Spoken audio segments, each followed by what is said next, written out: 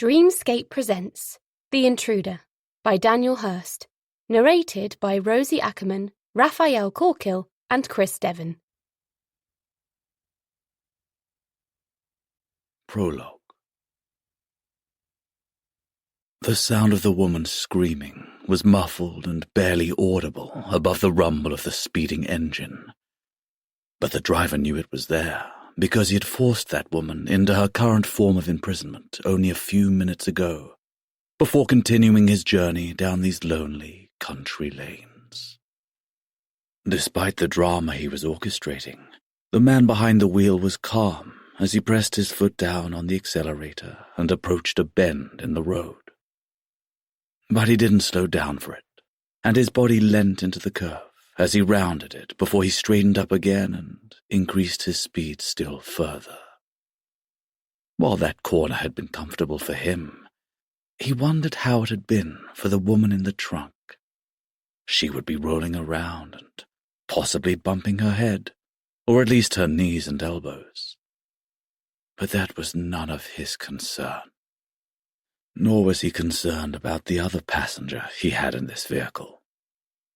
Glancing in his rear-view mirror, he saw the shape of the man on the back seat, his hands cuffed together in front of him, and his eyes flitting from side to side, glancing out of the windows into the darkness and presumably wondering when this hellish evening was going to end. But it was far from over. The driver had not yet got what he wanted. Revenge. He might have made a pretty good start of things by surprising his two passengers at their home and threatening them before bundling them into this car and setting off at speed. But there was still so much more he wanted. He wanted them to really suffer, just like he had, and he was sure that they would, unless they could somehow help him, a possibility that remained to be seen. Another corner was taken a little too fast, and the driver heard a groan from the back seat as well as the muffled screams that continued from the trunk. Perhaps he could put the radio on and drown out those other noises. Or perhaps I'll leave it so I can carry on hearing them and taking pleasure from them. There were no other vehicles out at this time, although that was hardly a surprise. It was the middle of the night, and everybody was surely in bed.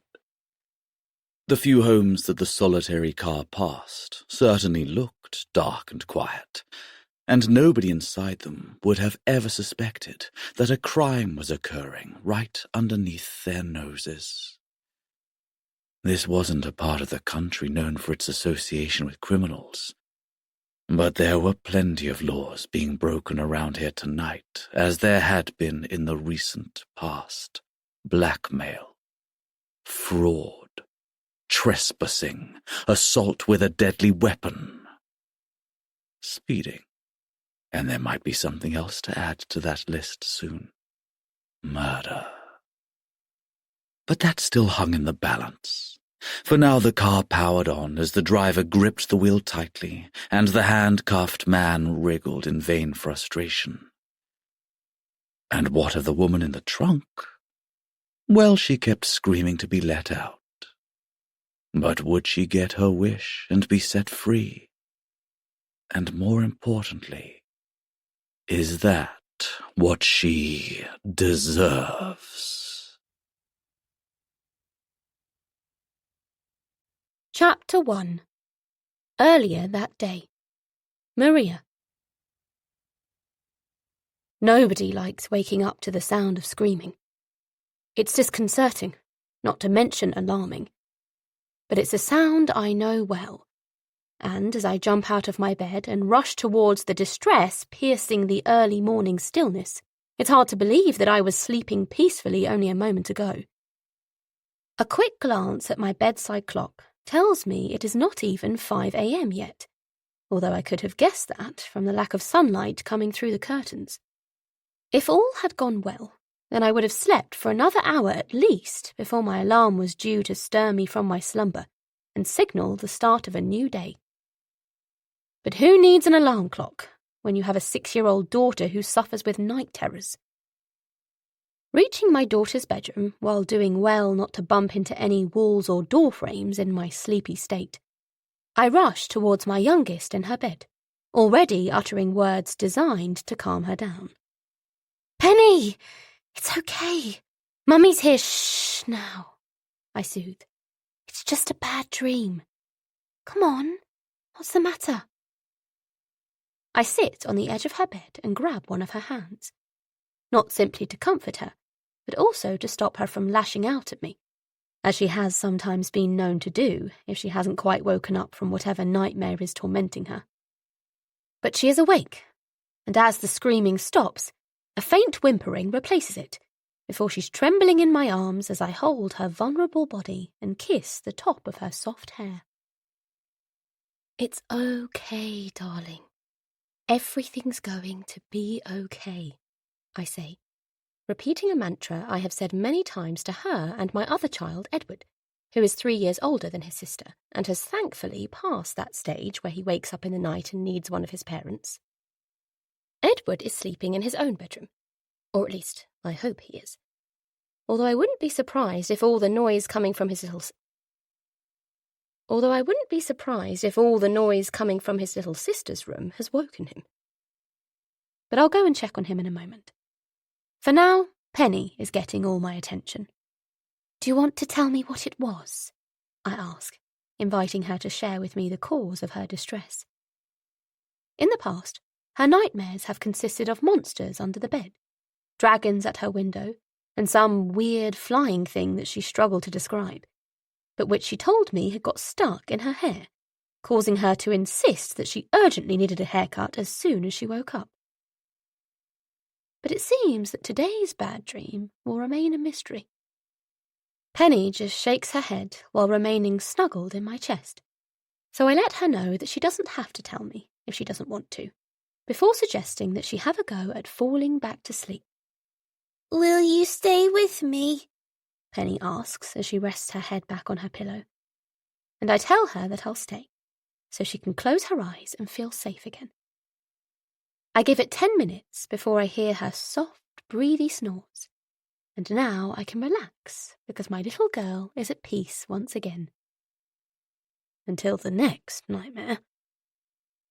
After leaving her bedroom, I poke my head into Edward's room and see my son curled up on his mattress with the duvet crumpled up on the floor beside his bed. He's always had a habit of getting too hot in the night and kicking it off, which is the exact opposite of how I sleep. I like to be wrapped up and warm if I'm to stand any chance of getting a good night's rest. But a good night's rest is not what the gods have decreed for me on this particular occasion, because even though I get back into my own bed and attempt to snatch a few more minutes of sleep, it just isn't happening. Try as I might, I can never switch off my overactive brain once I've been woken up. So I already know that my aim of further sleep is a futile endeavour. It's been that way for as long as I can remember. It takes me ages to fall asleep, and unless I get lucky and make it all the way to dawn without being disturbed, I won't get my 8 hours. As a child, I would lie in my bed and stare up at the ceiling while imagining all sorts of wonderful things, like which toys I would play with the next day, as well as reflecting on all the games I had played the day before. As I grew older, the thoughts that kept me up at night changed, but my brain's activity only increased with things like the dynamics of school and boys and friends and parties to worry about. Then I became an adult and discovered that work could dominate my thoughts. The deadlines, the office politics, the successes and failures, and, most of all, the constant sense of unfulfilled ambition I felt as I wondered how I could best go about achieving my lofty goals. For someone who struggles to relax, it perhaps wasn't the wisest of moves to add 2 more sources of worry into my life in the form of my children. Not that I regret their existence for one moment. But their presence means it has been a very long time since I got a good night's rest. I've spent several years now worrying about them both before and after they were born, But at least there is one person in this house who has never struggled to sleep. That's the man lying next to me. The man who could sleep through an earthquake, and actually did once while we were on holiday in California. It's William, my husband of 12 years, and a man whose snoring has sometimes threatened to be as loud as that earthquake that had me running to take futile cover under a kitchen table. I glance across and smile as I see him how I often do, with his face mask on, his earplugs in, and his mouth open slightly. It's no wonder he doesn't get woken up by noise or light, considering his bedtime ensemble. But I don't begrudge his rest, as he's just as busy as I am once the alarm heralds the start of a new day. But it hasn't sounded yet, and until it does, I need something to do. So that's why I reach out for my strategically placed laptop that's always there on my bedside table, in case of times like this. It's far better to be productive now than to waste the next hour counting sheep. So I log on and start reading through a couple of emails that landed in my inbox overnight. I might as well get a head start on the day. I might as well tick off some easy tasks before all hell breaks loose around here in around 58 minutes' time. Mum, there's no orange juice! I roll my eyes at my son before asking if he has checked in the utility room, where we usually keep the extra cartons.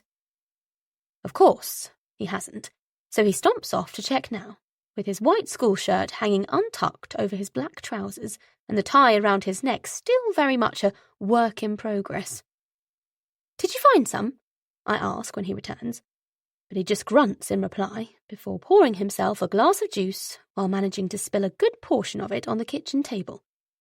Try to be more careful, I tell him before wiping it up and checking in on Penny, who is currently chomping her way through a bowl of Cocoa Pops and making almost as much mess as her brother is.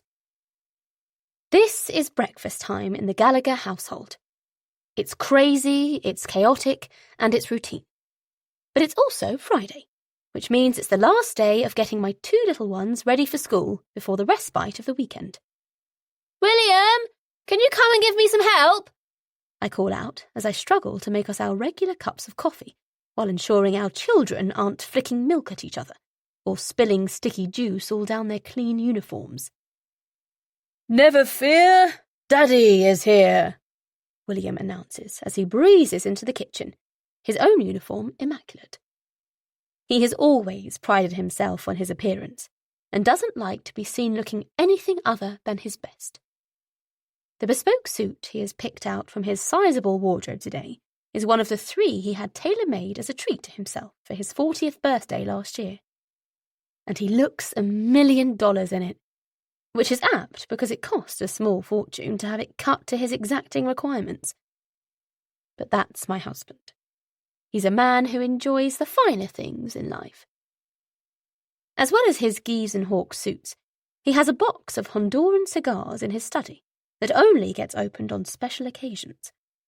A couple of prestigious paintings that he insisted on being the top bidder for at a glitzy charity auction, which now hang in our dining room, and an Aston Martin DB2 on the driveway. It's hardly practical for ferrying 2 little ones around. But he bought it anyway, because he likes how it makes him feel when he's behind the wheel. But, like his blissful sleep patterns, I don't begrudge him any of it, because I know how hard he has worked to be able to afford those things. He might sleep like a baby and dress like a man who has never struggled a day in his life. I know the truth, that William Gallagher has invested his own blood, sweat and tears into his work, and that is why he's in the position he's in today. It's why the school that our 2 children attend is an exclusive private one. And despite their current scruffy appearances, by the time I drop them at the school's imposing front gates, they will look just as smart as their father does. Here's your coffee, I say, as I hand William a cup before turning back to the gleaming Italian machine in the corner of our kitchen responsible for it. You're a star, William tells me, as he takes a small sip and reaches for a piece of toast from the plate in the centre of the table. Don't you forget it, I tell him, before I try some of my own coffee, and feel that familiar buzz as the caffeine enters my system and lets me know that I'm going to be okay in making it through yet another sleep-deprived day. I take it that you didn't hear our daughter in the night? I ask my husband, as he ruffles Edward's dark hair before planting a good morning kiss on Penny's forehead. Huh? He replies through a mouthful of toast, and I just laugh, because that's obviously a no. She had another nightmare. Oh, no. Penelope, my dear girl. What was it? Tell Daddy everything. Daddy, it's Penny, she corrects him, her face scrunched up in irritation, like it always does when her dad insists on calling her by her full name. Forgive me, Penny Penelope, he sing-songs teasingly as he tickles her, making her giggle so much I tell him to stop before she chokes on her cereal.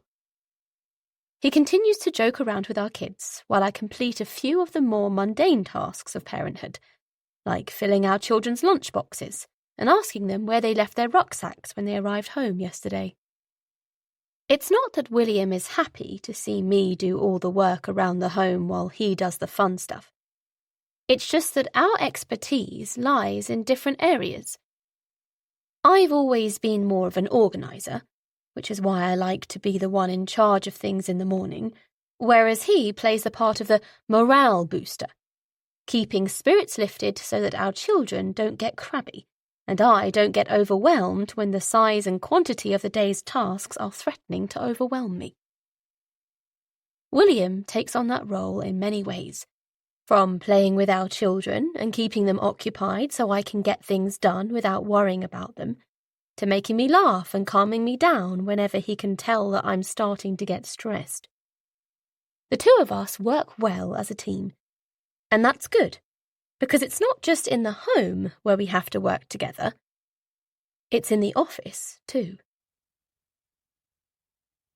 Edward and Penny were successfully dropped off at school on time, and thanks to the roads being quieter than they usually are at this time of the morning, William and I made it to our office well before our first meeting of the day. The 6-story commercial building, towering over the smaller workplaces in this industrial park on the outskirts of town, has been our business's home for the last 5 years. From the humble beginnings of working out of a tiny kitchen in a flat we shared in a down-at-heel part of London, we have grown our enterprise into the success story it is today. And I'm proud to say that Gallagher's ad agency has several hundred satisfied clients, all of whom contribute to average annual profits that run to well over a couple of £1 million. William and I are at the head of the good ship Gallagher, steering it through the choppy waters of the business world, navigating all sorts of obstacles on our path to where we believe the business really belongs, which is on the stock market. But we're not there quite yet, which is why neither of us plans on slowing down anytime soon. In our roles as company directors, we oversee everything that happens in this office, from the targeting of new clients to making sure our existing customers are kept happy, as well as updating the shareholders and, indeed, the media on our progress. Business is booming, as evidenced by the lofty salaries we pay ourselves. But we aren't in danger of becoming complacent. We both have our eyes on the future. And who knows? One day it might be Edward and Penny taking over the reins.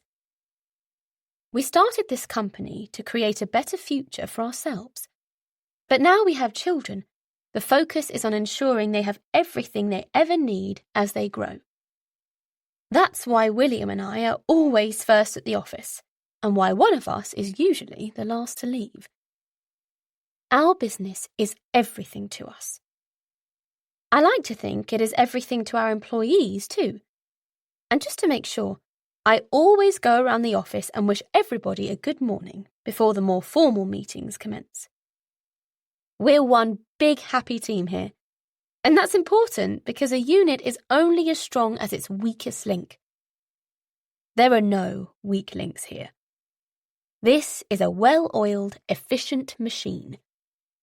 Or at least I thought it was, as I took my seat in meeting room 1 on that sunny Friday morning, and looked down from the 6th floor at the tidy pathways and ponds of the park opposite.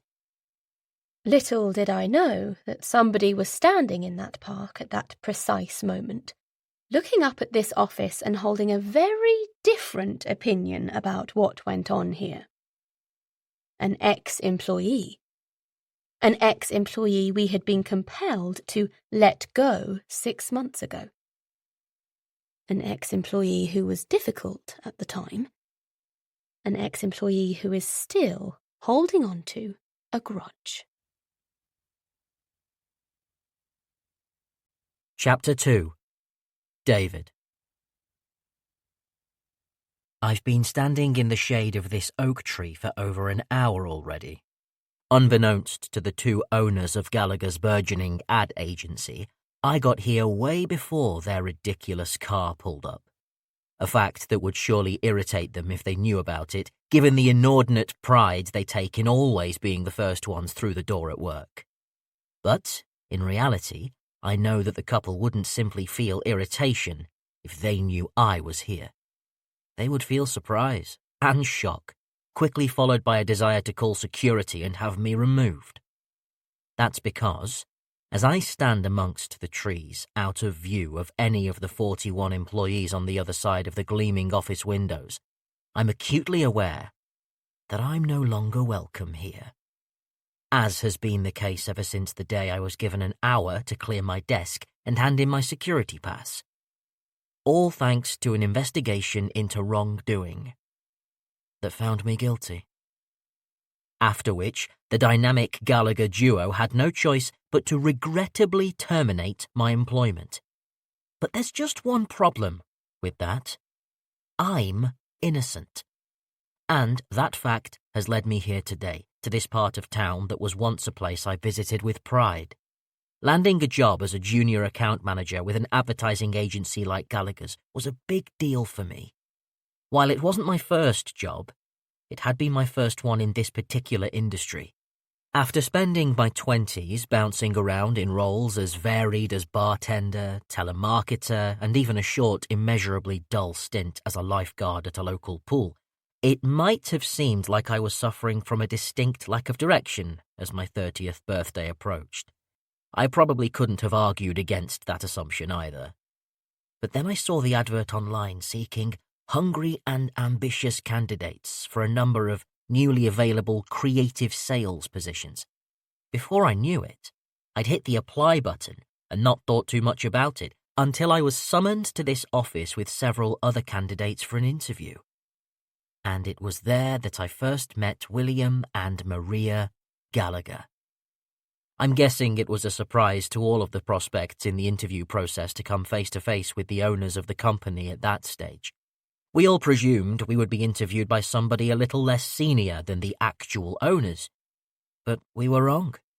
The husband and wife team explained that they took a keen personal interest in who was hired to their business, which was why they would be involved at every step of the way. I felt nervous as I sat opposite the power couple, William in an expensive suit and Maria in a very smart ensemble, while I was merely sporting a cheap shirt I'd picked up at a discount store the day before. But the pair had put me at ease right away, chatting about my background and my hobbies before getting on to the main point of the conversation, which was whether or not I was the right man for the job. That was where I'd expected to fall short. While I'd experienced a varied working life, I'd never worked at an ad agency before, so why would William and Maria overlook that shortfall to hire me? But I was wrong to lack confidence, because the couple made it clear that they valued a candidate's potential far more than anything they might have done in their past. The interview continued with a few role-play exercises, ones in which I was required to demonstrate a creative side as well as a commercial one, mainly in coming up with innovative ideas for new campaigns while also managing existing customers.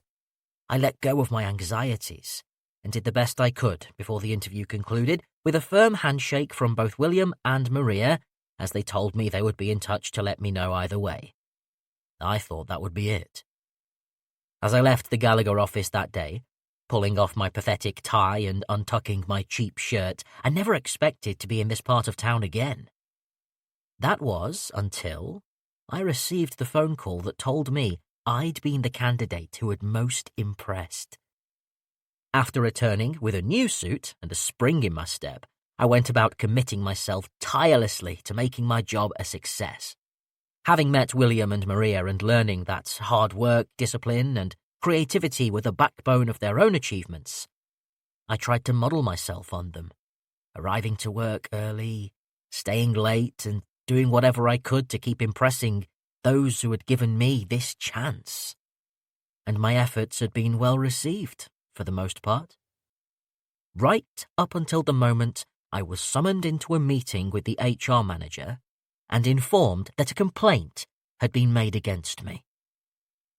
I notice a steady stream of sharp-suited business people coming and going from the glossy building opposite, but my own clothes feel tatty by comparison, and I'm gritting my teeth as I recall that fateful day when I first started here. I recognize a few of my former colleagues, and I can't help but feel a pang of jealousy at seeing their orderly, conventional lives, while mine is in a state of disarray. If anything, that's putting it mildly. My life isn't just in disarray, it's in a total and seemingly permanent decline, and it has been that way ever since I lost my job. With my only source of income gone, and stuck with a feeling far too bitter about what happened to me the last time I was an employee, preventing me from even applying for a new job, there was only one thing in my life that made me feel like it was worth carrying on. That one thing was my fiancée, Deborah, a woman I loved and a woman who loved me in equal measure, or at least until she learned of the reasons I was dismissed so unceremoniously from my job. Things had never been the same after that. The writing had been on the wall for a while, but it had still taken her a few months to pluck up the courage to leave me. And now she has. I've lost everything. My home, my dignity, the future we'd mapped out, even my beloved dog. Yet, despite all that, life in and around this office seems to carry on as normal. Clients arrive for meetings, delivery drivers drop off packages, and couriers bring important legal documents. And the couple who own this company sit up there in their lofty offices, safe in the knowledge that they will never struggle again in their lives. That last fact makes me 100% sure that today will be the day I take action against them. Today will be the day I do what I have been thinking about doing for a long time. Today will be the day I make that couple pay. I'm going to go into that office very soon and pay William and Maria a visit. But I can't just walk in and ask to see them. Not only would the receptionist prevent me from entering the upper floors, but that kind of arrival would also warn the couple of my presence, and I don't want them to know I'm coming for them. That's why I will take my time, stay calm, and only strike when the moment is right. Looking down at the rucksack by my feet, I think about all the things that are inside it. The wig, the dark glasses, the walking stick, and the knife. The first 3 items will help me get inside. The last item, well, that will help me get payback. But it's still early. The working day hasn't long begun. That's why I pick up my rucksack and wander away, choosing to stroll around the park and mull over the details of my strategy some more. But I'll be back very soon. Lunchtime, probably. I need a few more hours to ready myself. After all, it isn't every day I execute a plan to kill somebody. Chapter 3. Maria. I've been so busy this week that I completely forgot that William and I were due to attend an awards ceremony today. Last month, by way of an embossed letter, we found out that we'd been nominated for Best Business by our town's mayor. I was thrilled when I read the news. It really was an honour for us to be recognised in our local area, although William was slightly less excited about it. We've been nominated twice before and failed to win, so he was hardly enthusiastic about the prospect of making it a hat trick of failures. Nevertheless, I contacted the mayor's office and let them know we would be in attendance when the winner was announced, which is why it would have been extremely embarrassing if I'd actually forgotten to go. But thanks to a synced diary reminder on my phone, disaster was averted, and William and I are now on our way, having left the office just before lunchtime in order to make it for the start of the ceremony at midday. Fortunately, we were dressed smartly enough today not to have to go home and change, so that saved us some time. And while I had taken a salad into the office for my lunch, it's hardly the end of the world that I won't get to eat it now. Like most of these occasions, the awards are only a small part of the event. The main part consists of a luncheon and drinks, where the 200 or so attendees will get to chat to each other over a light meal and perhaps a glass or two of champagne. The mayor will be on the top table, looking down over the residents of his town and quaffing his drink of choice, while the rest of us will sit nervously waiting to find out if we will get to join him on stage to receive our honours. William and I usually work through our lunch hours, a habit we have held ever since we went into business. Back then, our work ethic was driven by how paranoid we were about our fledgling business failing. But these days we work so much simply because there is so much work to do.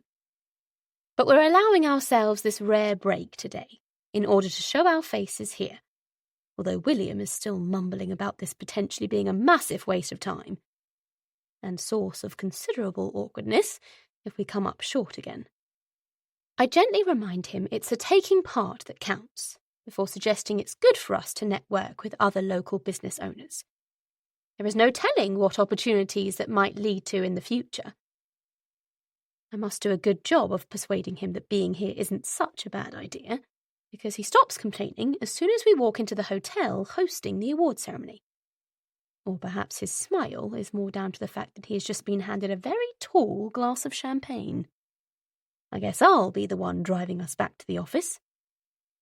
I'm feeling optimistic as I enter the function room and gaze across the sea of tables, one of which will be where we are to sit for the next couple of hours. It's not the easiest job in the world to find out which place settings have our names on them, but we eventually manage it. And by the time we've taken our seats and introduced ourselves to the other people on our table, I'm feeling more relaxed than I can ever remember feeling at this time in the working day. All heads turn when a man wearing the robes and gold chain of office around his neck enters the room and gives us all a rather royal wave. The mayor is here, resplendent in the civic regalia of his official position. "Do you think it's real gold?"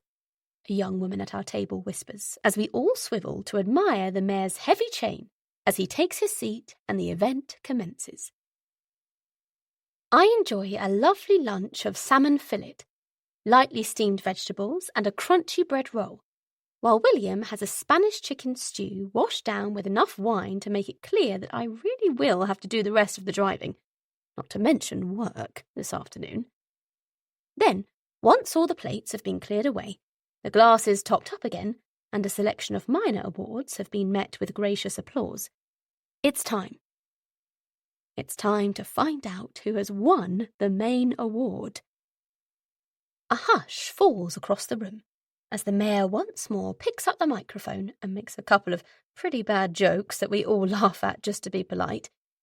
Then, with a flourish, he opens the envelope handed to him, and I reach out to squeeze William's fingers beneath the table. "And the winner of the Best Business Award 2022 is Gallagher's Ad Agency." I don't believe it. I've only gone and won.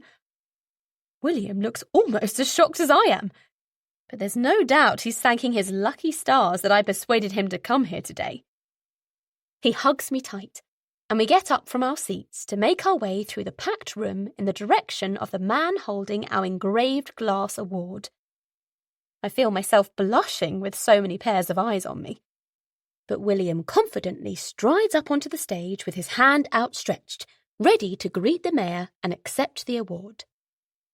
We both thank the mayor before turning to face the sizable audience. And that's when I glance at my husband to let him know I'd prefer it if he would do the talking here. Receiving the microphone, William clears his throat before embarking on his acceptance speech as I stand beside him, trying not to make eye contact with too many people, because it will only make me blush even more. "Wow, this is a nice surprise," William says, looking down at the chunky flame-shaped trophy in his hands. "I guess we've got ourselves a brand new ornament for the Gallagher offices. What do you reckon, Mrs. G?" He proffers me the award, and more at ease now, I laugh, as does the audience. William has always had that easygoing way with people. He makes them relax.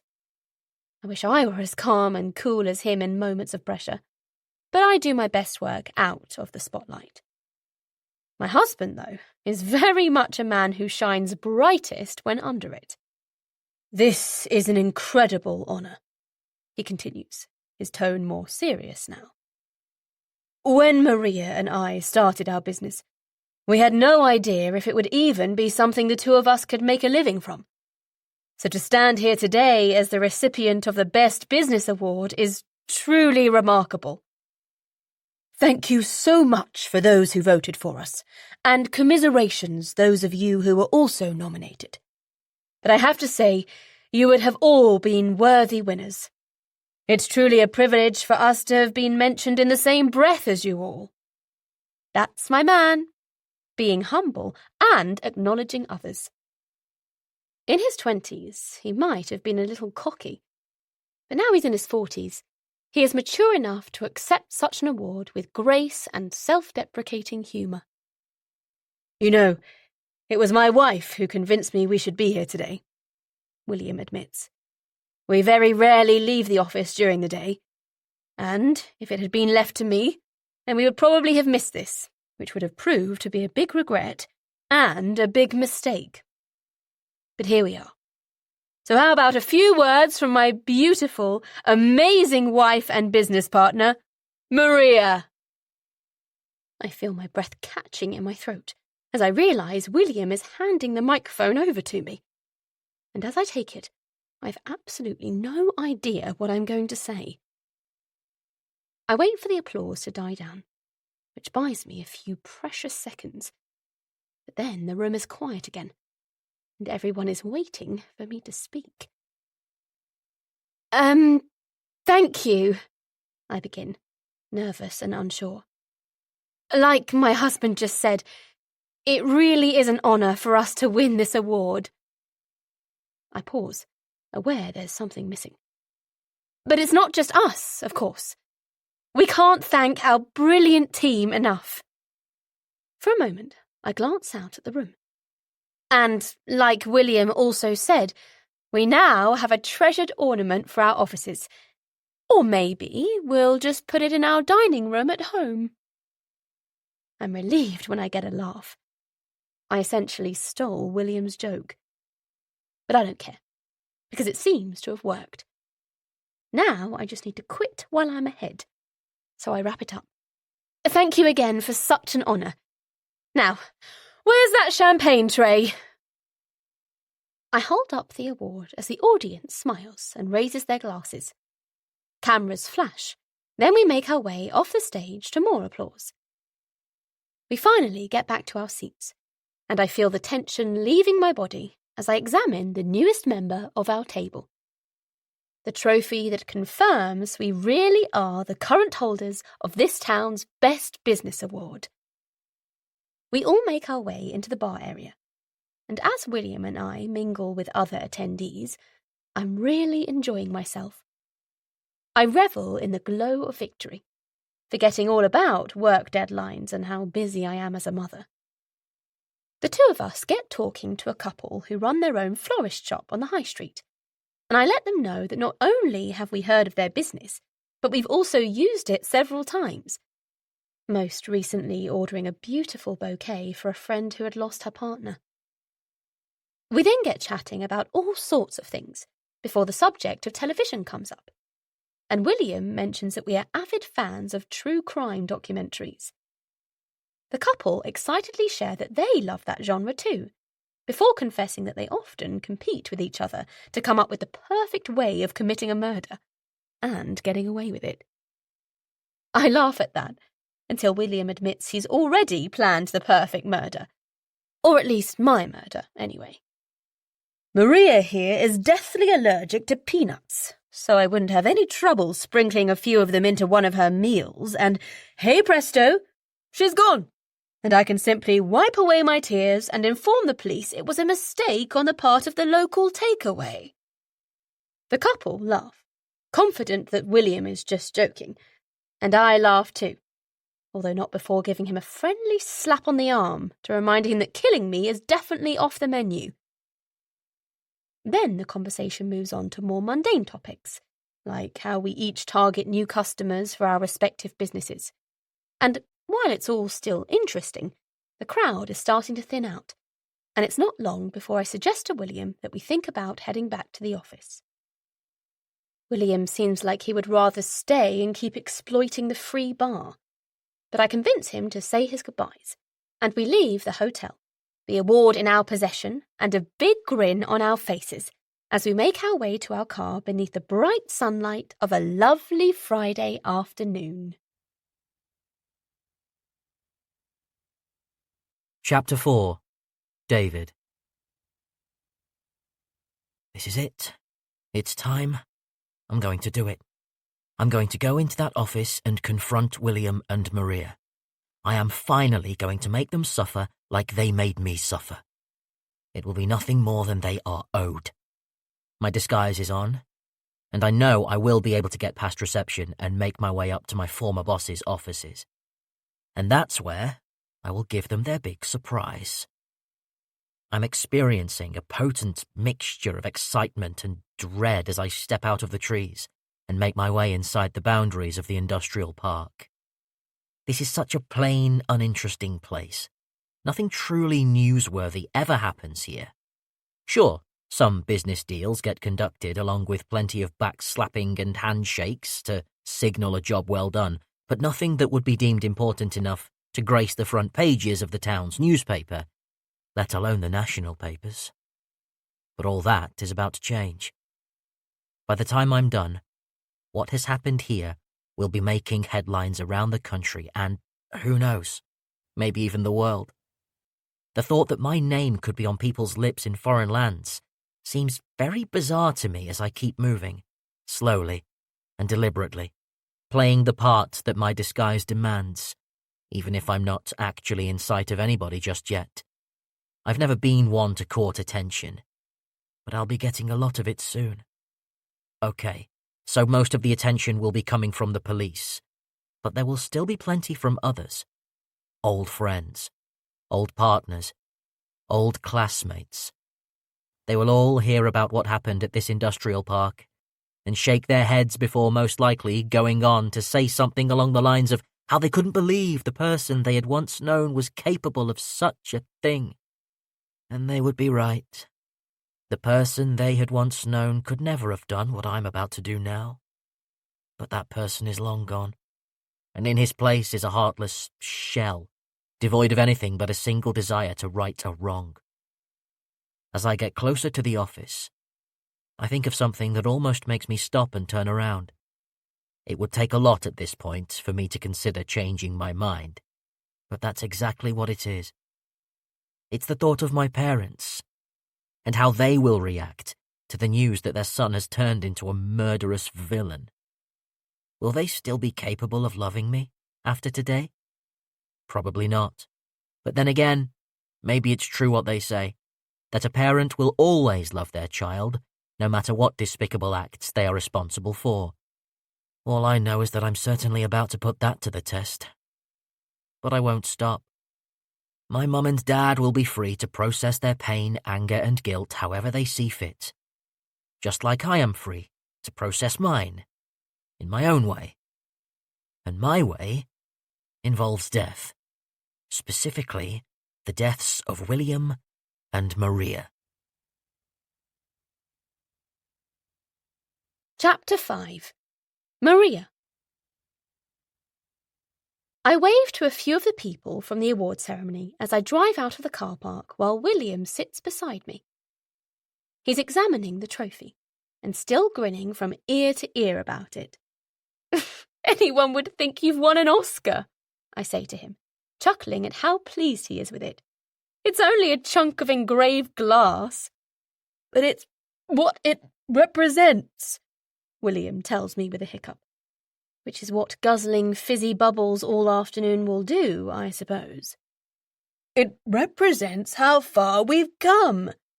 It represents us following our dreams, and it represents possibility. Of what might be next. Of what the future holds. Don't you think? I think you've had too much to drink and shouldn't go back to the office, I reply officiously, but I'm only joking, and fully intend to drive the pair of us back there right now. But William latches onto my words and has another idea. Why don't we take the rest of the afternoon off? What? You can't do that. If we can't do it, then who can? But we have work to do. Let other people deal with it for once. And besides, it's Friday afternoon. The sun's shining. Nothing much happens now anyway. You know as well as I do that everyone in the office will be winding down for the weekend. Yeah, that's precisely why we need to go back, to make sure they're still working. We can trust them. We wouldn't have hired them if we couldn't. I raise my eyebrows at my husband, because he should know that a group of employees are never going to work quite as hard with their boss out of the office as they would if their boss was present. It might have been a while since either of us were lower down the workplace ladder, but we can both still remember what it was like when somebody else was in charge of us. It's only human nature that people take it easier when they know they aren't being watched. On a Friday afternoon of all times. Let's just go back for an hour or so, I suggest. Make sure everything is okay. We can still finish early, just not this early. You're missing the point, William tells me, still turning the award over in his hands. We haven't worked so hard for all these years just to have a successful company or to make lots of money or to win fancy awards. We've worked hard so that we have freedom. But what's the point of having it if we never use it? I mull it over as I keep on driving us back towards our office. But I can see my husband's point. We should be able to make spontaneous decisions like whether or not to go home early and not feel guilty about them. So why don't we? It definitely isn't freedom if I can't relax when I'm not at the office. Maybe you're right, I concede. But shouldn't we let the team know about the award? I'm definitely right. It might be for the first time in my life, I'll give you that, but I am right on this occasion. We both laugh as I bring us to a stop at a red light. And now I have two options. I can go straight on, a route that will take us back to work, or I can turn left, a route that will take us home. Okay, let's finish early. But let me quickly go and pick up some papers from my desk so I have them for the weekend. I feel like I'm offering a good compromise, and I'm all set to drive forward when these traffic lights turn green. But William isn't having any of it. I am not letting you take work home for the weekend. As the co-boss, I'm ordering you to have 2 full days of rest and relaxation, where the only work you are permitted to do is ask me to go to the fridge and get you another snack. I giggle at my husband and his light-hearted, authoritative boss act. It's sweet of him that he wants me to relax now. But I know it's also because he's had a few drinks, and life always seems simpler when buoyed up by champagne, doesn't it? In reality, work still needs to get done whether he likes it or not, and I have a feeling he will realise that when he wakes up tomorrow and the fizz has worn off. Then he'll probably be the one insisting we drive to the office on a Saturday. And, as As your co-boss, I am ordering you to listen to your wife and let her do what she thinks is best, I instruct. I'll be 2 minutes. I'll grab the papers, let everyone know we've won, and then we'll go home. The light must be about to change. It feels like it's taking ages. Come on, go green. It still hasn't, and that gives William a few more seconds to change my mind.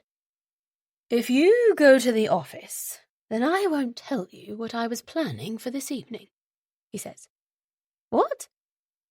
There's something fun we could do tonight, but I won't tell you what it is unless you take us home right this minute. Don't be silly. I'm not. If you drive straight on after these lights, then you'll never know all the wonderful things I was hoping we could do this evening. If this involves me and you doing something wonderful in the bedroom, then I'd rather not hear it. Hey! William acts hurt, but I couldn't resist a cheeky swipe at him. What is it? I demand, as the car next to me revs its engine, its driver even more impatient than I am to move again. I was thinking we could get a babysitter for the kids and go to Luciano's, William says. A nice table for 2, a bottle of wine, your favourite pasta dish, an irresistible dessert. What do you say? I have to give it to my husband. That does sound good. An invite to our favourite Italian restaurant to overindulge in some delicious, creamy treats is definitely not easy to turn down. But, as usual, the practical part of my brain takes over, then. It's a bit short notice to find a babysitter now, I say. I doubt Cassie is free. Then we'll find somebody else, William replies, clearly entirely unconcerned. I'm not leaving the kids with somebody we don't know. Then how about we ask your parents? They'd love to see their grandchildren. But they might have plans of their own. Your parents? I seriously doubt it. Your mum will probably be watching old episodes of some BBC comedy from the 70s while your dad snoozes in his armchair. Oh, you make them sound so old. Well, they are pretty old. No, they're not. For all we know, they might have all sorts of exciting plans this evening. Like what? I don't know. They could be going out dancing, or to watch a movie, or for a romantic meal of their own. Your dad can't dance, what with his hips. Your mum wouldn't be able to hear the movie properly, and they never go for meals out anymore because they both have an endless list of food intolerances after a lifetime of eating the same thing for dinner every night. Am I right? My husband might be being a little cheeky about his in-laws, but I have to admit he's probably right. My parents are aging, and they are definitely set in their ways. It's a pretty safe bet to presume they won't be going out this evening. But he is right about one thing. They would love to see their grandchildren. So maybe it's not the worst idea in the world. Okay, I've got another compromise, I say, ever the negotiator. I'll ask my parents to have the kids, and if they say yes, which they will, if they say yes, then we will drop them off at their house. It's less hassle for my parents if they can be in their own home. And then, rather than us two going out, we could have a meal at home. We never do that, do we? A house to ourselves. Exactly. I wink at William, and he is on my wavelength, though he doesn't try to talk me out of it. But he does remind me one more time that work really can wait until Monday. So as the lights finally change and the car beside me speeds away, I have decided what to do. I won't be going straight on to the office. Instead, I indicate left and steer us towards home. It seems like quite an inconsequential decision in the grand scheme of things, but I might have just saved both of our lives. Or at least delayed the inevitable. Chapter 6. David. I'm pretending to be blind as I walk through the automatic glass doors and enter Gallagher's ad agency. For full effect, I'm wearing a wig and dark sunglasses while holding a white stick out in front of my body. Once there, I pause, hoping that whoever is behind the reception desk will see that I might be unsure about where to go next, and come out from behind that desk to offer me some assistance. I might be giving the impression I can't see anything, but of course I can see whatever I want to, and as I look over, I'm pleased the woman behind the desk isn't someone I recognize from my time working here. That makes things much easier. I spent my trips in and out of this office flirting with the previous receptionist, Kathy, so she'd have seen straight past my disguise. But this new young woman will never suspect that the blind man in front of her once worked here. "Hi, can I help you?" She's made her way over to me and has a look of concern on her face, although it's one that she surely presumes I won't be able to pick up on. "Oh, hello. Yes, I was hoping that you could. Am I in the Gallagher's ad agency offices?" "Yes, that's right." "Oh, wonderful. I hoped my driver had taken me to the right place, but I can never be too sure, you see.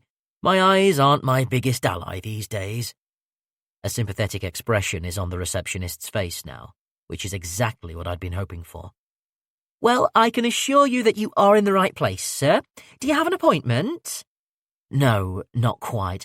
I'm here to visit a couple of old friends, but I was hoping to surprise them if possible. They don't know I'm coming." "Oh, okay, and who would they be?" "William and Maria Gallagher." The receptionist looks surprised then, but I keep my cool. "They're very old friends of mine. We used to work together, long before they made it big. We haven't seen each other for years, but I was hoping to catch them today while I'm in town for business. Would that be possible?" "Oh, well, I'm not sure." The receptionist isn't quite saying what I want to hear, so I decide to play the sympathy card a little stronger. "Things have been difficult for me since the loss of my eyesight," I say, gesturing to the dark sunglasses that cover a pair of eyes that work just fine. "I withdrew from society a little bit, if I'm honest, and in doing so, I lost touch with a lot of people. But I'm trying to put that right now, and I was hoping that today I would get the chance to see William and Maria, if only for a few moments. After all, I am sure they are very busy people." I'm not often in town. It has been quite the journey today, and I'm not sure when I'll have this chance again." I'm really laying it on the receptionist now, pulling at her heartstrings, saying whatever I can to get her to let me go upstairs to see my old friends. But then she says something I hadn't planned for. "I'm really sorry, but Mr. and Mrs. Gallagher aren't in the office right now." "They aren't? I can't believe it. All the time I worked here, I never knew either William or Maria to leave the office outside normal working hours. Yet now, on the day I have come to catch up with them, they are absent." "Where are they?" "I believe they're attending an awards ceremony in town," she smiles. "They've been nominated for Best Business 2022. I clench my fists at the thought of the couple who have wronged me being wined and dined at a fancy ceremony while I'm standing here with nothing to show for my life but the ridiculous disguise I'm wearing. I'm so suddenly angry that I almost forget to stay in character and don't say anything for a moment. But fortunately, the receptionist mistakes my silence for disappointment and has some better news for me. "But they said they were going to come back to the office afterwards, so they should be back soon." I see her glance at the oversized clock on the wall, and things feel a lot more promising than they had a few moments ago. "Oh, that's good. I'll wait for them then. Could I perhaps sit in their office until they get back?" The receptionist seems unsure about that request, and I expect she will just suggest I wait down here in reception instead. But I would much prefer if I could have the element of surprise upstairs, in a quiet room, rather than in this public space. I think it would really be a lovely surprise for them if I were waiting for them in their office. I won't get in the way, of course. I'll be very quiet. I smile at the receptionist then, hoping that will seal the deal. And it seems to do the trick, because I see her glance across at a colleague entering the office behind me, and she asks that person if they wouldn't mind escorting me up to the 6th floor. Yeah, sure, he replies, barely looking up from his mobile phone, which is good news for me, because I recognize him as someone I worked with when I was employed here. But the man doesn't pay any real attention to me, and as we make our way over to the lifts, it seems my plan is still very much on track. I wait patiently while the lift descends, and when the doors open, I'm invited to enter first. Just a couple of steps, that's it, you've got it.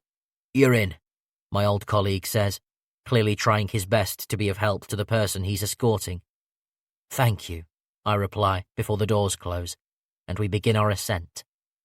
I've stood in this lift many times before, but this time feels different. This time, I feel alive.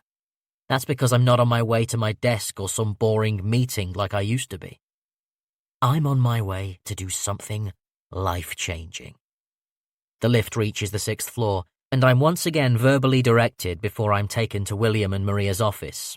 I know the way, obviously, but I make sure to act as if I'm having some difficulty being led so that the other workers on this floor won't suspect who I really am. And then we arrive. We are at the office belonging to the two people who so wronged me. As I know from the past, this is a very impressive space, one that truly befits business owners like William and Maria. 2 sleek modern desks sit in front of a huge window that overlooks the park I've spent all morning lurking in. Expensively tended plants burst from tall pots in the corners, and a vast storage unit is adorned with framed certificates and awards, as well as photos of the couple who own this company, both of them tanned, fit and healthy on their numerous exotic holidays, either just the two of them or with their children. And there are plenty of files on the desks, showing how busy this pair is, as well as state-of-the-art computer screens to indicate how much cash the company likes to spend on its infrastructure. There is no doubt that this is a stunning office, and the only problem with it right now is that its usual occupants are not here. Sorry, do you know exactly when William and Maria will be back from the awards ceremony? I ask my former colleague, who is still standing awkwardly beside me. I'm afraid not, but can I get you anything while you wait? A coffee or a tea, perhaps? No, I'm fine, thank you. I'll just wait for them. Okay, well, you can have a seat just here, he says, guiding me into a chair, and hopefully you won't have to wait too long. He leaves then, and I'm now on my own, sitting in the spacious office and staring at the photos on the shelves. The knife I carry is still hidden on my person, but it won't take me more than a second to pull it out when the couple walk in. But until then, I have little to do. The clock on the wall keeps on ticking round and round, and the longer it goes on, the more it seems to taunt me. I'm still no closer to confronting William and Maria. After 30 minutes pass, I begin to worry that the couple aren't going to come back at all.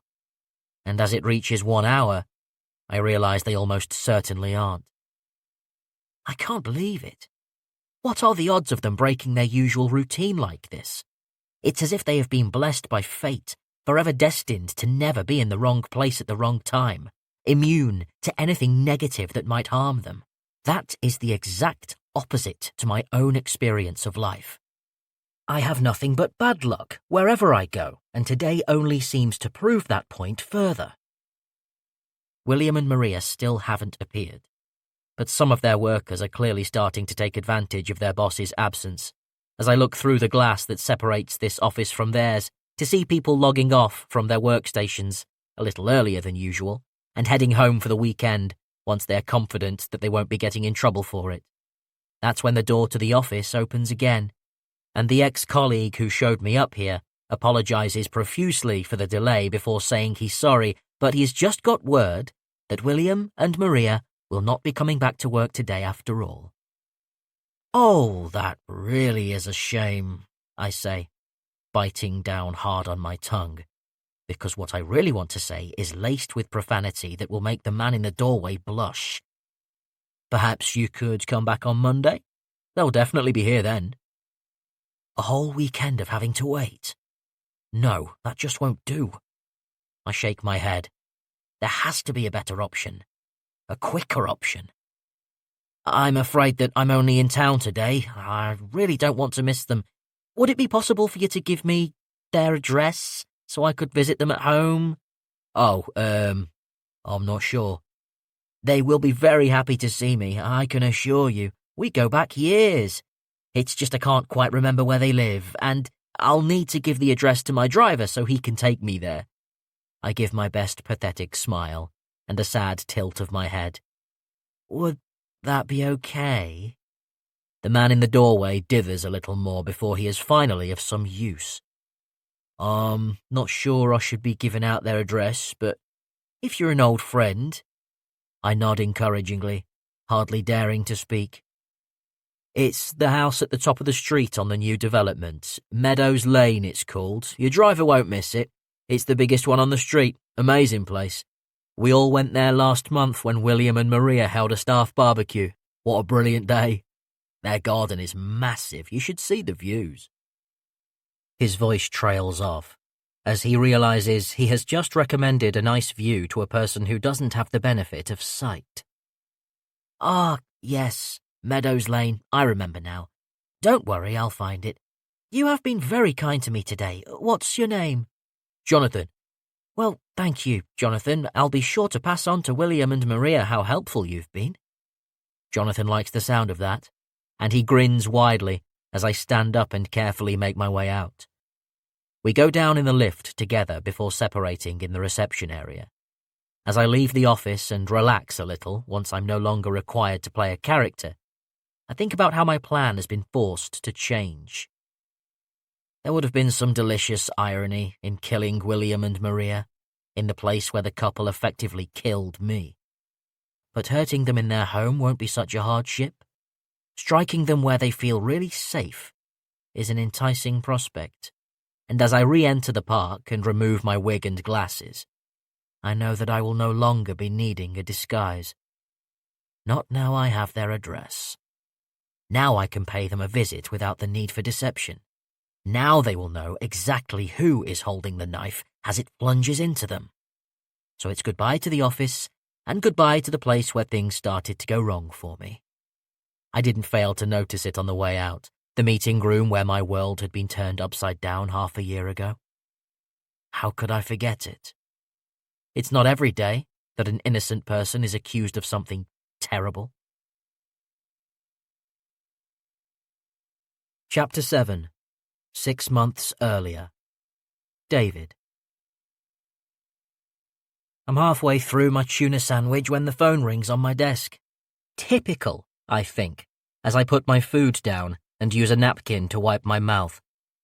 I had been looking forward to a lunch break of catching up on the football news online, but I'm barely 5 minutes into it before I've been interrupted. I knew I should have left the office for lunch or at least gone into the canteen. This serves me right for thinking I could get some peace at my desk. But it's raining outside, so staying in seemed like the more sensible option. But I'm not feeling particularly happy as I pick up my phone and say hello. And I only feel worse when I hear what the person at the other end of the line has to say. Hi, David, it's Becky. Can you come to my office right away, please? Yeah, sure. Is everything okay? If you could just come and see me now, please. Thank you. That's all Becky says, before she hangs up and leaves me staring at the receiver. It hadn't been much, but it hadn't been good. A phone call from the HR manager requesting my immediate presence. Can't be good, can it? What is this about? I have absolutely no idea, but I do know that I probably shouldn't leave Becky waiting, so I wrap my sandwich back up and leave it beside my keyboard, hoping that it won't be too long until I'm able to come back and finish it. How naive I was. If only I had known then what was about to happen, I would have just finished my sandwich before going to see Becky. It would have been the last meal I enjoyed before everything in my life fell apart. I knock before entering Becky's office, and she beckons me in before urging me to make sure the door is closed behind me. That's another ominous sign, I think, and as I take my seat opposite her, I take a deep breath. There has been a complaint made against you, Becky begins, only making eye contact for the briefest of moments before looking down at a piece of paper on the desk in front of her. A complaint? What is it? I try to think of anything I could have done that might have resulted in somebody else here feeling like they had to put a complaint in against me. But I'm friendly with everybody. I'm not rude or demanding. I'm a real team player. Unless... Is it about one of my jokes? I ask, figuring that must be it. Your jokes? Yeah, I made a few in the canteen the other day. Nothing bad. Just a bit of harmless fun among colleagues. I'm referring to a few jokes I made, but they had been very tame, all made with the sole intention of lightening the mood amongst my teammates. Even then, I'd only said them to my closest friends here, so surely they wouldn't have complained, would they? No, it's not about any jokes, Becky says, bringing that line of inquiry to an abrupt end. Oh, okay, then what is it? There has been an allegation of misconduct made against you. Misconduct?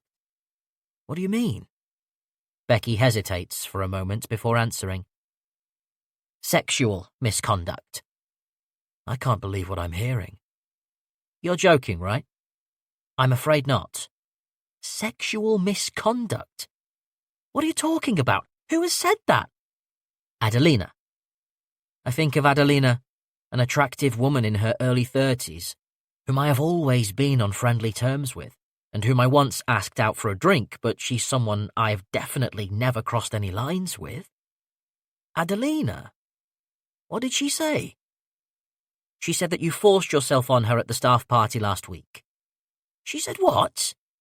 She also said you were aggressive with her and wouldn't take no for an answer. Becky goes on, reading from the paper that presumably has Adelina's statement on it. She said she felt threatened before you eventually left her alone when she made it clear she wasn't interested. This is a joke, right? No, there's nothing funny about this, David. She gives me a stern look. You deny it? Yes, of course I deny it because it didn't happen. Becky frowns before consulting the piece of paper again, but I feel like snatching it away from her and throwing it in the bin. Whatever is written on it is clearly rubbish. She's lying. I have never forced myself on her or anybody else. You have to believe me. So you're saying she's made it up? Yes. Why would she do that? I don't know, but she has. I don't even know her that well. You two have worked together for 8 months ever since she joined the company. Well, yeah, but we're hardly close. She says you asked her out for a drink once. Yeah, but that's not a crime, is it? And that's all I did. She turned down the offer of a drink. Did you leave it at that, or did you ask her again? I left it at that. God, I'm not some pervert. I didn't say you were. But you're accusing me of harassing a woman. Adelina is making this allegation against you. Yes. And do you believe her? It's not about what I believe. Well, I'm telling you it didn't happen, so that's that. I'm afraid it's not as simple as that. What do you mean? It's only then that I begin to realize this situation is far worse than I first imagined. You know I had to speak to you once before about how much alcohol you consumed at the Christmas party, Becky reminds me. Yeah, I remember. And I said I would tone it down, which I did. A few people at that party thought you were being a little, how can I put it, lecherous, inappropriately so, around your female colleagues. I was drunk and I might have been flirting a little bit, but I wasn't lecherous. But you can see why we might consider it a troubling pattern of behaviour now that this more serious allegation has been made? No, I don't. I raise my hands in a gesture of disbelief. I haven't done anything wrong. That's not all. What else? I've personally overheard you telling some jokes that could be considered offensive. You said this wasn't about the jokes. It's not. But when taken into account alongside these other behaviours... Oh, come on, I'm just having fun. I don't mean anything by it. That's not how everyone sees it. I throw my hands up in the air, more dramatically now, exasperated at how this conversation is going. If anything, it feels less like a conversation and more like an assault on me. What's going on here? Can you tell me, because I'm struggling to understand? Are you giving me a formal warning? Becky finally looks up from her paper, her expression deadly serious. Not a warning, no. Her voice is measured, grave. This is formal notice that your employment at Gallagher's ad agency is being terminated for failing to comply with the behaviours required of our employees. Excuse me? You're firing me? For what? A bit of flirting and a few rubbish jokes? Have you been listening to what I've told you, David? You have been accused of sexual harassment. This is serious misconduct. But I didn't do it! I start to stand, pushing my palms down hard onto the desk in front of me. Please, David, stay seated. Calm down. No, I won't calm down. This is crazy. What evidence do you have? We have a written statement from Adelina. It's her word against mine.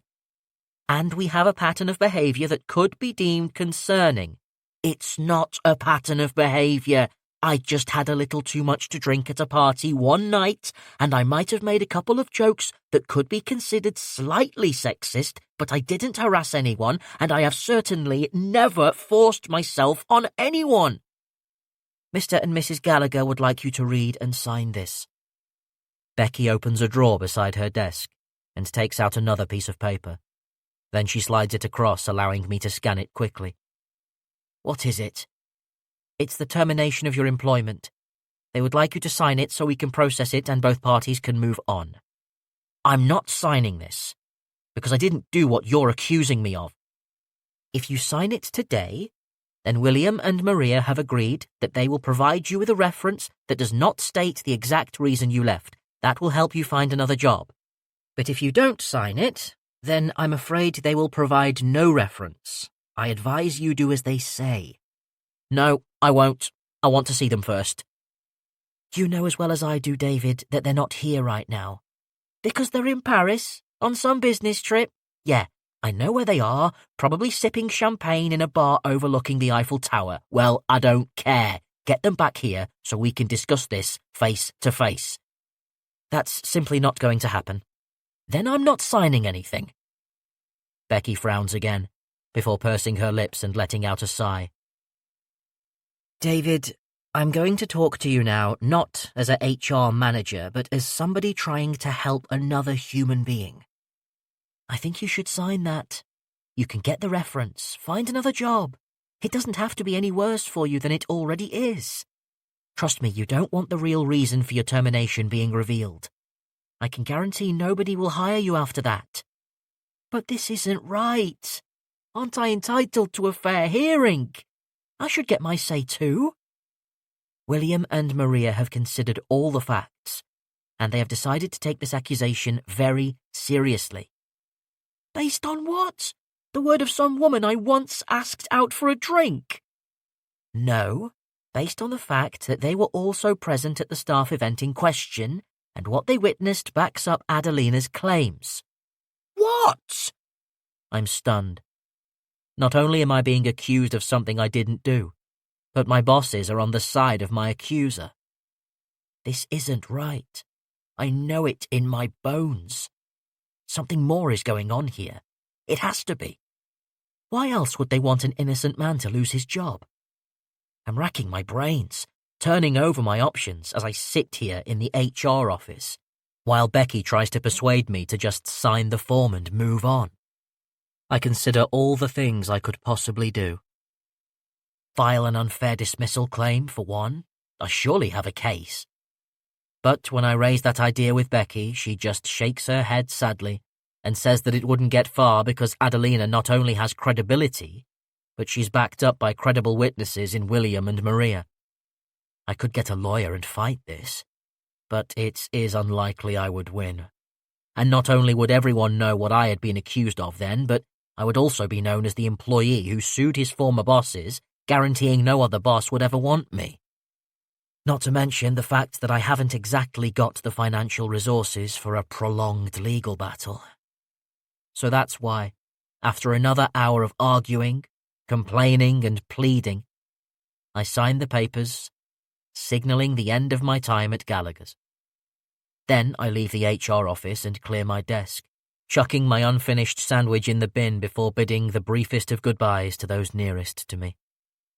Adelina isn't in the office today, just like William and Maria aren't either.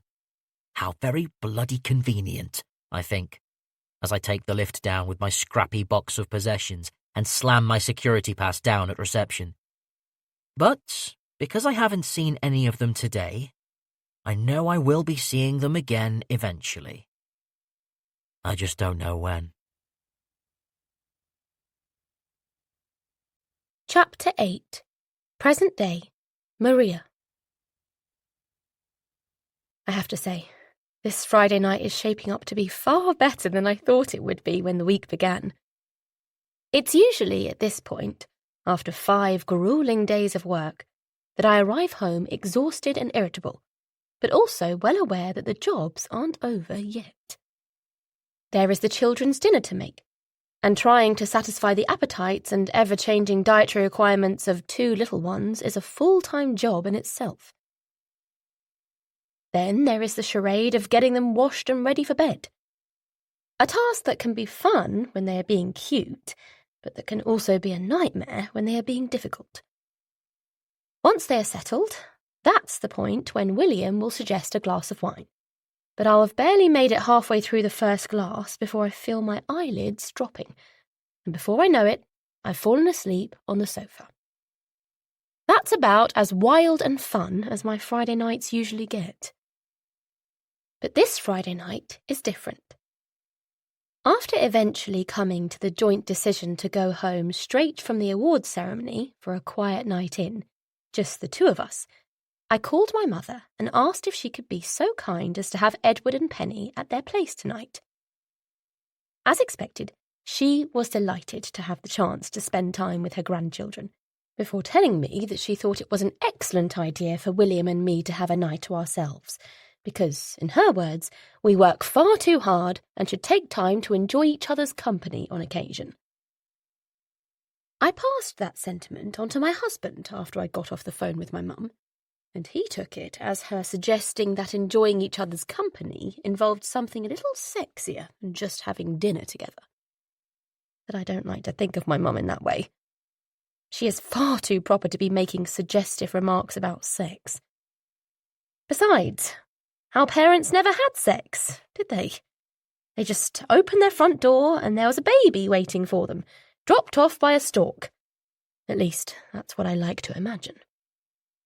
With the plan made, I got to break the exciting news to the children that they would be having a sleepover at their grandparents', and they were predictably thrilled. Penny actually did a little dance, bless her. It wasn't quite as easy to persuade them to put what they needed into an overnight bag, but after helping make sure they had the basic necessities like toothbrushes, pyjamas, and their favourite sleeping companions, which consisted of teddies and a stack of bedtime stories, they were all set. Now my parents are at the door, and my 2 little ones are squealing as I go to answer it. "Thanks for doing this," I say to my mum, while my dad bends down and takes Penny and Edward in a big hug. He's had bad knees for the last few years, a result of working on a building site carrying heavy loads in his youth, but he still manages to get down low for his grandkids whenever they are near. Perhaps my proudest moment since starting the business with William was the day we were earning enough to pass on some of that wealth to my parents, so that they no longer had to work as they aged. Giving back to them after all they did for me when I was younger was a dream come true. I smile as I think how it certainly helped save my poor dad's knees from deteriorating any further. I give my old man a hug, while my mum takes her turn to greet her grandkids, before I hand over their bags and quickly run through any important things they might need to know while the kids are in their care for the next 12 hours or so. Things like what to do if Penny has a nightmare, or what to say to Edward if he is still hungry later on and demanding more food before bed. But, as always, I'm forgetting that my parents have extensive childcare experience from their time raising me, so they let me know that they'll figure it out somehow. Then it's time for our goodbyes, and William makes an appearance then, a glass of wine already in his hand, and wearing more comfortable attire than the suit he left the house in first thing this morning. "We owe you guys one," he says. "We'll take you out for a meal to say thank you. If you survive the night with these two, that is." He ruffles Edward's hair before winking at Penny, and my parents laugh, as warm and receptive to my husband as they've always been, ever since I introduced him to them. "He's a fine young man," my father said after that first get-together, giving me his seal of approval. Not that I ever felt it had been in doubt. "He's very handsome," my mum had said, her own view clearly swayed by his looks and not just his confident, pleasant demeanour. Their opinion of the man I have chosen to spend my life with has never changed in all that time. And as far as they are concerned, William is perfect. I know that's not quite the case, because after living and working with somebody for such a long time, it's impossible not to notice a few flaws. But, overall, I can't complain. I definitely landed on my feet with William, and I like to think he didn't do too badly with me either. "Have fun!" we both cry as we wave our children off, their little bodies bouncing up the driveway as my parents usher them into their car. Then we watch them drive away, smiling at their faces beaming from the back seat before the car leaves our street and a strange silence falls across it. "Do you hear that?" William asks as we stand in the open doorway. Could it be peace and quiet?" "I think it might be," I reply, savouring it just as much as he is. "Come on, let's go and have a drink before your parents change their minds and bring those rascals back." William leads me quickly back into our home, and I only half-heartedly push the door to behind us.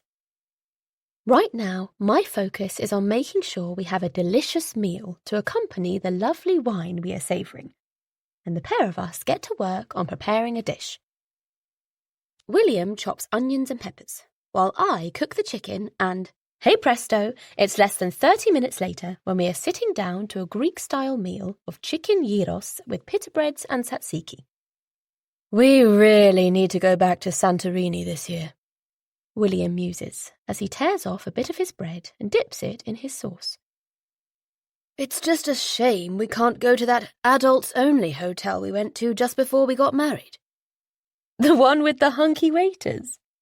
"Yeah, I'd love to go back there," I say with a smile. "I was thinking more for the swim-up pool bar, but whatever," William replies, humouring me. "You know I only have eyes for you. That's more like it." We share a look then, one that threatens to make us forget all about the food on the table and send us scampering into the bedroom to really make the most of having the house to ourselves. Perhaps if we were in our 20s again, then that's exactly what would happen. But we're a little older now, and therefore less likely to act purely on lustful whims. We can at least finish our meal, and that's what we do. I bring up a couple of things from work that have been playing on my mind recently, like whether or not we need to increase the capacity of our accounts team, and if it might be worth us hiring a new creative designer to give that particular department a boost. But William has no interest in business chat tonight, and he politely tells me to stop talking about such things before he uses his phone to engage the sound system we have installed in our home. A simple swipe on the app makes music play from the speakers, and I immediately register that he's picked a good playlist to get us in the mood for what else is to come this evening. It's a song we danced to on that Greek holiday many years ago, and the same song we made sure was played at our wedding. Just hearing it now transports me out of this house in the English countryside and all the way over to the idyllic and sun-kissed town with the pretty white buildings where we first heard this song. Great choice, I tell him, as I close my eyes and imagine we're on the other side of Europe right now. I always said I could have been a DJ in another life, William jokes. Well, I'm glad you're not. Lots of occupational hazards in that job, like drugs and tinnitus. I was thinking more about all the cute women who would come up to my DJ booth with their song requests. Oh, really? That's a little naughty of you.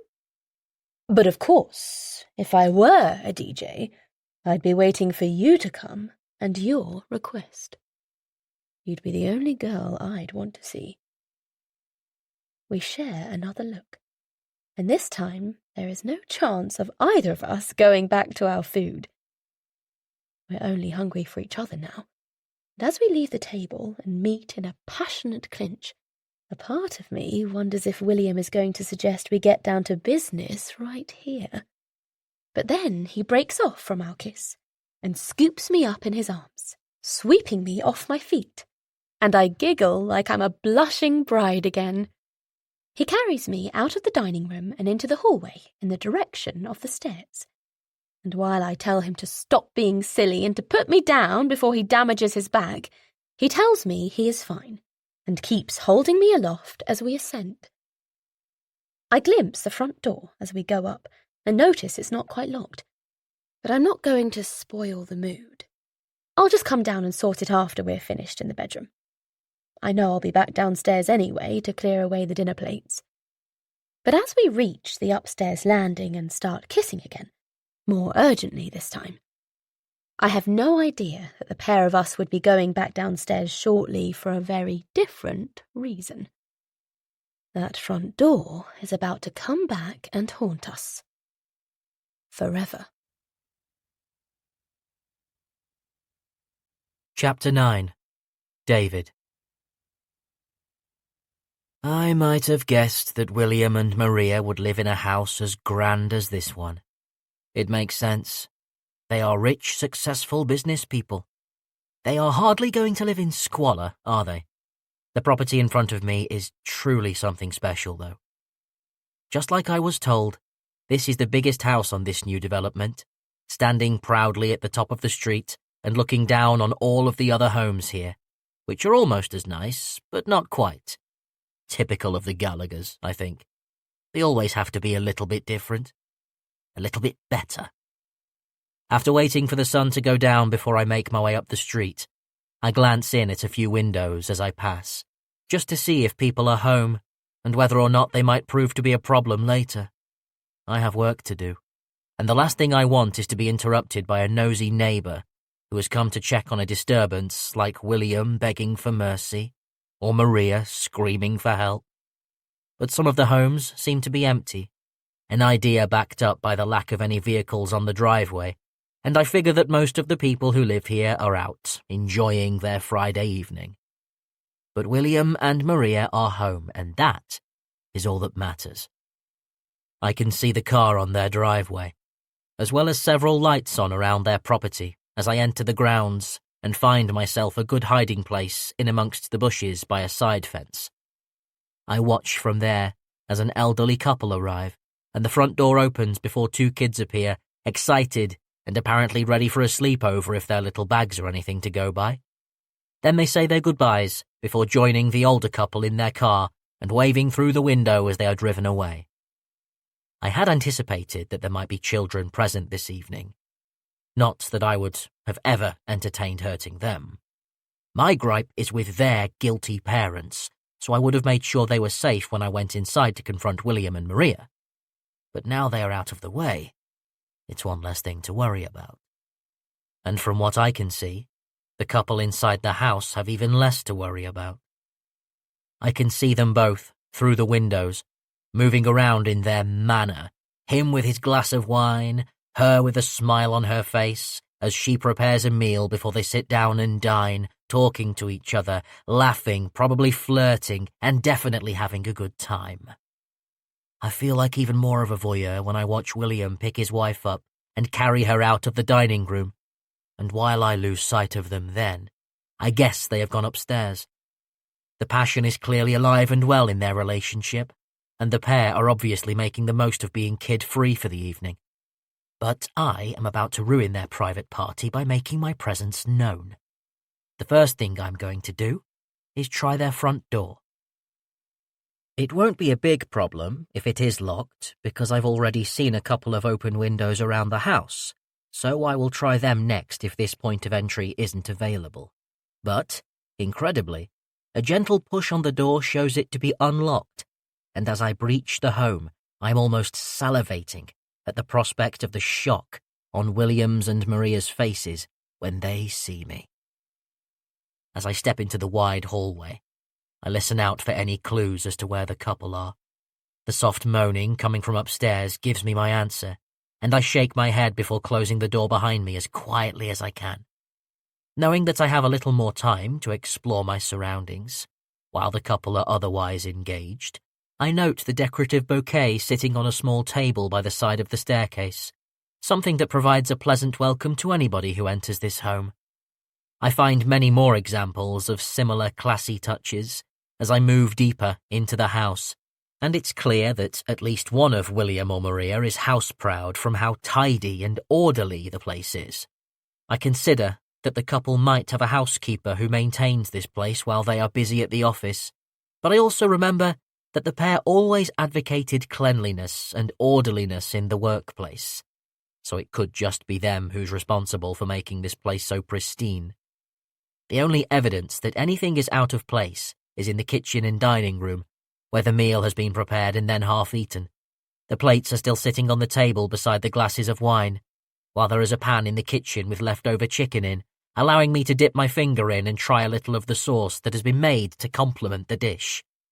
It's tasty, with an unmistakable air of quality, just like I assume the wine will be. But I don't allow myself a sip of that. I need a clear head for what is to come. Returning to the hallway, I pause so I can better hear what is going on above me, but the sounds have ceased, and that suggests the couple have finished what they are doing in the bedroom. Now are they going to come back downstairs tonight? Or will I have to go up there and surprise them? Pulling the knife out from where it is tucked into my waistband, I grip the handle and ponder my next move. It's then that I spot a glass trophy sitting on a windowsill in the hallway, and I pick it up to examine it further. Best Business Award 2022. I realise this must be what the couple won today. No wonder they didn't come back to the office. They must have been celebrating all afternoon. Huh. I feel like throwing the award against the wall. But that would give away my position, so I have no choice but to return it to where I found it. Then I turn my attention to the staircase. The thought of catching the pair in a state of post-coital undress up there, tangled beneath their bedsheets, is certainly amusing, but I know now that I will enjoy an element of surprise regardless of where I confront them. But it has been a long day for me, made far longer by the fact that the couple were not in the office this afternoon as they should have been, so I start to climb the staircase to speed things up. I'm too impatient to wait any longer. By this time of today, if it had gone as planned, I fully expected to be in police custody for crimes committed against the Gallaghers. They should already be dead by now, and I should be in handcuffs, or at least on the run, trying to evade the law, although that surely wouldn't have lasted long. As it is, I am still an innocent man as I climb the stairs, innocent in more ways than one, and William and Maria are still breathing in oxygen, probably dreaming about sales targets and balance sheets and whether or not to holiday in Cannes this year. As I reach the top of the stairs, I count 5 doors up here. The nearest one to me is open, and I can see the rim of a large bathtub, as well as a sink and shelf full of men's toiletries. The next door appears to lead into a dressing room, and I catch sight of Maria's extensive makeup inventory as well as one open wardrobe door that reveals an array of luxurious dresses, sure to be worn for all the important functions she has to attend. Creeping across the soft carpet, careful not to make a sound, but aware that I could be about to tread across a creaky floorboard at any second, I hear the couple talking in low voices from behind the closed door, at the end of the hallway. But before I get there, I pass 2 more rooms, which clearly belong to the children. One is pink and packed with dolls, teddies, and a large mural of a graceful unicorn jumping over a rainbow. The other bedroom is painted a jungly green and full of dinosaur books, magazines, figurines, and posters. I consider for a moment what it must be like to grow up with parents like William and Maria. Their children surely want for nothing, which is great for them, but means there is a very thin line for the parents to tread to ensure they don't grow up spoiled and entitled. My own upbringing was a little different to what I imagine the children in this house experience, and while I never struggled or felt unloved by those who raised me, I was always aware that other children in society had more than me.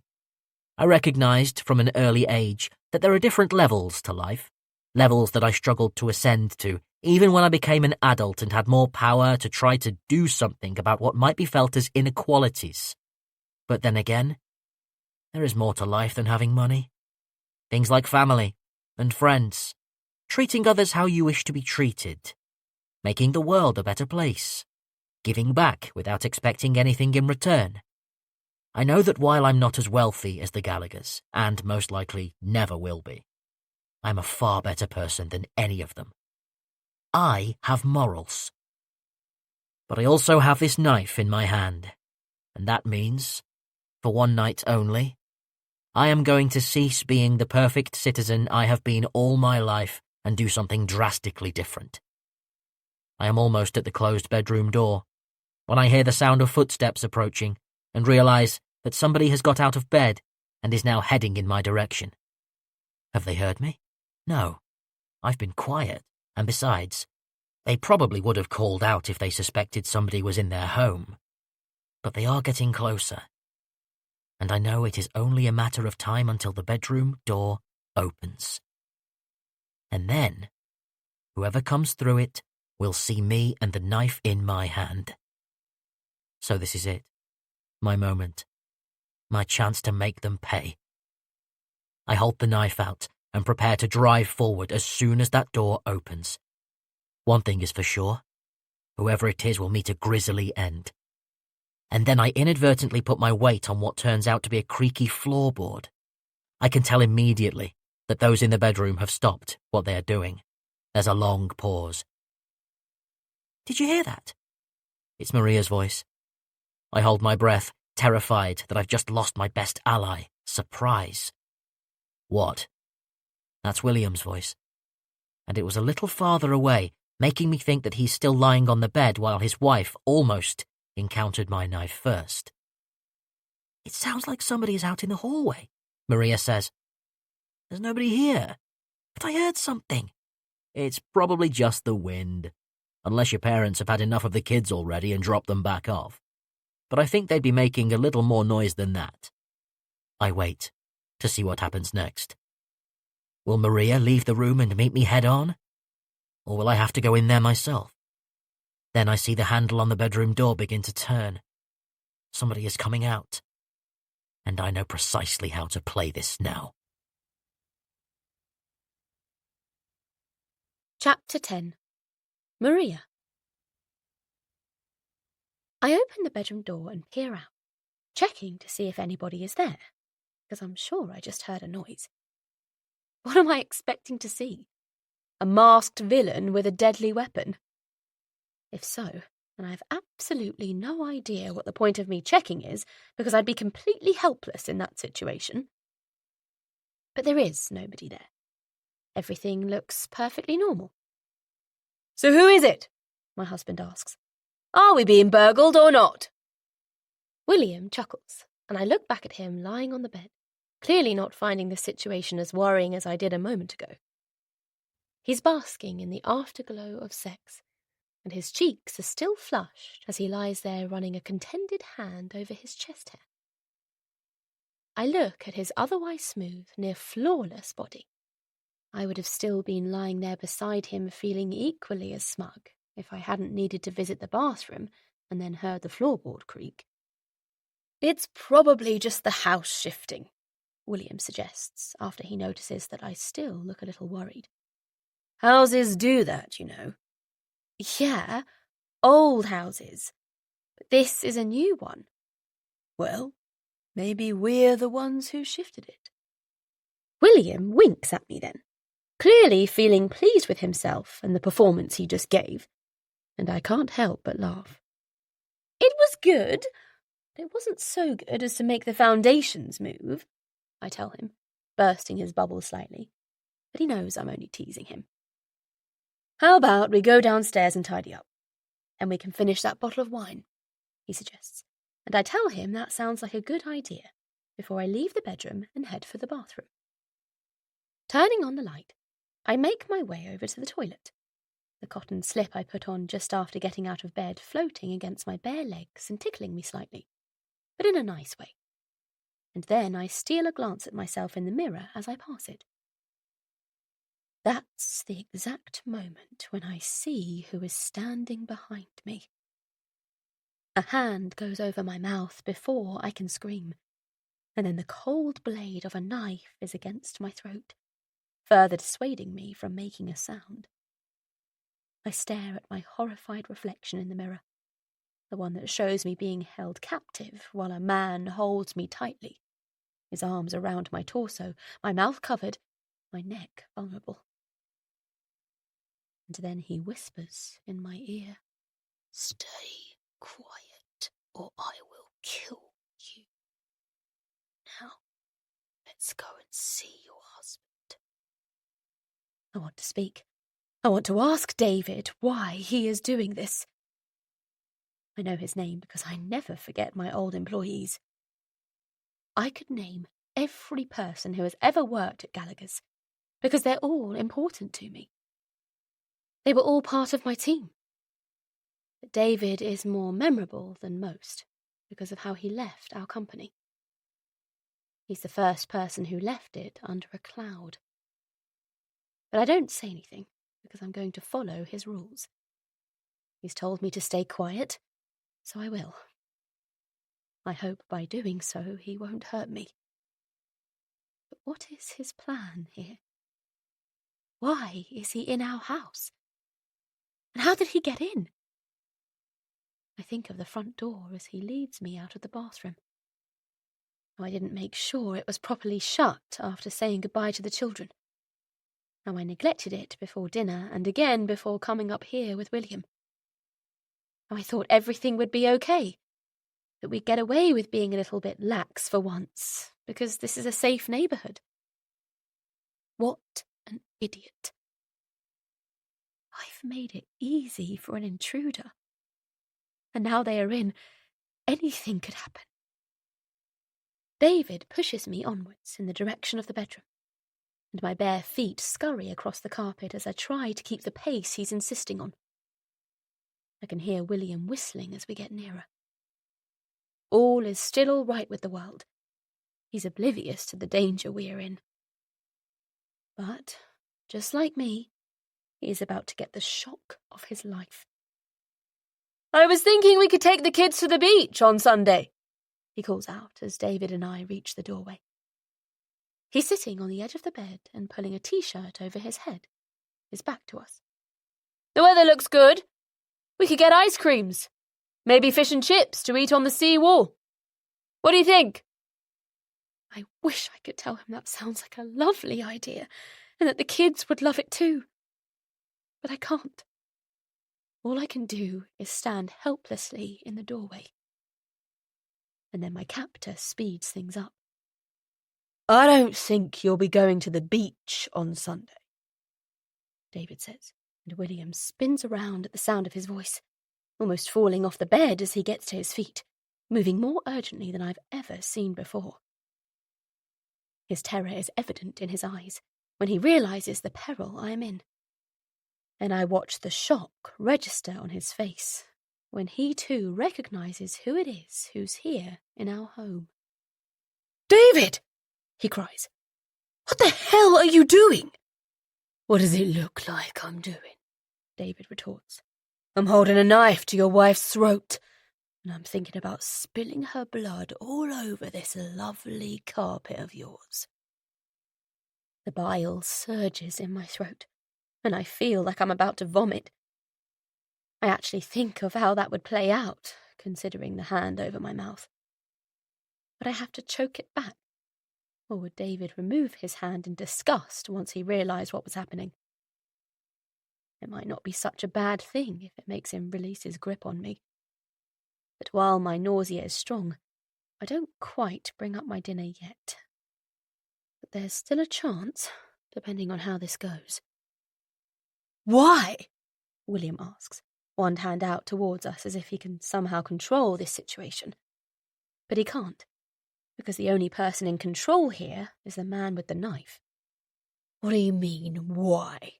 David snarls, his mouth so close to my right ear that his words seem almost deafening. "Why are you doing this? Why do you think?" I watch William try to figure it out, but he looks unsure. I am too. I mean, we both know that we fired David after we believed he was guilty of sexual harassment. But that can't be what this is about, surely. I mean, we had no choice but to fire him. He can't blame us for that, can he? "Is this about what happened with Adelina?" William asks, referencing the woman whose complaint against David ultimately led to his dismissal. "That's part of it, yes. It's also about the fact that you forced me out without giving me a fair hearing. You've ruined my life, both of you. So now I'm here to ruin yours." This really doesn't feel good. I can't imagine how there's going to be a way for us to get out of this. But that doesn't stop my husband trying. "Okay, I hear you. So let's just talk about this, okay? Why should we? You didn't let me talk about it when you fired me. You didn't let me defend myself like you want to defend yourself now. You weren't even there. You were in Paris on some business trip. You probably weren't even working. You were probably taking selfies on the Champs-Élysées or fooling around in your hotel room. All while my life was being deliberately dismantled back at the office. Please, David, just let my wife go. You're scaring her." "Oh, am I? I'm so sorry." "How about if I do this?" I feel David press the blade firmer against my neck as his arms squeeze me even tighter, and I brace myself. Will it hurt when he slices my throat open? Will I feel my arteries burst? And will I see my own blood spill as I fall to the floor before my eyes inevitably close and I lose my grip on life, never to see the faces of my precious children again? "No, stop, please!" William is begging David, my husband's hands together now as if in prayer. I've never seen him look so afraid, so out of his depth, so helpless. It makes no difference. David grips me in this perilous position, but I'm still alive. He hasn't killed me yet. Maybe he won't. Maybe I can get out of this. Maybe I can hug my children again and live to see them grow.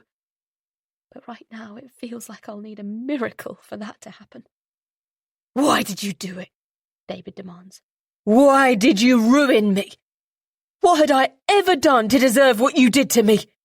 David, please, just put the knife down and then we'll talk. We're talking now. So answer me." "We didn't ruin you. We were just following protocols.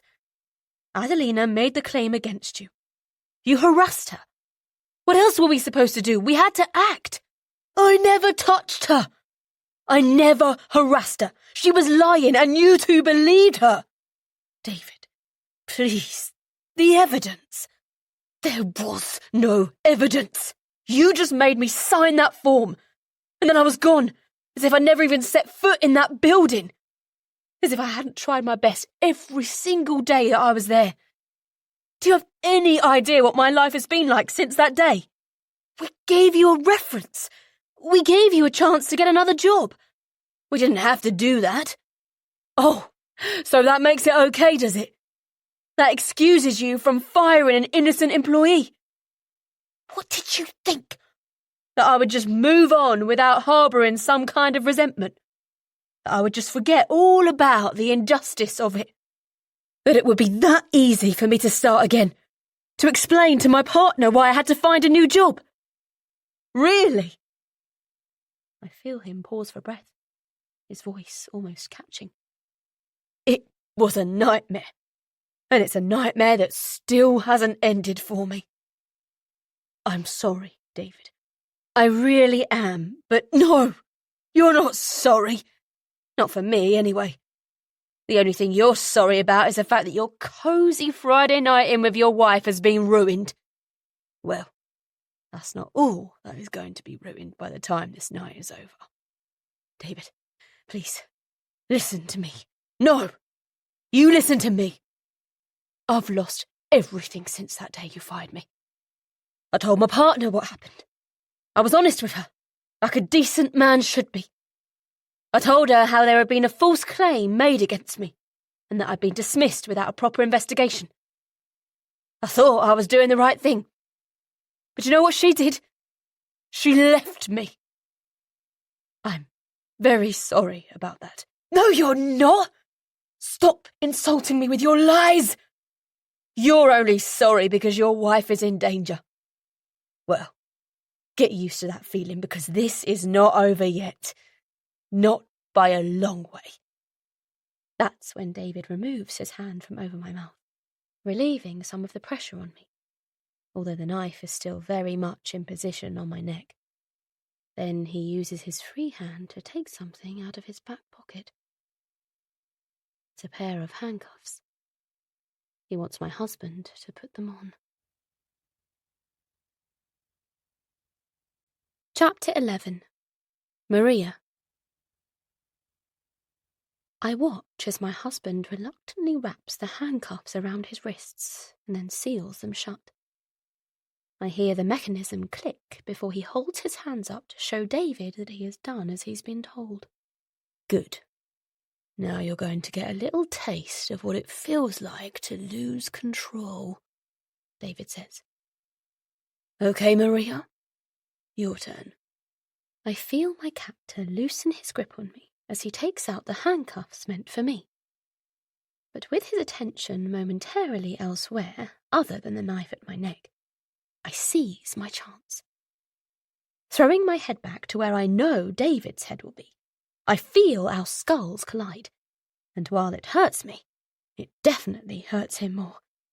I hear him cry out in pain and shock and fury before he staggers backwards, the knife falling as he holds his head and checks for blood. Now we have some separation, I can make a run for it, before I get handcuffed too. But I need William with me. Come on! I urge my husband, and despite what we know to be an incredible risk, we take what might be our one and only opportunity to escape this mess and sprint out of the bedroom while David is still dazed, hoping we can make it downstairs and out of the front door before he catches us. I'm leading the way, my adrenaline pumping and heart rate spiking, most likely operating in some state of heightened shock that a thing like this has happened to us. 10 minutes ago, this was the perfect Friday night.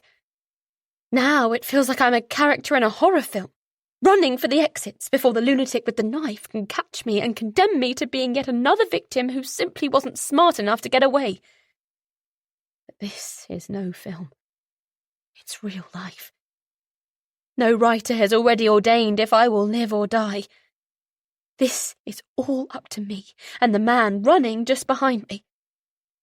My husband and I can get out of this if we're desperate enough, and as we run down the stairs, I have a feeling that we are. Then I hear William cry out, and as I turn around, I see him falling, his eyes desperate with fear, unable to properly cushion his fall because of the handcuffs on his wrists. I try my best to soften his landing by putting my hands out to catch him, but it's no good. I can't quite reach him, and he tumbles down the stairs helplessly, although I do manage to swerve to avoid being wiped out by his falling body. We're both at the bottom of the stairs now, me on my feet and William in a crumpled heap, and I crouch down quickly to check he's okay. He's clearly a little sore, but he'll live. Or at least he will if I can get him up on his feet and on the move again. You're okay, yeah? We must go. I'm pulling at William, trying to lift him to his feet, constantly aware that we're losing precious time in the process. As I help William up, I know we're only a few yards away from the front door, and once we're outside, we can take refuge in the darkness of our garden, somewhere our tormentor won't find us. He'll surely panic and give up, running away before we can call the police. And then we'll have survived this ordeal. We'll live another day, and we'll see our children again. It's not a useful thought, but I imagine I'll need some kind of therapy after this. Some specialist who deals in trauma, to talk to me about how best to process the shock and move on with my life without being haunted by this horror for the rest of it. I could have nightmares. It's not every day a person gets threatened at knife point, especially in their own home. Oh God, what if I'm never able to enjoy this house like I did before? Are we going to have to move? The home I've been so happy to raise my kids in is tainted now. So maybe. But I'm getting way ahead of myself.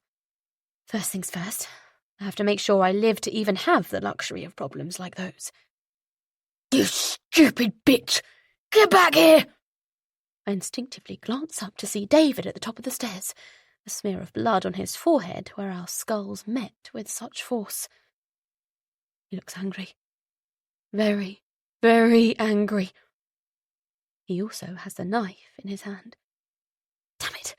Why didn't I just pick it up when I had the chance? Come on!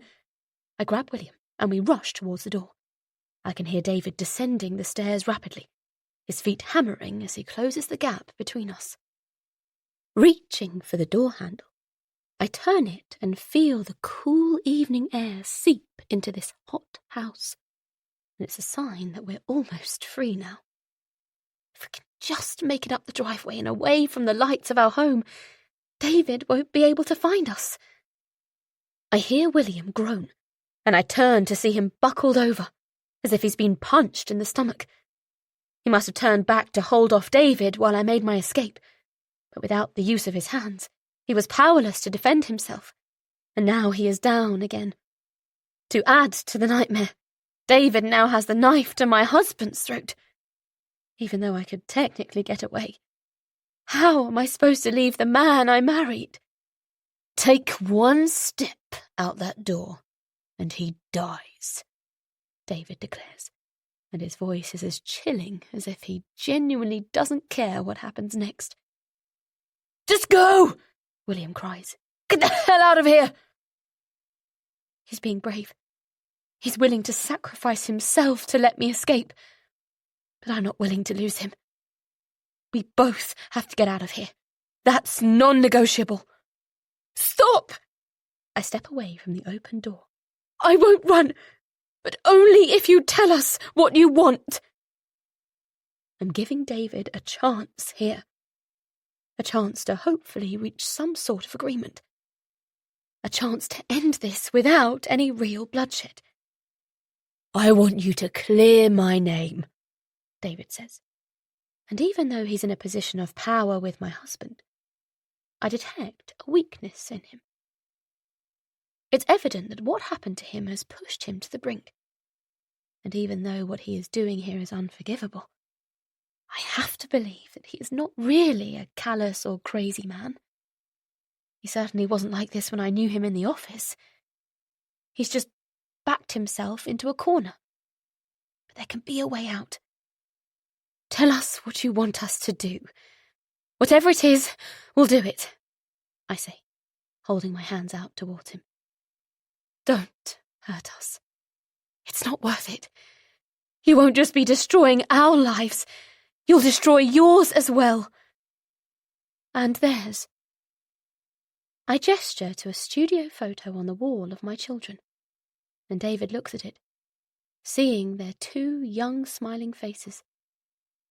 How they look so happy with their parents' arms wrapped around them. He has to know that they need the pair of us, and therefore he has to know that he can't hurt us, right? Maria, run! William shouts. The knife is still perilously close to his skin, but he's clearly not willing to take any chances if one of us can get away. but I don't go anywhere.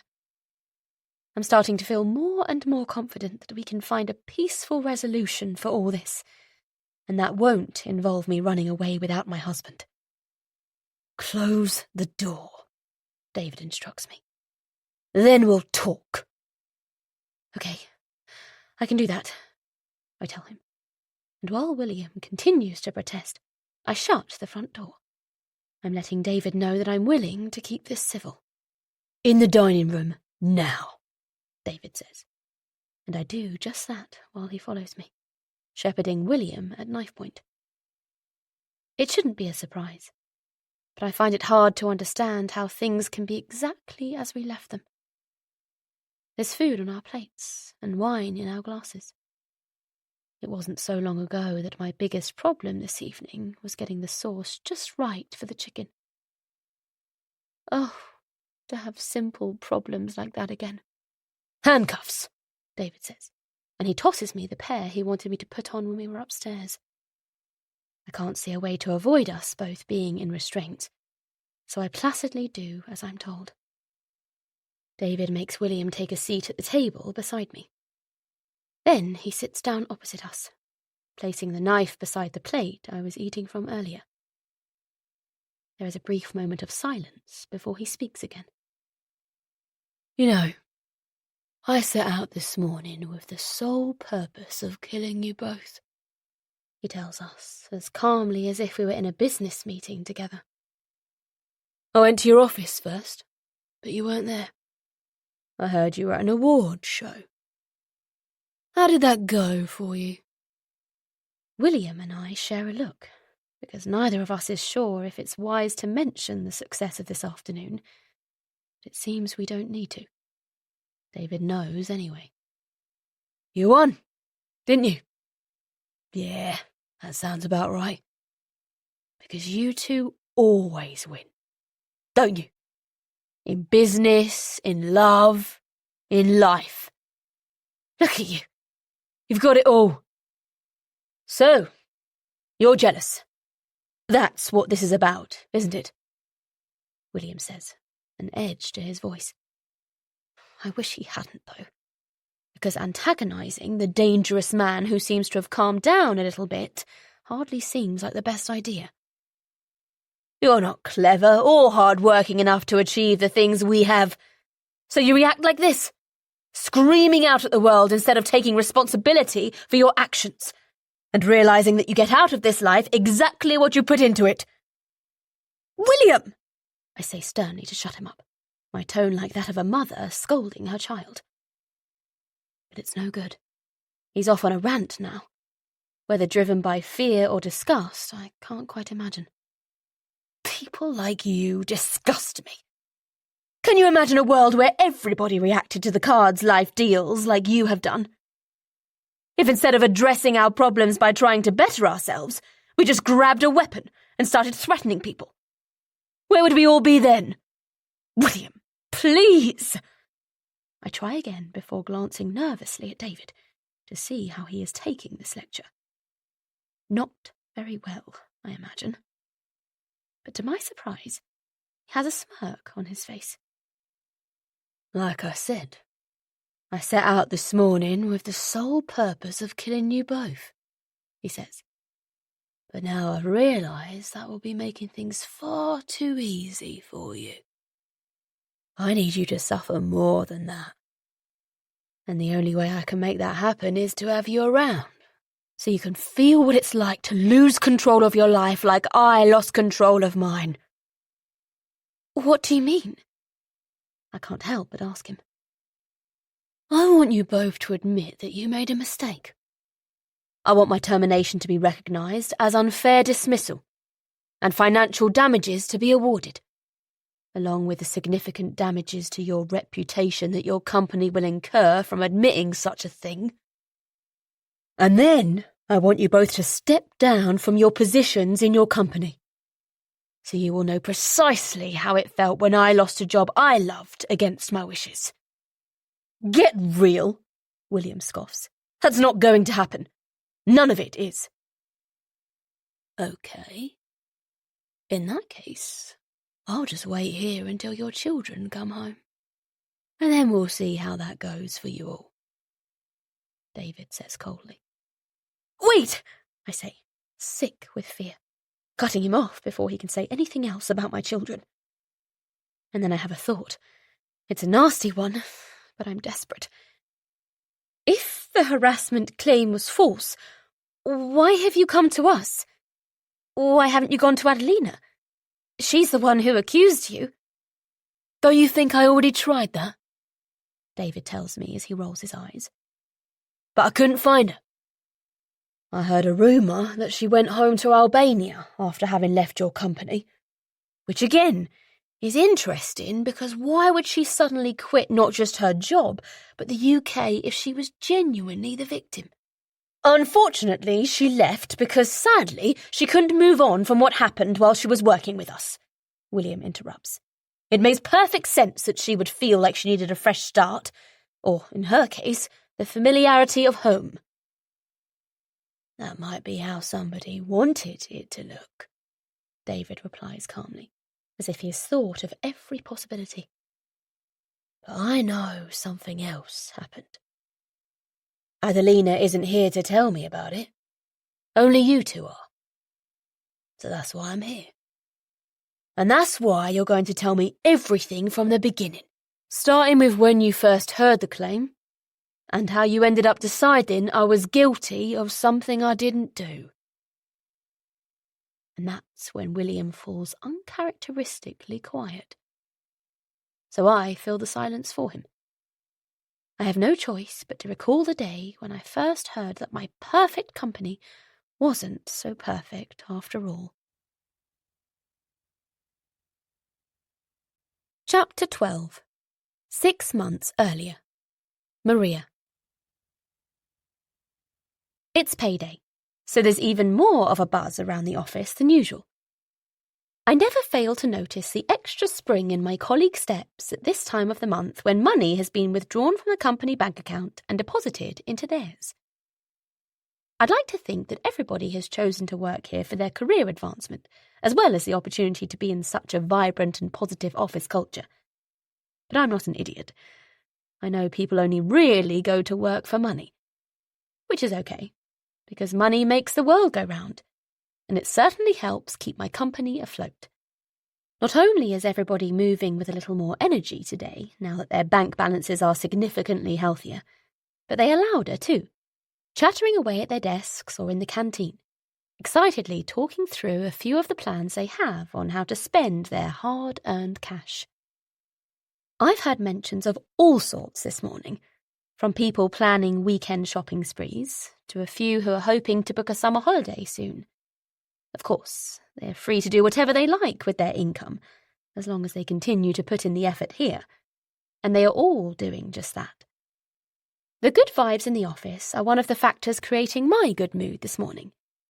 I've also just had an email from a client who has complimented us on the work we have done for them, before promising plenty more work to come our way in the future.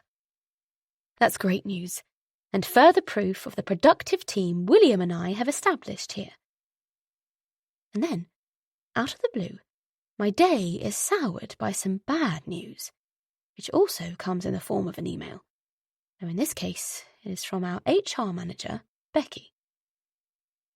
I see the subject line in my inbox, and instantly my heart sinks. Notice to Management Committee.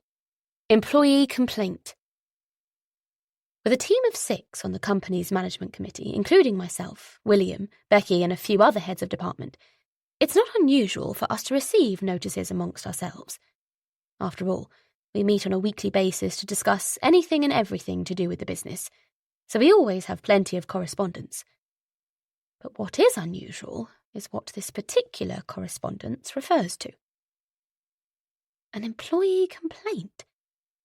That is immediately troubling. So I open the email to learn more. Becky has called for a meeting to discuss a recent sexual harassment complaint that has been made against another member of staff.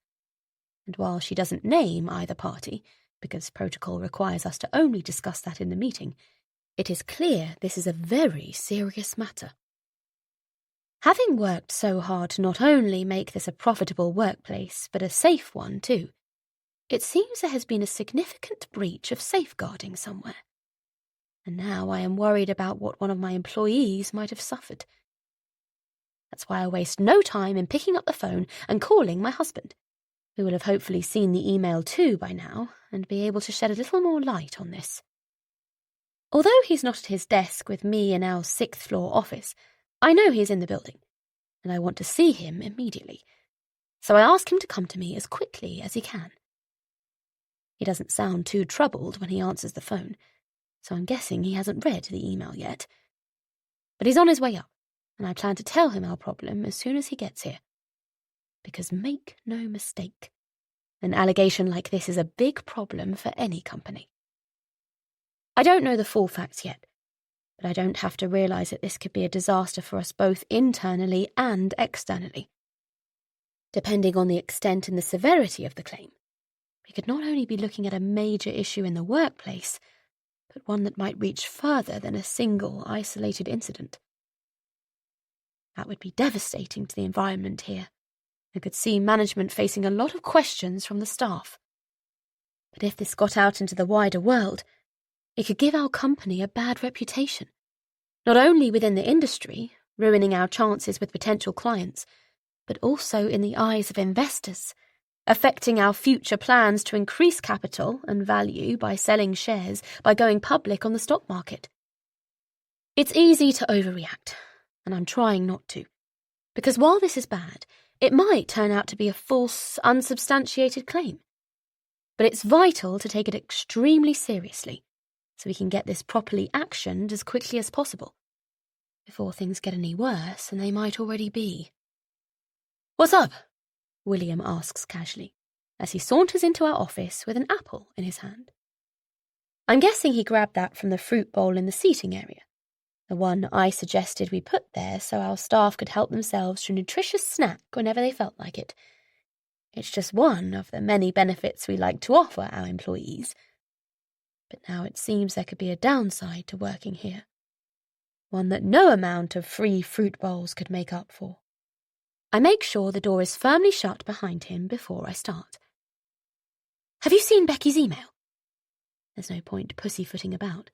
"One of our employees has made a claim of sexual harassment."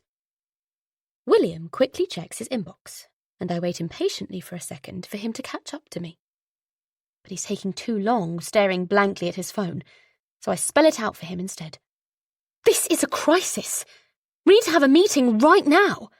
I'll summon the other board members. They should all be in the office by now."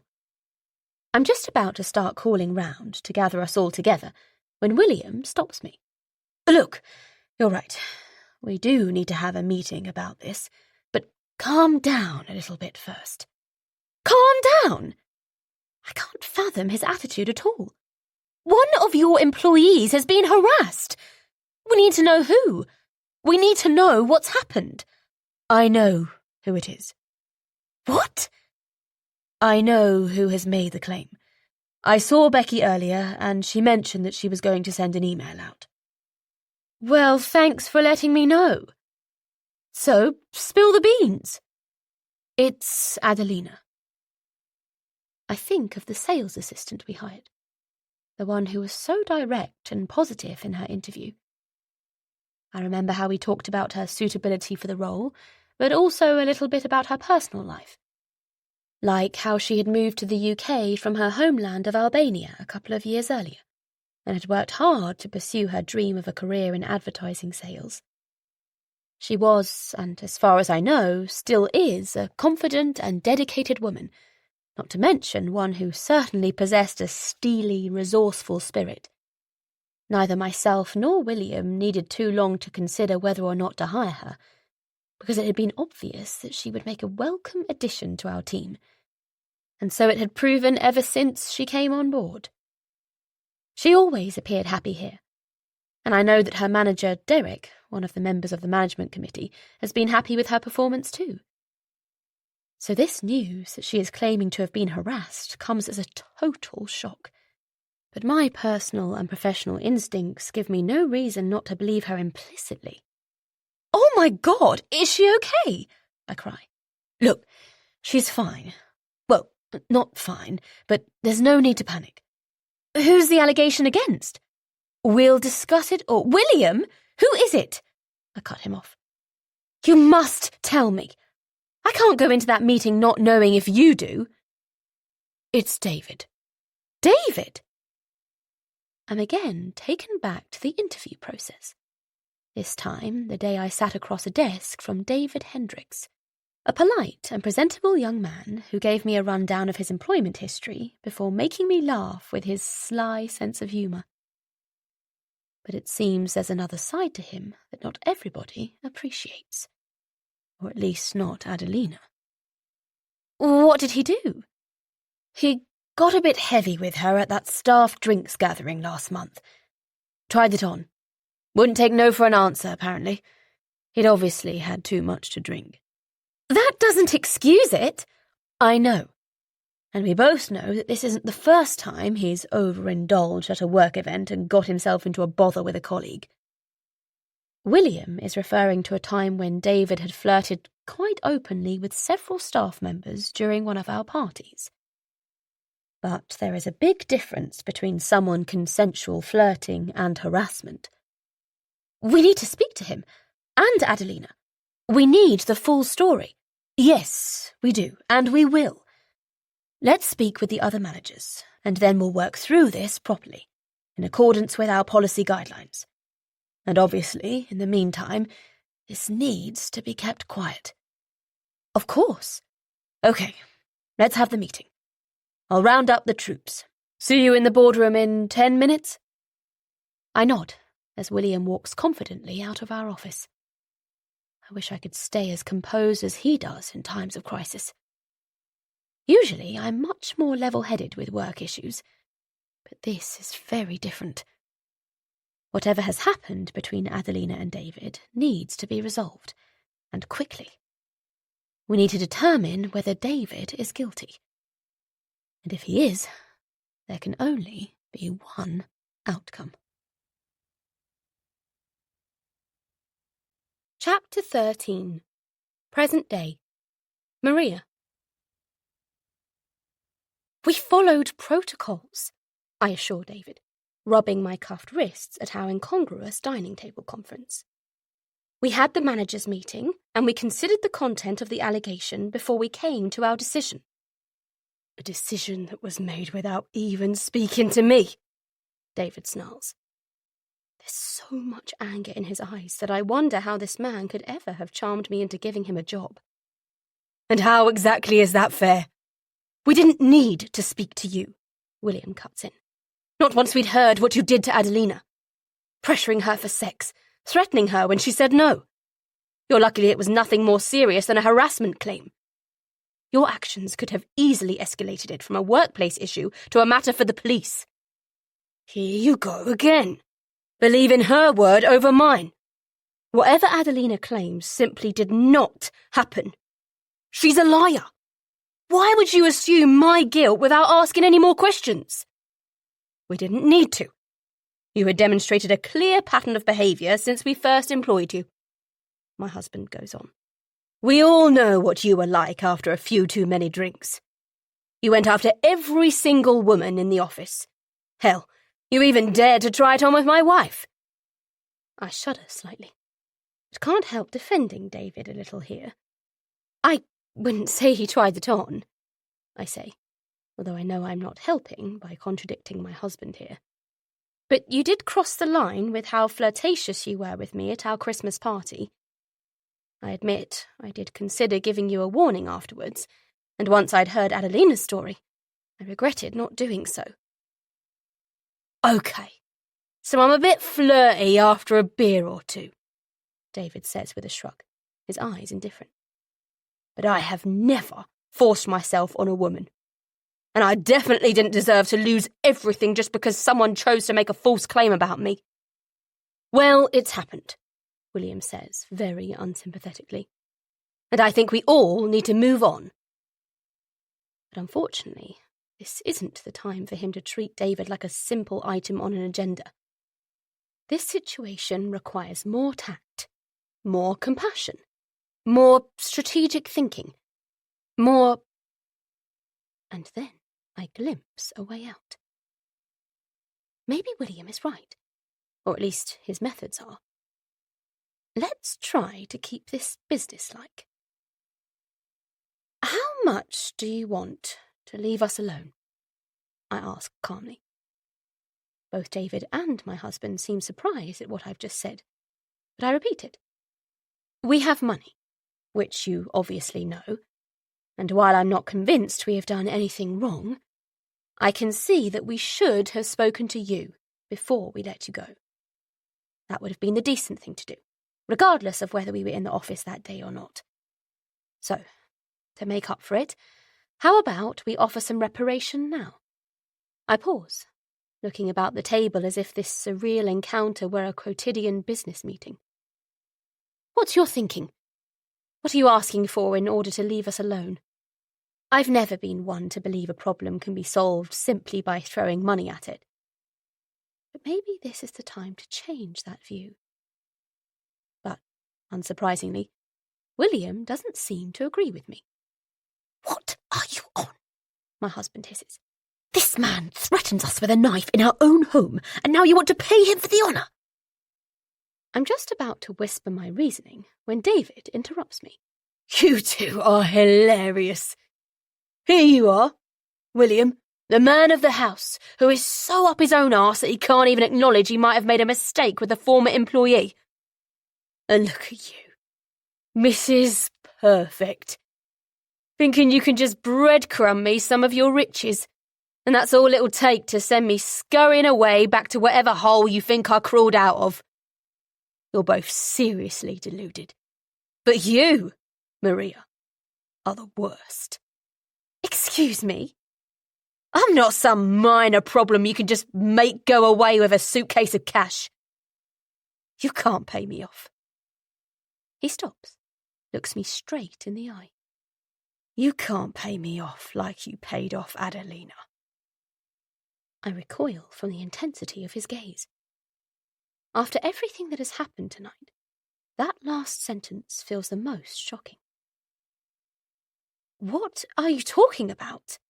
I ask, baffled. We haven't given Adelina any money. Oh, really? So you wouldn't say that £50,000 transferred from your business account to hers is giving her money? What would you call it then? It looks a lot like a payoff from where I'm sitting. I have absolutely no idea what David is talking about, and I look to William, expecting him to look equally surprised. But he doesn't, and David seems to know why. You didn't think I'd find out about it, did you? David chuckles nastily. But guess what? I did. And now that I know, it makes me even more convinced that you two have done something wrong. William? I'm waiting for my husband to say something. Anything. What does he mean? How do you know about that? He asks David. And that's not quite what I was hoping he would say. Has he just confirmed that it actually happened? Let's just say I'm still on friendly terms with one of your employees, David replies. I'm not going to name any names because I don't want them to get in trouble. But they told me they'd seen the transaction, so I know it's true. So somebody in our accounts team told you? William fires back. That narrows it down a little. And when I find out who, I'll make sure they'll be joining you at the job centre next week. But my husband seems to be missing the point here. Instead of worrying about who has been feeding David confidential information regarding our accounts, he should be worrying about why it is that I have absolutely no information about any such payment myself. What is going on? I cry. Why did you give Adelina so much money? William looks down at his cuffed hands. It was nothing, he says. Simply a bonus. A bonus? But only management are entitled to bonuses. That's what I thought, David chips in. Which makes it rather interesting that somebody who isn't a manager managed to get one. William, What is going on? I demand, feeling more uneasy by the second. The murkier this gets, the more I'm starting to worry that David might be justified in being here this evening. And that's not something I ever imagined I would think when he had the knife to my throat only a few moments ago. Okay. It wasn't exactly a bonus, William admits. Go on, I insist, wondering at the absurdity of being so furious with my husband in this situation. It was a payment to ensure Adelina stayed quiet once she made it clear she wanted to leave the company. I couldn't risk her telling anybody about the harassment, particularly because it happened in the workplace. It could have destroyed our reputation. So we agreed on a little incentive. A little incentive? Since when does 50 grand count as a little anything? I agree with your wife, David says with a mournful shake of his head. 50k is an awful lot of money. I'd say it feels like a cover-up payment. Like a cover-up for the fact she lied. Like a cover-up for the fact you fired an innocent employee. And who knows what else. A cover-up for a whole lot of guilt. It might seem like a lot of money to us, but maybe it was money well spent for you, William. Especially if you've kept it a secret from your wife. So what's it really about? I just told you. I didn't want the company's reputation tarnished. I didn't want prospective employees or clients to give us a wide berth. David scoffs in disdain at that. But I have a question of my own. William, why didn't you tell me about this? It wasn't really a big deal, he says, but I'm unconvinced by his offhand tone. I just made a business call. But we make all the calls together. Come on, Maria. I did what I thought was best for the company. You had no right. You should have run it by me and the other managers. You needed our approval. Oh, I'm sure that there isn't much that William needs approval for, David cuts in. You're the big boss, aren't you? You can do anything you want. Even lie to your wife. Shut up, William snaps, seeming to forget that he is talking to a man who not long ago was pressing a knife into the soft skin of his neck. So, David starts, getting back to business. Just to clarify, you genuinely had no idea about this, Maria? No, I did not. Interesting. Is it? William challenges. Whatever the rights and wrongs of the money, it still doesn't mean you didn't sexually harass Adelina. And it certainly doesn't mean you can break in here and threaten us. Are you kidding? David's voice rises with righteous indignation. Each and every one of those £50,000 is proof that something untoward happened, and that you covered it up. I just don't know what that is, but you're going to tell me. And if you don't, then, well, not to be too much of a cliché, but I have ways of making you talk. David flashes the knife, the blade catching the light from the fitment above our heads. By this time in the evening, I'd have expected to have had the dinner plates cleared away, and for my husband and me to be snuggled up together on the sofa with our favourite gritty crime drama on the TV. But I'm still surrounded by dirty dishes, and as for relaxing, I don't know if and when I'll ever be able to do that again. But something else is happening here. For the first time since the three of us sat down, I'm sensing that my husband is becoming flustered. He's been surprisingly calm so far, as if he's become confident David won't actually hurt us if he hasn't done so already, and that he can talk his way out of this situation. But I tried that tactic myself with my offer of a payoff, only for the announcement of an earlier payoff, one that was news to me, to blow that idea spectacularly up in my face. But now that the 50 grand is out in the open, William seems less than assured, and he demonstrates his agitation by snapping at David again. I don't have to tell you anything, he says angrily. This is my house. Mine. And I'll be damned if you can come in here and give me orders. You seem to be forgetting who's wearing the handcuffs here, David replies calmly. And you also seem to be forgetting that I can wait here all night for your children to return. What are their names? I probably asked you at work once, but I equally probably didn't listen to the answer. It would have just been making polite conversation. Well, you're certainly not being polite now, William retorts. And you're certainly not making conversation, David says. So how about you start trying a little harder and tell me what I need to know? You can tell your wife while we're at it, and make sure you tell her the truth this time. Tell us all about that secret payment to Adelina just before she left the company. He tilts his nose and sniffs the air dramatically. Something is rotten here. It stinks. I can smell it. So what is it, William? What are you hiding? Chapter 14. 7 months earlier. William.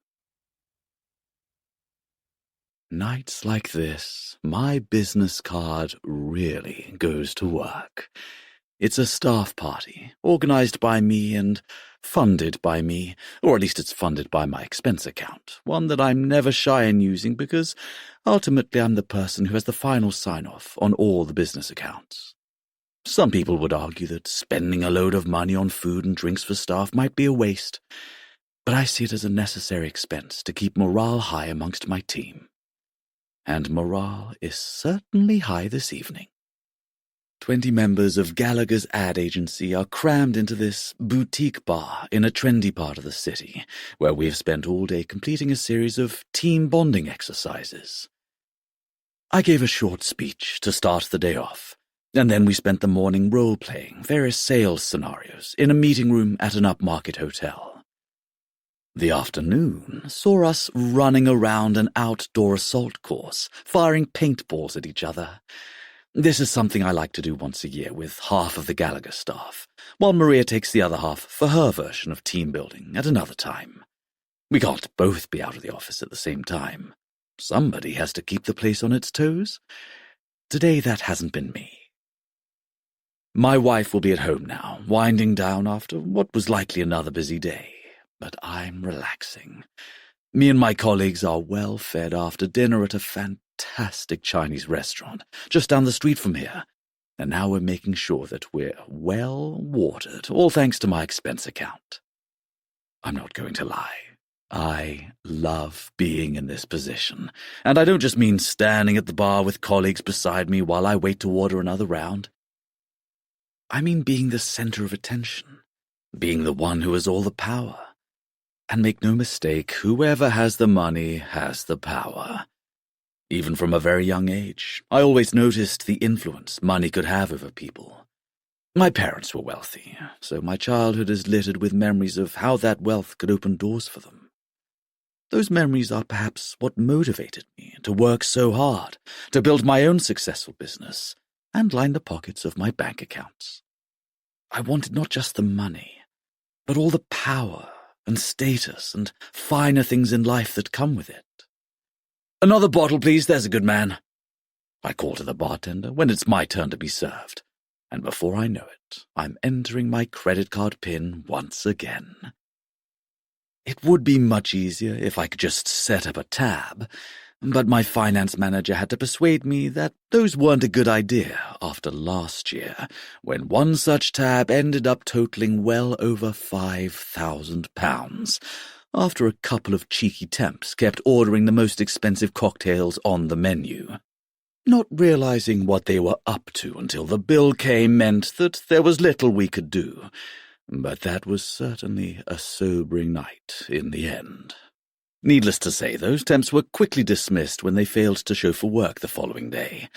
But the bill still had to be paid, so now I keep things a little more under control. But that doesn't mean I'm being cheap. Far from it. I spend the next 15 minutes chatting about football with a couple of guys in the sales team. One of them, David, impresses me with his knowledge of the game, and I make a mental note to send him an invitation the next time I'm given free tickets to a local match. Another of the many perks of being in my position is that I often get sent freebies from companies pleased with the services we provide, so I'm sure it won't be long until I have some suitable tickets in my hand. But I also don't think it'll be long until David has to call it a night here. He's swaying a little and has clearly been enjoying himself, not that I'll hold that against him. To be honest, I'm not really the sort to hold a grudge.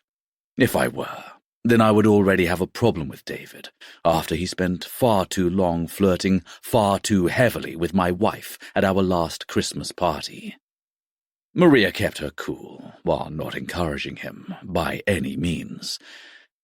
But there was almost a moment when I felt like I would have to step in and politely advise David to leave her alone.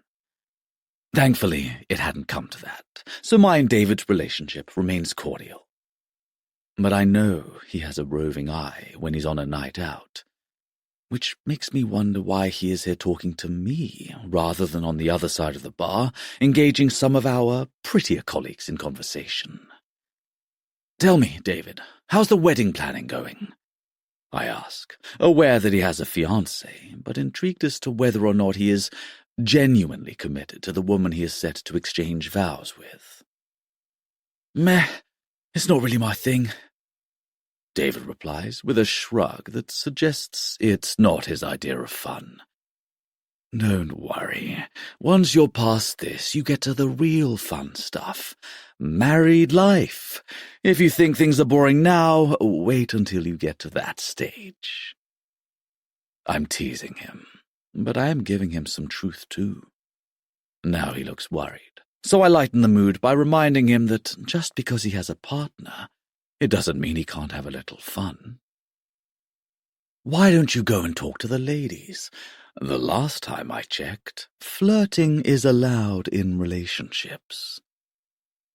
I gesture over to the group near the bar, but David just shrugs again. "Yeah, maybe." "It's not like you to be shy."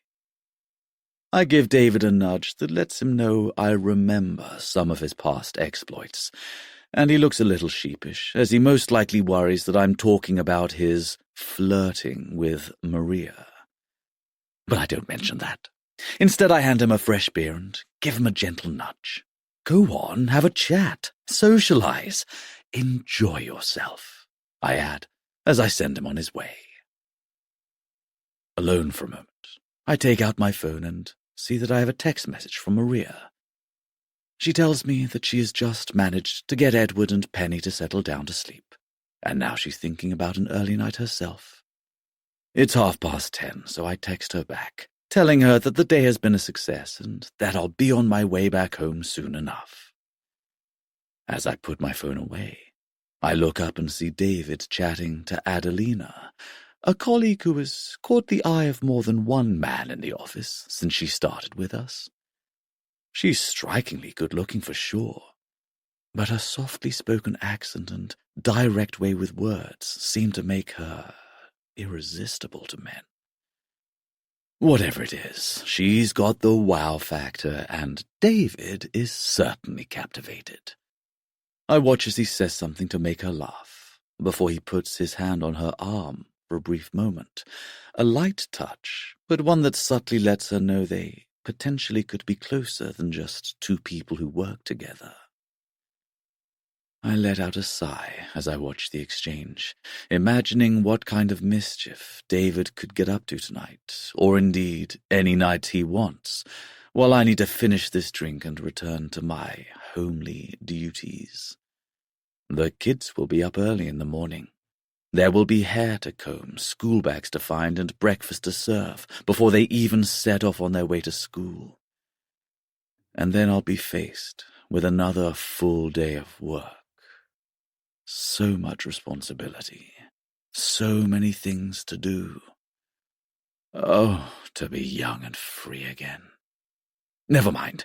Time to be sensible and do the grown-up thing here. And that means letting a few of my colleagues know that the free drinks have now come to an end. They're understandably disappointed, and while several of them thank me for the generous hospitality here this evening, they suggest they aren't ready for their team bonding activities to be over yet. They are going to move on to another bar. They invite me too, but I tell them I'm going to call it a night, and as I finish my drink, I watch a handful of my employees drift out of the bar, emptying it significantly. But David and Adelina are still here, and I wonder how this night is going to play out for the two of them. David has his hand on her arm again, and he holds it there for longer this time, suggesting he's growing more comfortable with her, and she, in turn, with him. It's perhaps a little inappropriate, given that I know he has a fiancée, but I can't help but think, good luck to you, David. But then I see him make a mistake. It's one that I sense he's probably made a lot in his life. He suddenly becomes overconfident, most likely thanks to his indulgence at the bar. The play he's making at Adelina becomes much more explicit, with none of the subtlety of before. He lurches in for a kiss. But it's clear she isn't on the same wavelength as him. I watch as she recoils, moving her head away and ensuring that his lips do not meet hers. He seems to apologize. Or is it that he's annoyed? Whatever he says, it doesn't stop him from trying again, and this time Adelina leaves him completely, walking away towards the bar. David looks very isolated all of a sudden, as well as more than a little foolish. He glances around, quickly downs his drink, and heads for the door. I guess he is right. Life can be a bit meh, can't it? I was on the verge of leaving myself, but after what I've just witnessed, I feel like I need to check Adelina is okay. I mean, it's not as if she was hurt or anything, and I'm sure it's not the first time she's rejected the advances of a man who's had too much to drink. But as her boss, I should check she's okay. Hey, how's it going? I ask, as I position myself beside her at the bar. Oh, hey, I thought you'd left. Almost. I just saw what happened, with you and David. Is everything okay? Oh, that? Yeah, I'm fine, it was nothing. I think he just misread the signals. And what signals were those? Signals that say we're just friends. I laugh at that, then shrug, glad that there's nothing to it. Next thing, Adelina's getting the bartender's attention and ordering herself a wine before asking me if I want anything. She also lets me know that she's aware the free drinks have stopped now, but that she's happy to buy me one. That's when I have the idea. The idea that all I have to do to make the free drinks flow again is take out my card and re-engage the powers of my company expense account. So that's what I do. I pick up the bill for Adelina's drink, and we enjoy a beverage together. I also enjoy her company. She's funny, full of interesting stories about her life in Albania before she came here, and most interestingly of all, she's just the slightest bit flirtatious with me. Maria and my children, as well as my work responsibilities, suddenly fade from my mind, and as the night wears on, I find myself being more and more enamored with my colleague. So much so that I fail to realize just how late it is until the bartender tells us the bar is closing soon, and we're going to have to finish our drinks and leave. It's after midnight when I stagger out into the street with Adelina beside me, the two of us laughing at a joke I've just made about a difficult client we both know. Then she looks around for a taxi, and I should probably do the same. But I'm only looking at her eyes, her lips, her beauty. And then, just like David, I lean forward to kiss her. Hey, what are you doing?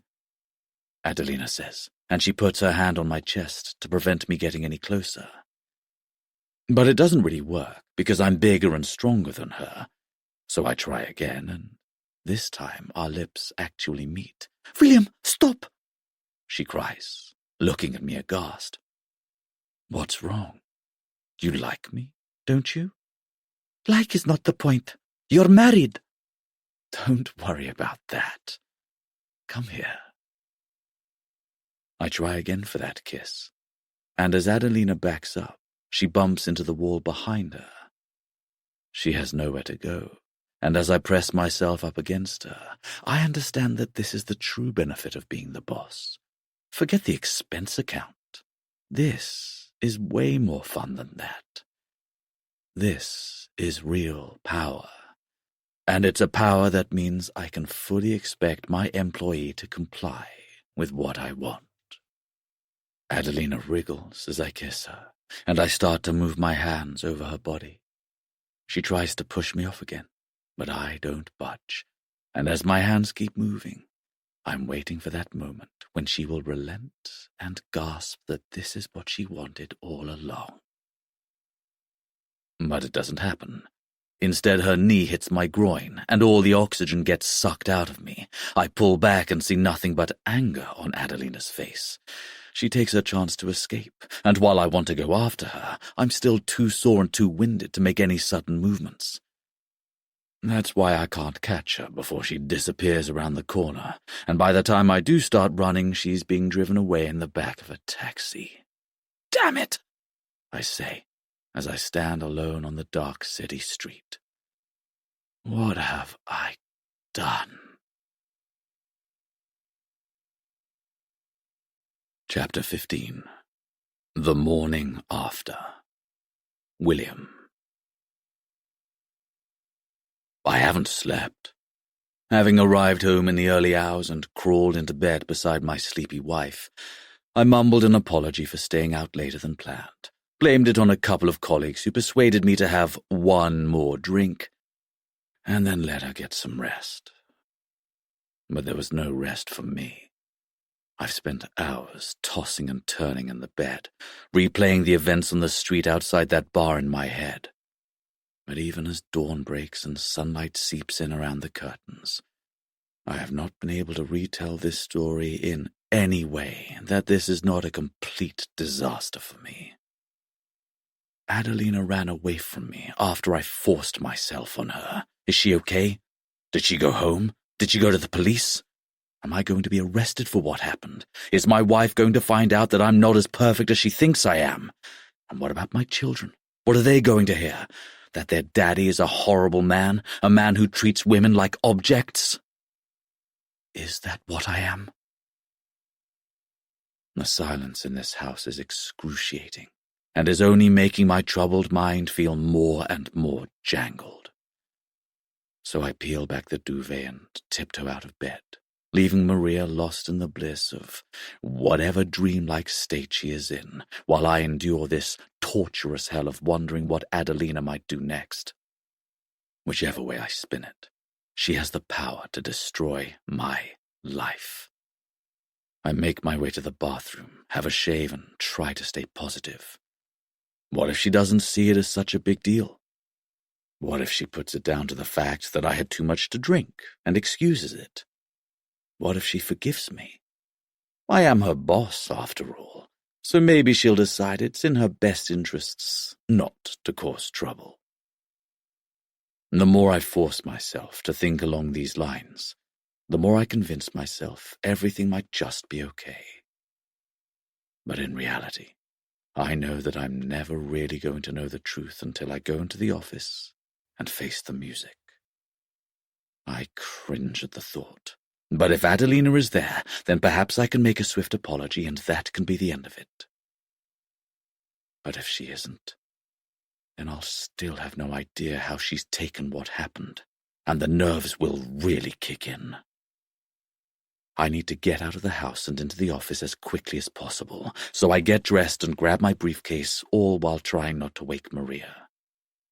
But she stirs just before I can slip out of the room. And when she sees me in my suit, standing by the doorway, she asks what I'm doing. I couldn't sleep, so I'm going to go in early and get a head start on the day. I tell her, will you be okay to get the kids ready? Yeah, sure. Has something happened? What? No, everything's fine. You know I never sleep particularly well after a few drinks the night before. A few drinks? You were out until 1 o'clock. Yeah, it was silly of me. But I'm not feeling too bad now. I'll grab a coffee on the way to the office and I'll be fine. Maria doesn't look sure, but I do my best to smile, even though I'm a mess on the inside, and she eventually smiles back at me before returning to her pillow.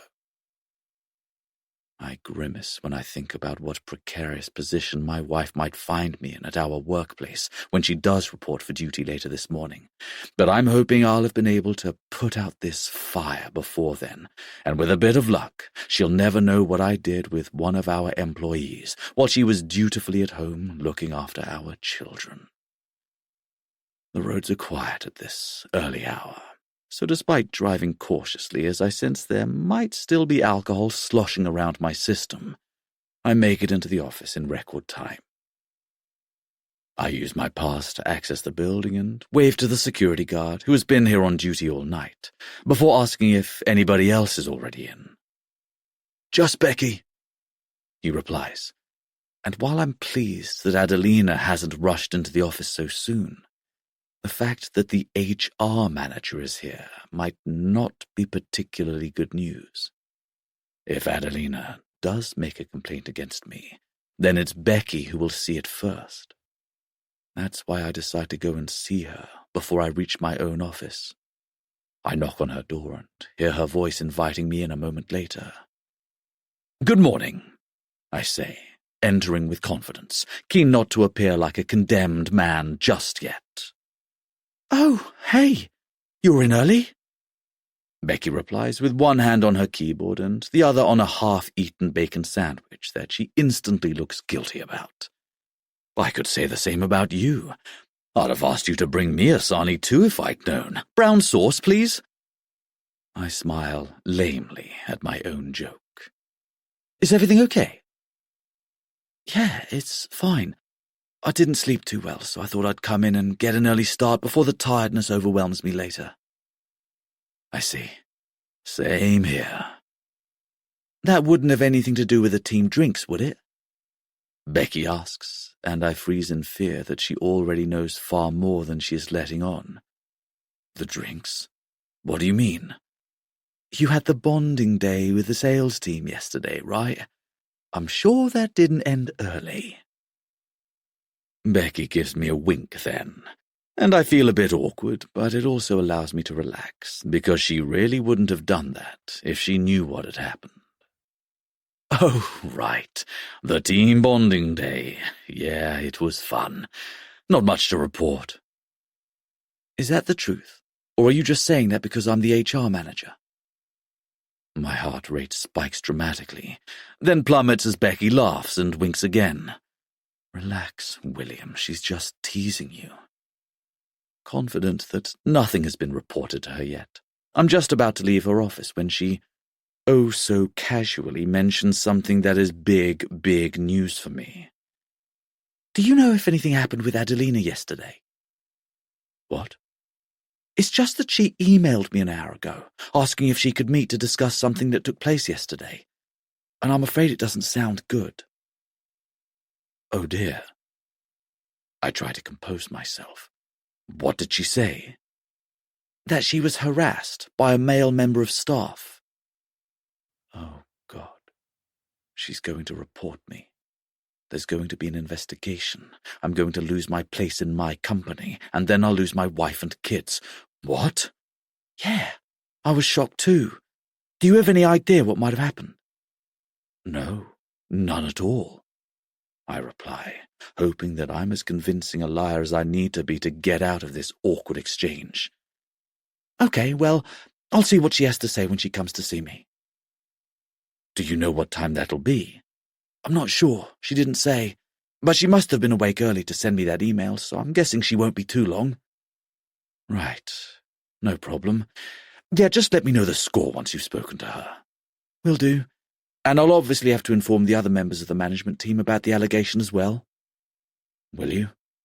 Yes. She gives me an odd look. That's the rules. Shit. She's right. Our company policy, the one I set out with Maria when we first started our business, is that any serious allegations that involve members of staff must be discussed openly amongst the management team. That way everybody can be kept in the loop, and there can be less chance of us being accused of a cover-up, which could happen if only 1 or 2 people were privy to the information. Of course, fine, I reply, trying to sound authoritative, but aware that it is as far from fine as it is possible to get. Becky eyes her bacon sandwich then, clearly ready for me to leave her office so she can get back to it. But she doesn't need to worry about me lingering for too long now. I have no intention of staying up here on the 6th floor. Instead, I'm immediately on my way down to the ground floor, where I can wait for Adelina to arrive in reception. That way, I can intercept her before she makes it to Becky's office. Doing so is my only chance of preventing a disaster. Descending to the ground floor, I feel my stomach lurching like I'm traveling at 100 mph and not the gentle pace the lift operates at. By the time the doors slide open, I feel like I could be sick all over the polished marble floor of the reception area, but I manage to keep myself composed as I pass the security guard again and go outside. Then I nervously scan the vehicles in the car park, looking for any sign of Adelina. I'm sure her arrival is imminent, and she'll probably want to get inside before she thinks I'm here. But I'm already on site, and that means I am ready when I see her arriving 10 minutes later. I wait until she's out of her car before I approach her, but she does not react well when she sees me. "What are you doing?" she cries as I reach her, and it's obvious that the last time we were together has made her anxious still in my presence. I need to talk to you about last night. "I have nothing to say to you." But I have something to say to you. I want to apologize for what happened. It was a terrible mistake. I honestly didn't mean to upset you. "You didn't mean to upset me. You forced yourself on me. You wouldn't get off me. I thought you were going to—" Adelina doesn't finish her sentence, but she doesn't need to. I know full well what her next words would be. No, please.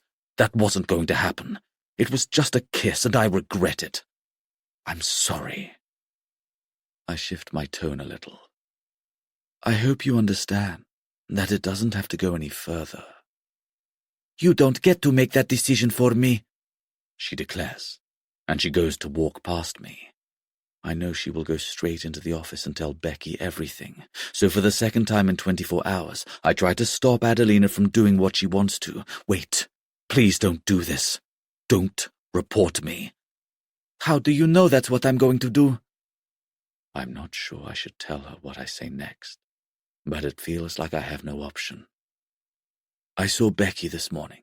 She said you had made an allegation, but I know you haven't said who it's against. Adelina, it's not too late to stop.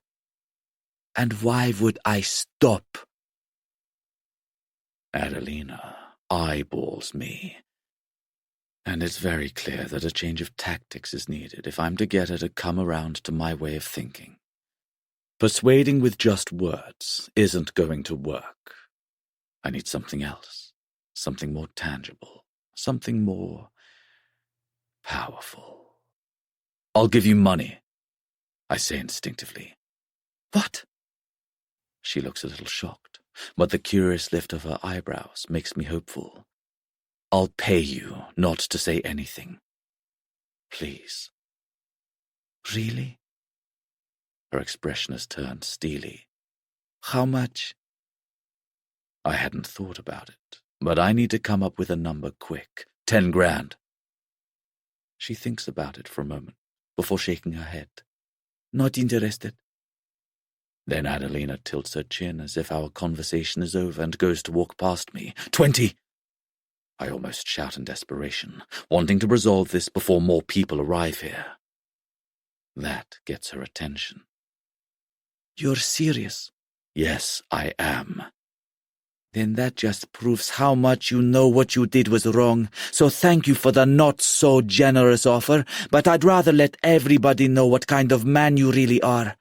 I think I'll start with your wife, see what she has to say. 30. I'm at the point where I'd almost say any number now just to get Adelina to stop. She pauses, as if considering her options, so I double down on my offer. 30 grand. In your account this week. All you have to do is cancel that meeting with Becky. And then what? We go back to working together as if we're best friends? I didn't say that. Maybe you might think about moving on at some point. I'd give you an excellent reference, of course. Make sure you find an even better job than the one you have now. Wow. You are desperate to buy my silence, aren't you? It's pathetic. But Adelina can see just how weak I am. She holds my fate in her hands. So, what will she do? She accepts my offer. Relief washes over me, and I have to stop myself reaching to shake her hand as if we'd just concluded a business deal. Instead, as we go into the office, we iron out the details again. And Adelina does what I need her to. She goes to Becky and apologizes for a misunderstanding and says she isn't pressing ahead with any allegation now. That should be it. The end. Except it's not, because Becky calls me an hour later to say she can't just drop the matter because something obviously happened that's made Adelina too scared to confront the situation and her alleged harasser. I try to say that Adelina is perfectly within her rights, but Becky isn't having it. She says an allegation like that has to be thoroughly investigated because there's no smoke without fire. And if there is a culture issue at the company, then it needs to be laid bare so it can be rectified. She then mentions that she has already emailed the other managers to let them know such an allegation has been made. I'd normally be thrilled that I had an HR manager who was so passionate about making sure that precisely the right thing was done, but not in this case. I know I'm going to have to return to Adelina with another proposition. The allegation of sexual harassment has to be pinned to somebody before Becky questions Adelina and Adelina crumbles and tells the truth. So we need another name. Somebody who could take the fall for this. Another guy in the office who people could believe was capable of sexual harassment. Someone who would have no choice but to take whatever punishment the managers decide on. Anyone. Anyone but me. So I suggest David to Adelina. He's got a reputation for trying it on with women at staff parties, and that should be enough to convince other people of his guilt. But Adelina refuses to pin my crime on somebody else. I have to up my offer. I have to go all the way up to a new number. £50,000. That's what it will take to keep me out of trouble. That's what it will take to change David's life forever. Chapter 16. Present Day. David. I'm frustrated. This day and night have already gone on far longer than they should have, and I'm tired of listening to William and Maria continue to protest their innocence. I'm also getting more and more angry at William because he is still trying to make out like the £50,000 payment he made to Adelina was no big deal. I swear it was just to keep her from telling anybody that she had been harassed in our workplace, William says again. My wife and I have worked too hard to build up our business to see its reputation ruined by the actions of an employee who couldn't keep his lecherous hands to himself. William has real venom in his voice, and I can see that he's convinced himself of my guilt, presumably because that way he can justify all of his. But I know that he had no evidence, so why was he so eager to take Adelina's word for it? And why fling so much money at her before she left the company? This isn't working, I decide as I stand up, the knife in my hand, and a new plan starting to form in my mind. And it's a plan that doesn't end well for the couple in handcuffs. I want justice, but it seems the only way I'll get it now is by taking matters into my own hands, I say, and I walk around behind the pair, making each of them extremely uncomfortable as they wriggle and turn their heads to see what I will do next. Please, don't hurt us, Maria begs. There has to be another way we can sort this out. There has to be a way we can find Adelina, and then we can all talk about this together. What do you think? I've told you already, Adelina is gone, I cry, at a volume that causes the couple to flinch. But that's not all I'm going to do to them. And as I put the knife to Maria's neck again, I'm fully prepared to end this with bloodshed. Rather that than allow this couple to carry on living a life of luxurious bliss while I rot in a life of torture that I didn't choose for myself. She hasn't gone, William shouts before the blade can do any damage to Maria's vulnerable neck. What? I pause, my hand shaking slightly as I grip the knife's handle. Adelina. She hasn't gone. She's still in the UK. She's still close. You know where she is? I'm staggered at this turn of events, but suspicious too, aware that he might simply be trying to trick me. Yes, I do, and I can take you to her. I'll take you there right now. Just don't hurt my wife, please. This is not a development that I expected, but the opportunity to speak to Adelina and find out why she buried me under the crushing weight of a false allegation is one that I can't pass on. So, where is she? I ask, as I increase the distance between the knife and the trembling Maria's neck. She lives in a house across town, William replies. Sharples Road. How do you know? Because I have kept tabs on her after she left the company. I wanted to make sure that she didn't go back on her word about not telling anyone about the allegation or the payoff. You kept tabs on her, I repeat, trying to understand this. Have you been sleeping with her? What? No, of course not, I swear, William cries. I just got her new address as part of our deal for her not to speak to the media. I said if she had no intention of breaking her word, then she wouldn't have to worry, and she hasn't. Everything has been fine. So, she's at this address, right now, I ask, my hopes rising now that there might be a way for me to finally get the truth from my accuser, or at least I'll know where she is, so I can kill her for ruining my life. One or the other. Yes, she lives there, William replies, and she's probably home, so I can take you there. Then we can sort this out, and you'll see that neither me nor my wife have done anything wrong. Then you can leave us alone after that, right? I will decide what happens after that, I say sternly. Okay. Let's go and pay Adelina a visit. Both of you up, now. I give the couple a nudge to get them to rise out of their seats, and they do as they're told. But William isn't happy. No, I'll take you, he insists. But Maria stays here, that's the condition. You're in no position to be making demands, I reply without skipping a beat. We all go together. We'll take your car, come on, get moving. I usher the handcuffed couple out of the dining room and in the direction of the front door, swiping the car key from the bowl on the hallway table. I've always wanted to drive a car like yours, I say, as I inspect the insignia on the key fob. At least something good has come out of all this. Please just let my wife stay here, William tries again, but to no avail. I push them both out of the front door and towards the luxury vehicle parked on the driveway. I unlock it with the push of a button and the doors open. I tell William and Maria to get onto the back seat. William again tries to persuade me to just take him. But Maria actually seems happy enough to go along, and she clambers in first. Perhaps she's eager for confirmation that her husband has definitely not been sleeping with Adelina like I just suggested. William reluctantly gets into the car before I take my seat behind the wheel and start the engine.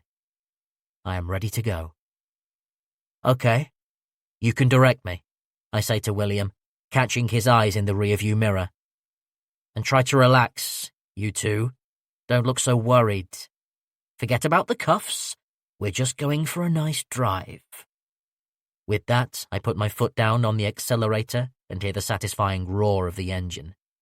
Then I set off, pulling out onto the quiet road that leads up to the big house that very nearly became a bloody and shocking murder scene. Chapter 17. Maria.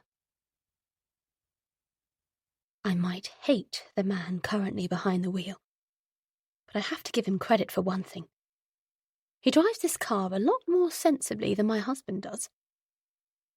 I wasn't thrilled when William told me that he was treating himself to a so-called supercar.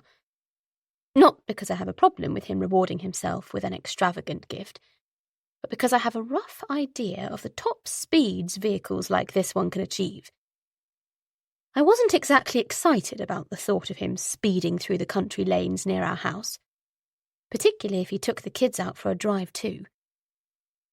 While he's always assured me that he would never do anything to put our children at risk, I know he takes a fair few risks when it's just him in the car. My husband likes to joke he has petrol running through his veins. He feels the need for speed. Thankfully, he's never crashed, or even come close as far as I'm aware. But that doesn't mean I haven't always felt relieved when he's opted for one of our less powerful vehicles to get him to his destination. But there is no danger of us crashing this evening, because David is driving very cautiously, clearly having underestimated how difficult it might be to drive an unfamiliar car in the dark, with the additional stress of transporting 2 handcuffed passengers. I haven't seen any other cars since we left our house and started heading through these lanes, but I'm hoping that will change. I really want to try to shout for help from any passing drivers. I don't know if they will hear me or see that my wrists are restrained when I hold them up to the window, but I'm definitely going to give it my best shot. I know it'll make David angry if he sees me, but I'm counting on there being not much he can do about it from the driver's seat. If he wants to punish me, he'll have to pull over. But stopping the car to threaten me with the knife might give any other motorist more of a chance to realise something is wrong and call the police, which I'd obviously welcome. But all this remains conjecture. Our headlights are still the only ones cutting through the darkness. As for the silence, there are only 2 things cutting through that. One of them is the low hum of the car engine. The other is my husband's voice as he directs David to Adelina's house. Adelina's house. While I'm in complete shock about the fact that William gave her a secret £50,000 payoff, I'm just as shocked that he knows where she now lives. Like most people at our company, and like David, I had been under the impression that Adelina had returned to her native Albania after she left us. But apparently not. And not only is she apparently still local, my husband knows her exact address. Why? He said it was so he could make sure she didn't reveal details of the sexual harassment incident. But is that really likely? Or has something been going on between them? Something more than all the secrets they already seem to have. I've always been aware that my husband is not perfect. He's human, after all. I've never worried about him being unfaithful. He's never given me any reason to suspect him of cheating, which is the way it should be in a marriage. But I know life isn't that simple. Things happen. But now I do suspect him. And I suspect him with a very particular woman. An attractive, charismatic and smart woman. One who was his employee. He certainly had the opportunity to get close to her, if that was what he wanted. But did he? Has he been having sex with her, then coming home to me? Or is he telling the truth, that this is all still part of the harassment claim, the one that David seems willing to kill over? So vehement is his denial of his guilt. Like the man driving this car. I'm hoping for some serious answers when we get to Adelina's place. Unless, of course, I can find a way to escape before we get there. Take a left here, William says, and David steers us around another corner. But, alas, there are no other headlights on this road either. I stare out of the window beside me at the dark fields passing us by. Fields that I usually find so pretty when I drive by them in daylight. This really is a beautiful part of the country, and I always felt like I was lucky to call it home. But now I'm rather wishing we had moved to the middle of a big, noisy, sprawling city. It would be so much harder to be kidnapped there, which is essentially what is happening to us here. Another few corners are rounded before we make it onto a main road with houses dotted on either side. But all the lights are off, and nobody is up and looking out of their property to spot us going past. If only the people sleeping in their beds knew that a major crime was taking place right under their noses. As it is, they'll maybe never know. Or perhaps they will only find out when they read the morning headlines when drinking their first coffee of the day. Terror hits our town. Local couple held at knife point by a dangerous intruder. Meet the Gallaghers, lovers, business owners, and now murder victims. Just some of the headlines journalists might choose, although I sincerely hope that last one is just my imagination running away with me. But as we turn another corner, I sigh with the realization that only the man steering this car knows what is going to happen next. And then I see them. The pair of headlights up ahead. Two bluish-white glows in the darkness, and they're coming straight towards us. This is my chance. I waste no time in pressing my face against the window and holding my handcuffed arms up so they are fully on show when the car passes us. And then I start screaming for help, really screaming with every bit of breath in my body. I feel the car wobble slightly and assume that I have startled David with my sudden loud noises. But I don't care. I only care that the driver of the other car sees and hears me, because if they do, then they will surely call the police and tell them that a woman is being held against her will. They will be able to describe the car, and I doubt there are too many vehicles like this one cruising around at this time of night, so the police should have no trouble tracking us down quickly, thus ending David's reign of terror and ensuring I get to see my children in the morning.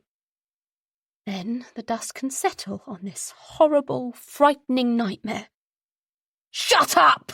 David yells. But why should I listen to him now? I carry on shouting, frantic to attract attention as the headlights get closer. And then I go even further, banging my hands and my head against the window in sheer desperation. "Shut your wife up now, or I'll do it for you!" David shouts over me. But William doesn't come to his aid. He just starts shouting too. And while he's on the opposite side to the car that is about to pass us, he's making as much noise and being as visible as he can to increase our chance of being discovered. David is furious, and the car veers alarmingly on the road, stacking up the odds that this other driver will suspect something untoward. But then they pass us. And despite there being two handcuffed, screaming passengers in a car that surely anyone would take a closer look at, the driver doesn't even so much as turn his head as he goes past. But I catch sight of him. An elderly man in his 80s. It looks like he is doing all he can to see over his own steering wheel, never mind pay attention to somebody else's. And as he rolls on into the night, our chance at escape seems to go with him. "No, come back!" I cry. But it's no good. The car has gone. And now David is slowing down. "What are you doing?" William asks as he parks up at the roadside. But David doesn't answer. He just gets out of the car and comes around to the back. Then he opens the door beside me and drags me out onto the road. "No, get off me!" I cry before David puts a hand over my mouth to silence me. Then he heaves me towards the back of the car, opens the trunk, and tries to bundle me inside. My screams are muffled against his palm as I do my best to resist, but he's considerably stronger than me. And despite doing everything I can to resist him, he's somehow able to shove me in and bring the door down shut hard on me. And then everything goes dark. I'm trapped now. I feel myself begin to panic. Not only is it terrifying to be in such total darkness, but I've never been a big fan of enclosed spaces. Even at work, I usually avoid the lift if I can help it, as well as the tiny cupboard where we keep the stationery. Claustrophobia.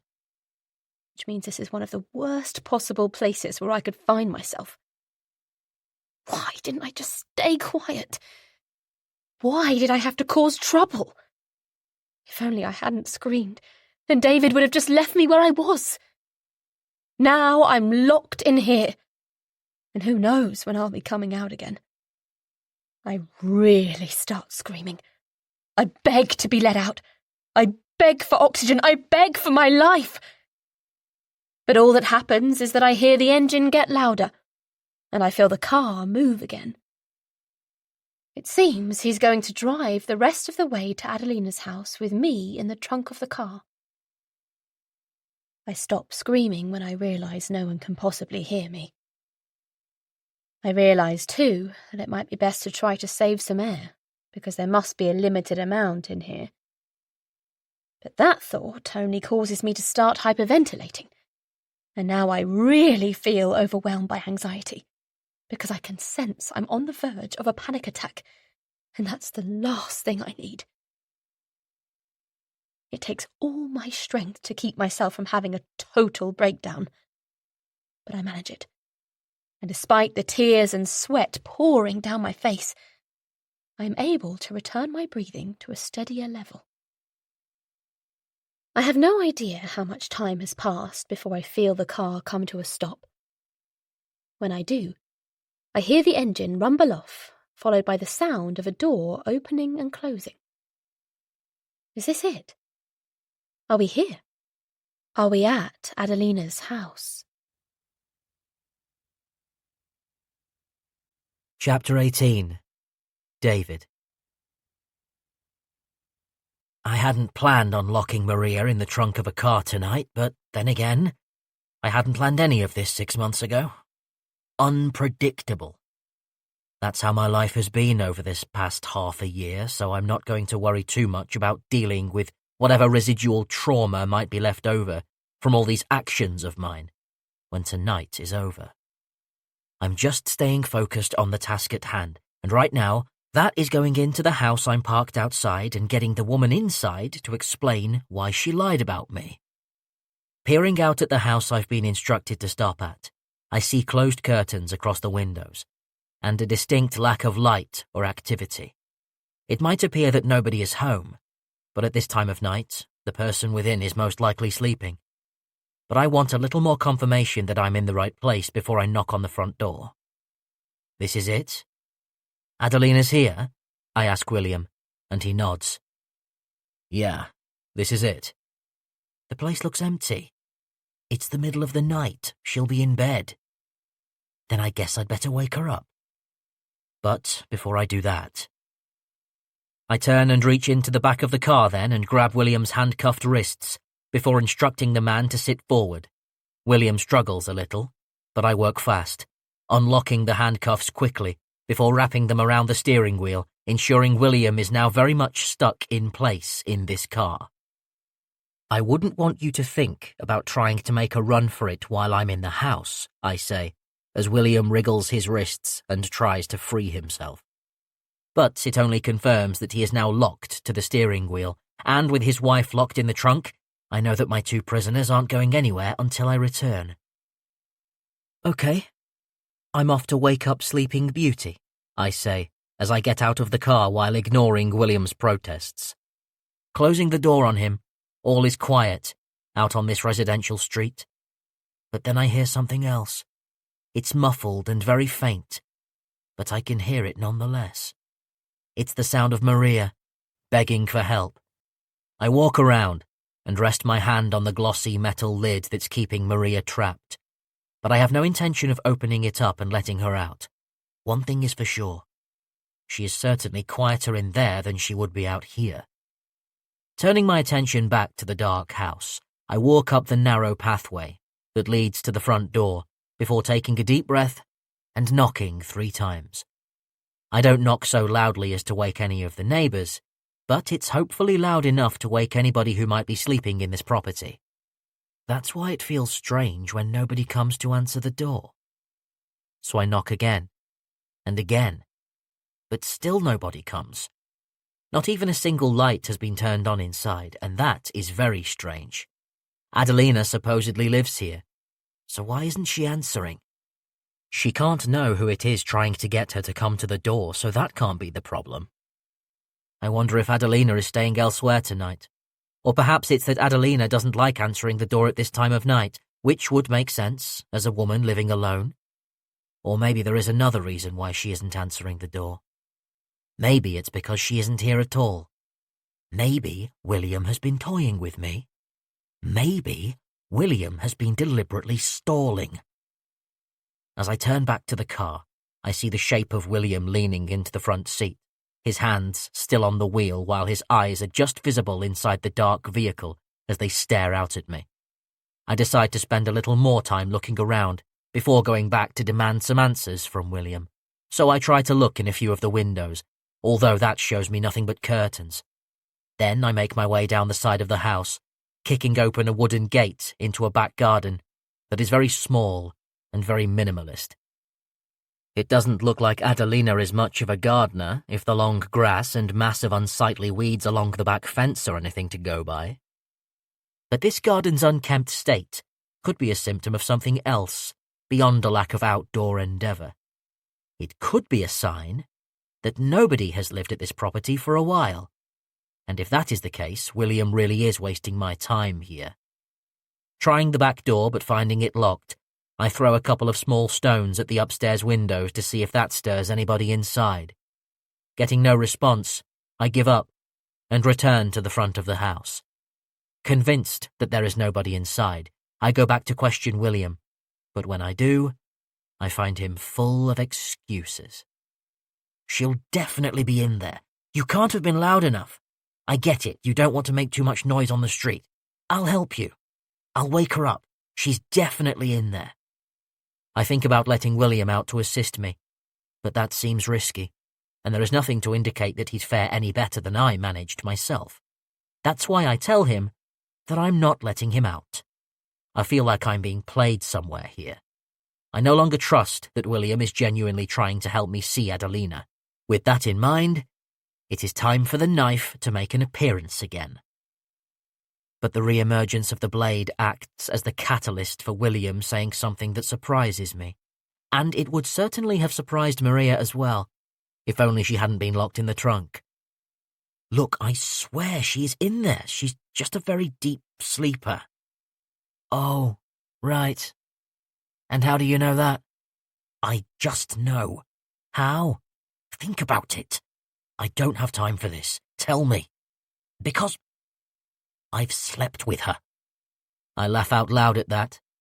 I can't help but find it deeply amusing that this man, with his once seemingly perfect life, is now being threatened at knife point while handcuffed to the wheel of his own car as he confesses to cheating on his wife. Who, by the way, is locked in the trunk of the very same car. Forget my life being unpredictable. William's might be even crazier. You've slept with Adelina, I say, trying to make sense of this. Shh! Keep your voice down, please, William replies. Despite everything, he's clearly nervous about his wife overhearing us. So what? You've been having an affair with her? Is that it? I wouldn't call it an affair. What would you call it? Or, more importantly perhaps, what would your wife call it? It's nothing. Just something that happened a couple of times. It was a stupid mistake and I regret it. So that's how you know where she lives. You've been here before. You've slept with her here. William doesn't answer that, so I take it as a yes. Look, I'm not proud of it, William says quietly, and to be fair to him, he does look broken in that moment. Then again, it is easy for anybody in his position to look broken, so I'm not going to give him too much sympathy. Rather, I want to know if this affair has anything to do with what happened to me. Is this why you believed Adelina when she made the false claim against me? Why you were so quick to take her side? Because she was your lover? Is it why you gave her all that money too? Look, it's not as black and white as that, isn't it? It seems pretty clear to me. You had a mistress, a very attractive mistress, and she was able to get you to do whatever she wanted. She told you to fire me, didn't she? And she asked you for money, which you gave her. Admit it. You're just another rich guy who's been taken advantage of by a hot young woman. No, that's not it. Then what is it then? I genuinely thought you had harassed her, and I paid her to keep quiet so the company name wasn't dragged through the mud. You expect me to believe that after what you've just told me? Yes, because it's the truth.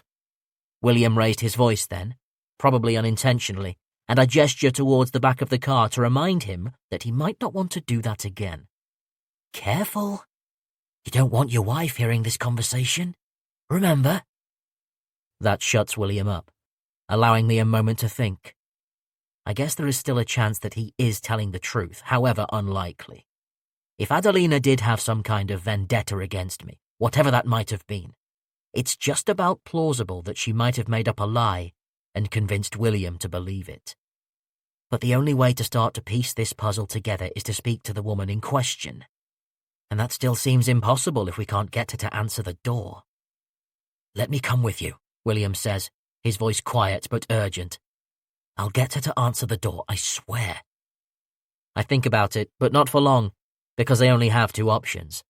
Say no and leave William in the car but not speak to Adelina tonight, or say yes and potentially get a resolution to all of this, if William is being honest about how he can get Adelina out of bed to face us. Okay, I'll let you try. But I swear to God, if you are tricking me, I will kill you right here and lay your body out on the back seat. Then I'll drive this car into the nearest lake with your wife still trapped in the trunk. Do you understand me? William nods quickly, his face afraid and compliant. Only then do I remove the handcuffs from around the steering wheel so William can get out of the car, still handcuffed, but at least able to move around more freely again. As I pull him away from the car towards the house, I accidentally drop the key to the handcuffs and am unable to find it again in the dark. But it's hardly my biggest problem right now, so I move on. I lead William to the front door, intrigued to see what my prisoner might do differently to rouse Adelina. Around the back, William says.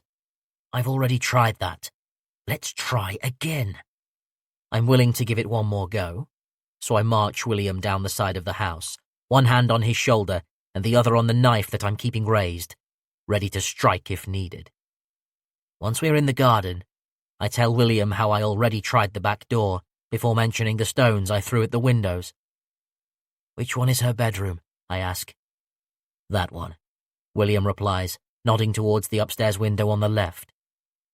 Tell me, did you ever feel guilty when you were up there having sex with somebody who wasn't your wife? I ask, taunting my prisoner slightly, but William doesn't take the bait. Instead, he just wanders down the overgrown path that leads to the back fence. What are you doing? I call after him, but William ignores me and keeps moving along, nudging various bits of rockery as he goes. And that's when we both hear it. It's the sound of something metallic clinking across the concrete of the path. We both look down to see what has just fallen out from underneath one of the disturbed rocks. It's a key. She mentioned a spare key, William says, as he crouches down to try to pick it up. I'll get it, I say, swiping it up before William has the chance.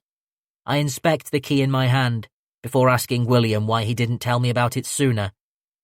I didn't know exactly where it was, he tries, but I cut him off, telling him I don't believe him.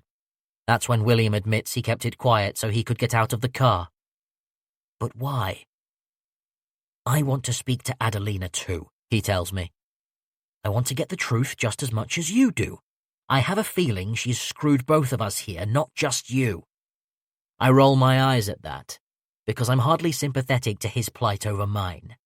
Then I walk to the back door and insert the key into the lock. When I turn it, I am pleased to hear a soft click, indicating that it is now open. I guess we're going in then, I say, before I usher William over to me and tell him that we will go in together, William first and me behind, the knife ready if I should need to use it on either my prisoner or Adelina. Entering the quiet home, I locate the nearest light switch, and suddenly we are standing in the small kitchen, bathed in light. It's clean and sparse. Nothing like the wild garden we've just left. Is she always this tidy? I ask, but William just shrugs and looks towards the next doorway. Moving through it, another flick of a light switch reveals a cozy living room with a neat sofa and a compact TV, as well as a rug in front of a fireplace that looks like it might not have been used for a while. She is very minimalist, isn't she? I say as I look around. She certainly hasn't spent much of that 50 grand on furniture for this place. But William remains silent, just looks towards the staircase ahead of us.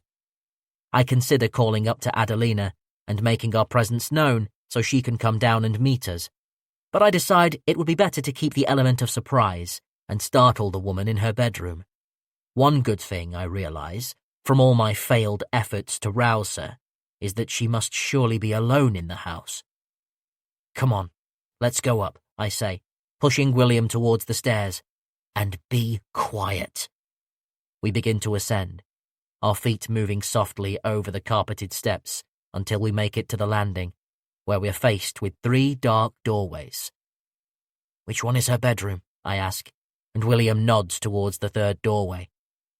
Well, I'm sure you had a lot more fun the last time you were in there than you're going to have tonight, I snap as I push William towards the bedroom while raising my knife a little higher. I really want Adelina to get a good look at the weapon when we enter. But while there is a bed in here, there is nobody sleeping in it. No one to panic when she sees 2 men entering.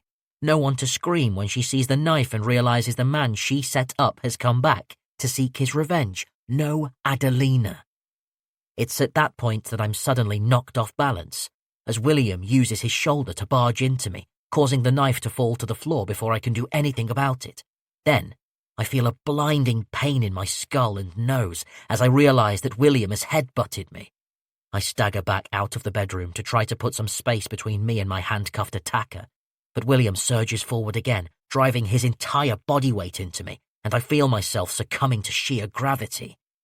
I fall backwards and grab at thin air, but there is nothing to halt my momentum now, and I tumble all the way down the stairs, hitting my head and jarring every bone in my body as I go. In an agonized, dazed heap at the bottom of the stairs, I know I have to try to get to my feet before William comes down and attacks me while I'm in this vulnerable position. It is obvious now that he has tricked me into coming here, but all I care about at this moment is surviving this so I can live another day to make a new plan. But William doesn't give me that chance. He charges down the stairs, and once at the bottom, he begins kicking my body before stamping on my head, and while I beg for mercy, there is none. William doesn't stop until I feel like I'm inches from death. He must sense it too, because it's only then that he pauses for breath and takes a look around this house that is just about to bear witness to a grisly murder. My own breath is becoming ever more of a struggle, the pain excruciating, my lungs and heart beyond repair. Yet somehow it strikes me as horribly absurd that my dying thoughts should be of this murderer and the property we're in.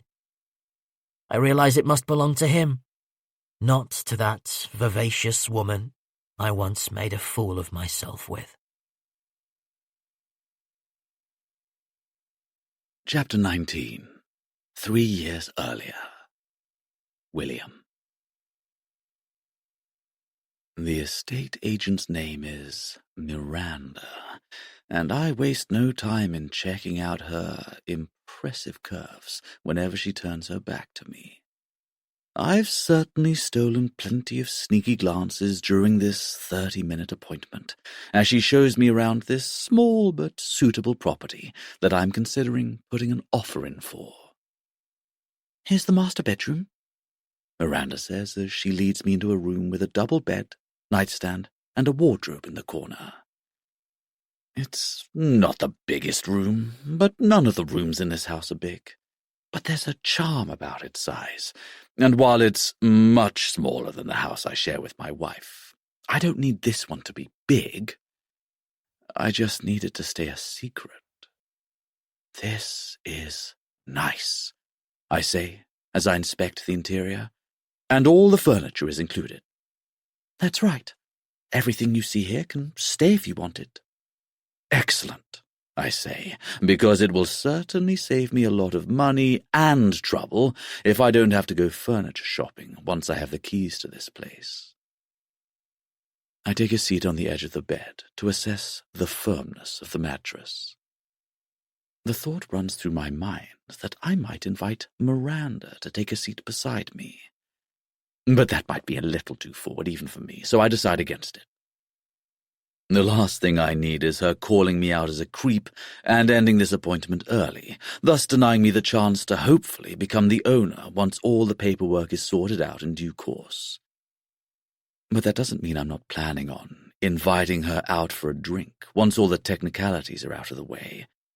And who knows, with a bit of luck, Miranda might find herself back here again, albeit in a very different capacity to the one she is in now. I hope she's wearing the same outfit then, too. I smile to myself as I follow Miranda around the remaining upstairs rooms, but there is nothing in the rest of this guided tour that causes me to reconsider my plans, and by the time we are back downstairs again, I am ready to make my intentions clear. Well, I have to say that this is exactly what I'm looking for. I begin, and Miranda looks pleased, no doubt already envisaging how she'll spend whatever commission she'll receive if she's successful in selling this place. "That's wonderful to hear. I had a feeling you would like it. It really is a nice house." Yes, it is. With that in mind, I'm going to put in an offer, and I'd like to move quickly on this. "Well, I can certainly try to make that possible, sir, depending on the seller accepting the offer, of course." Of course, but I think they'll like it. I'm going to pay the full asking price outright with a single bank transfer. "Oh, so you're a cash buyer?" I watch as she struggles to keep her voice professional. "Wow, I think the seller will certainly go for that." I think so too. I smile at Miranda to show my confidence in getting what I want.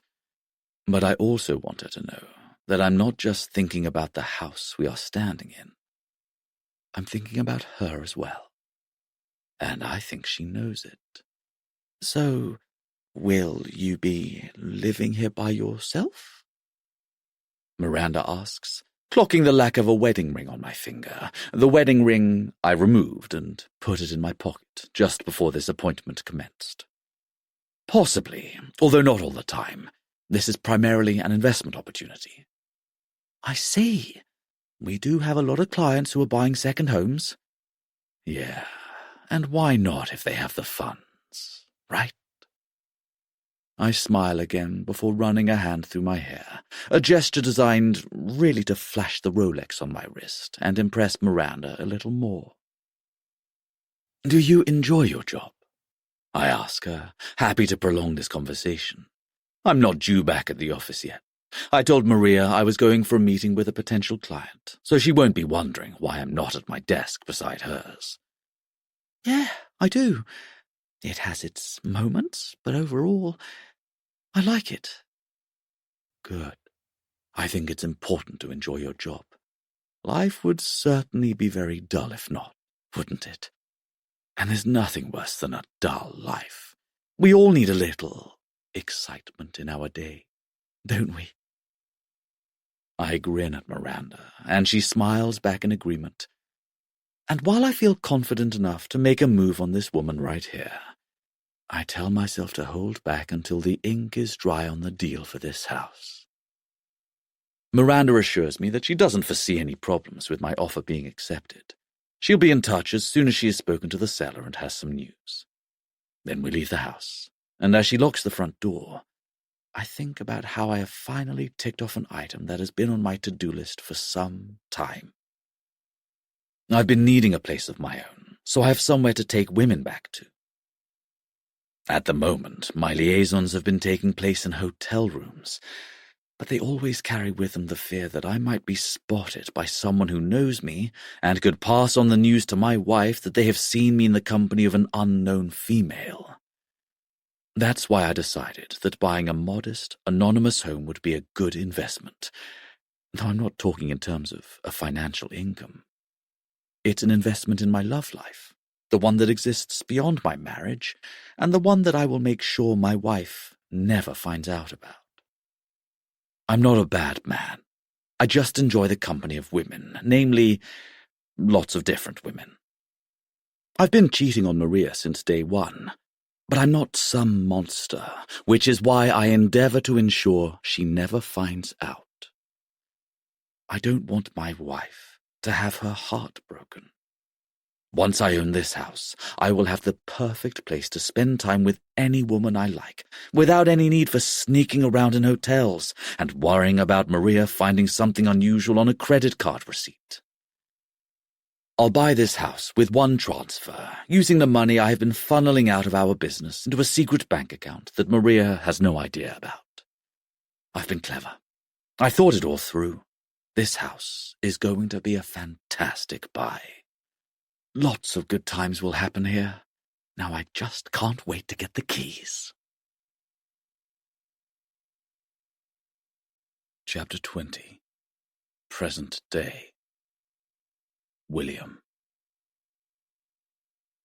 Looking down at the body by my feet, I'm aware of how this house hasn't quite ended up serving the purpose I bought it for. Sure, I've brought plenty of women here over the past few years, and had more than my fair share of fun with them in the bedroom, not to mention all the other rooms in this house, the kitchen included. But there's nothing fun about what's happened in here tonight. Instead, all I am left with now is a major problem. I have a dead body to get rid of. But rather, he be the one who has taken his last breath than me or my wife. Maria. She is still outside, locked in the trunk of my car. My first instinct is to try to grab the key fob from the dead man's pocket and run outside, where I can free my wife and make sure that she's okay. But then my second instinct tells me to hold off from doing such a thing just yet because, while it's certainly galling to see my wife imprisoned like that, I can't deny the benefit to me of Maria not seeing this house and knowing of its location. My plan when I first suggested that David and I take a trip over here was for me to eventually get the upper hand and kill him, which I have of course done. But things became significantly less straightforward once he insisted that Maria come with us as well.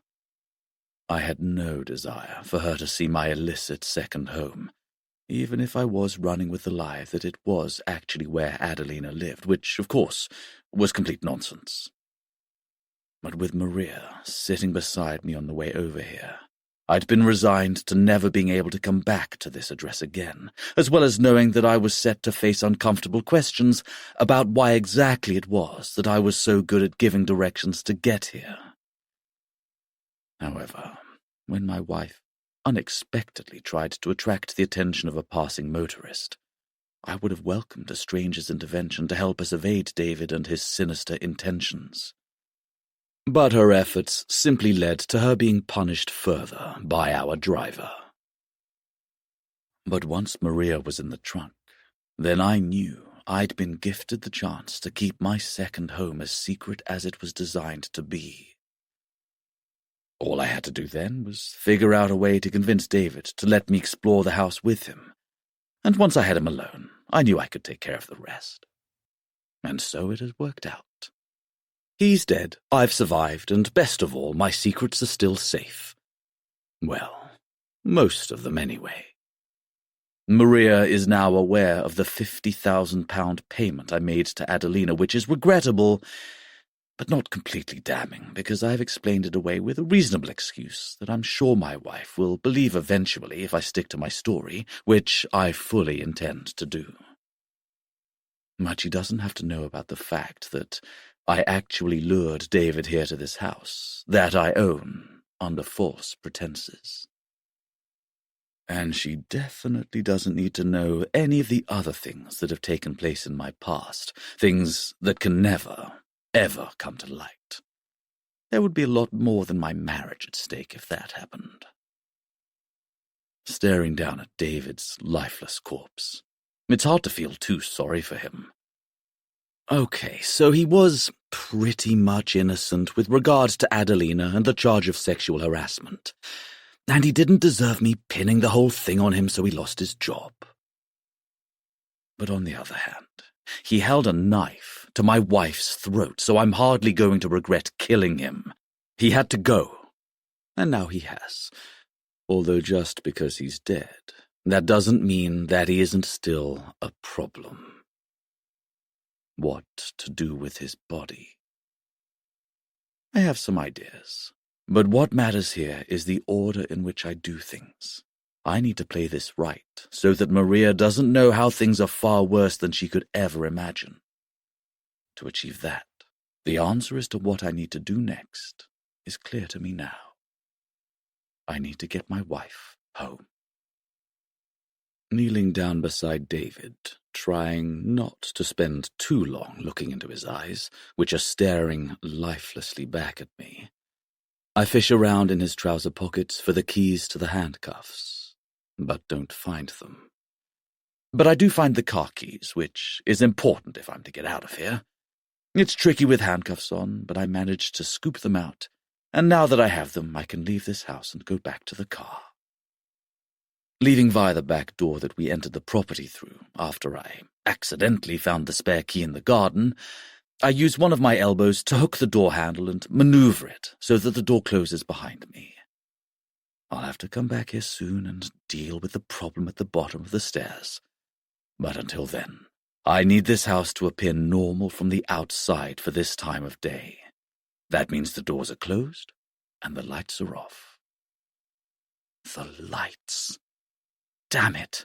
I can see a yellow glow inside, so I get myself back into the house and flick the offending light switch off, plunging the house into darkness again and making it look like a place that would hold nothing of interest to anyone who happened to look in this direction. The residents on this street will be used to this house being empty most of the time. After all, I'm hardly ever here, only usually calling by, either in the middle of the day with one of my other women, or letting myself in late at night with a woman I've met in a bar while Maria thinks I'm working or away on business. Therefore, they'll expect to see this place dark and unoccupied, so I'll make sure it looks exactly like it always does. With the back door closed again, I rush around to the front of the house with the car keys in my hand, and I'm about to get in behind the wheel and start the engine when... "Oh, hello, Simon. I thought someone was out here. I was just checking it was you."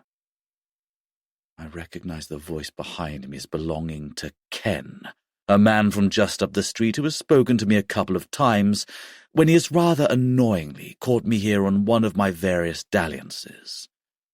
I gave him a fake name when I first met him, and like the irritating busybody that he is, he's remembered it while coming out to stick his nose into whatever my business might be on his street tonight. But I have a big problem here. I can't turn around and face him, because if I do, then he will surely see the handcuffs around my wrists, and that will take some explaining. "Oh, hey," I say, glancing back over my shoulder, but keeping the rest of my body facing away from him as I stand by the open door, longing to just get in and speed away. "Sorry, I hope I didn't wake you. I just called around to get something, but I'm going now." "No, you didn't wake me. I'm a night owl, you see. I like to stay up late." "Of course you do, you annoying twit. Why couldn't you be like everybody else and be in bed now, fast asleep and totally oblivious to the fact that you live so close to a murderer and a dead body? I see. Well, I'm just going now, so enjoy the rest of your evening. I try to leave then, going to get into the car and praying that Ken will just go back into his house. But he doesn't. He comes even closer to me. This really is a lovely motor, like the one James Bond drives, isn't it? Could I have a look at it? You don't mind, do you? Ken comes still closer, and that's when he sees them, the handcuffs on my wrists.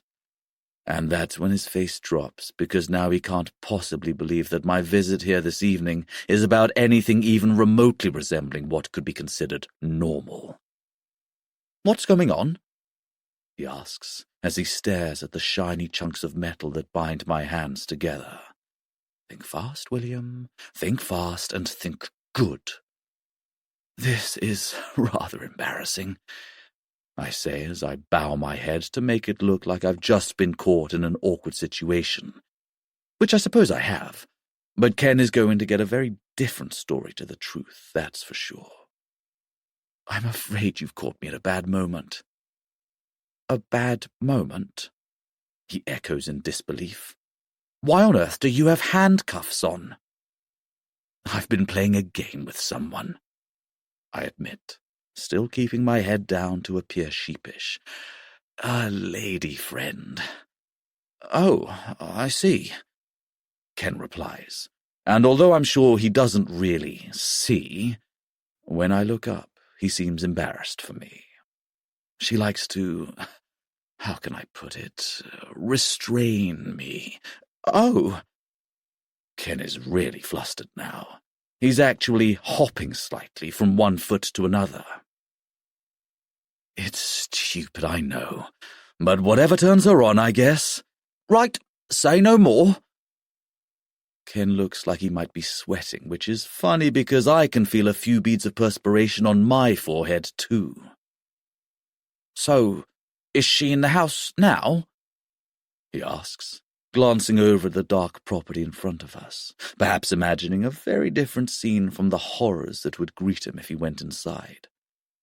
No, she's gone, but she likes to keep me handcuffed for a little while, even after we've finished. I force myself to meet his gaze, as if we were talking man to man. Just another part of her game. So, how do you get them off? Do you need some help? I've got some tools in my shed that could probably help break through them. No, that won't be necessary, but thank you. She'll take them off me herself in the morning. She wouldn't be pleased if she found out I'd already got out of them. They're quite expensive, these handcuffs, so best not to damage them. He nods thoughtfully. But how can you drive in them? Good question, Ken. How about one for you? Why don't you mind your own bloody business? I'll be fine to drive. It's a little tricky, I'll admit, but this isn't the first time I've been in such an, unusual situation. Ken seems to blush at that. Then I tell him I really need to get going, but ask if he wouldn't mind keeping what happened here between us, so that none of the other neighbours find out. Yes, of course, you have my word. I won't tell a soul, Ken assures me. Just make sure you don't get stopped by the police driving like that, or I'd imagine they'd want to put you in their own set of handcuffs. Good point, I'll make sure of that. Good night, Ken. Not get caught. That's the whole aim of this, so bugger off and let me get on with it. I think he's going to leave me alone, then. He certainly looks like he is, because he turns to walk away. And I know it's only a few seconds until he is back in his house, and I am off this street and away. And then we both hear it. The muffled shout from the back of the car. What was that? Ken asks. What? I didn't hear anything. I try in vain. There it is again. Yep, Ken's right. Maria just made another noise. What can I do? I can't open up the trunk and let her out. Not only will Ken realize that I've been lying to him and that something is seriously wrong here, but my wife will see the house and then she'll ask questions about David and Adelina, threatening everything. This is easily the longest night of my life. But it's not over yet, unless... Oh, it's her, I tell Ken, rolling my eyes. Who? The woman I told you about. The one who put me in these handcuffs. The kinky one. Where is she? She's in the trunk. What? It's part of our game. You're kidding. I'm afraid not. Now I'm really doing my best to look embarrassed while Ken just looks completely baffled.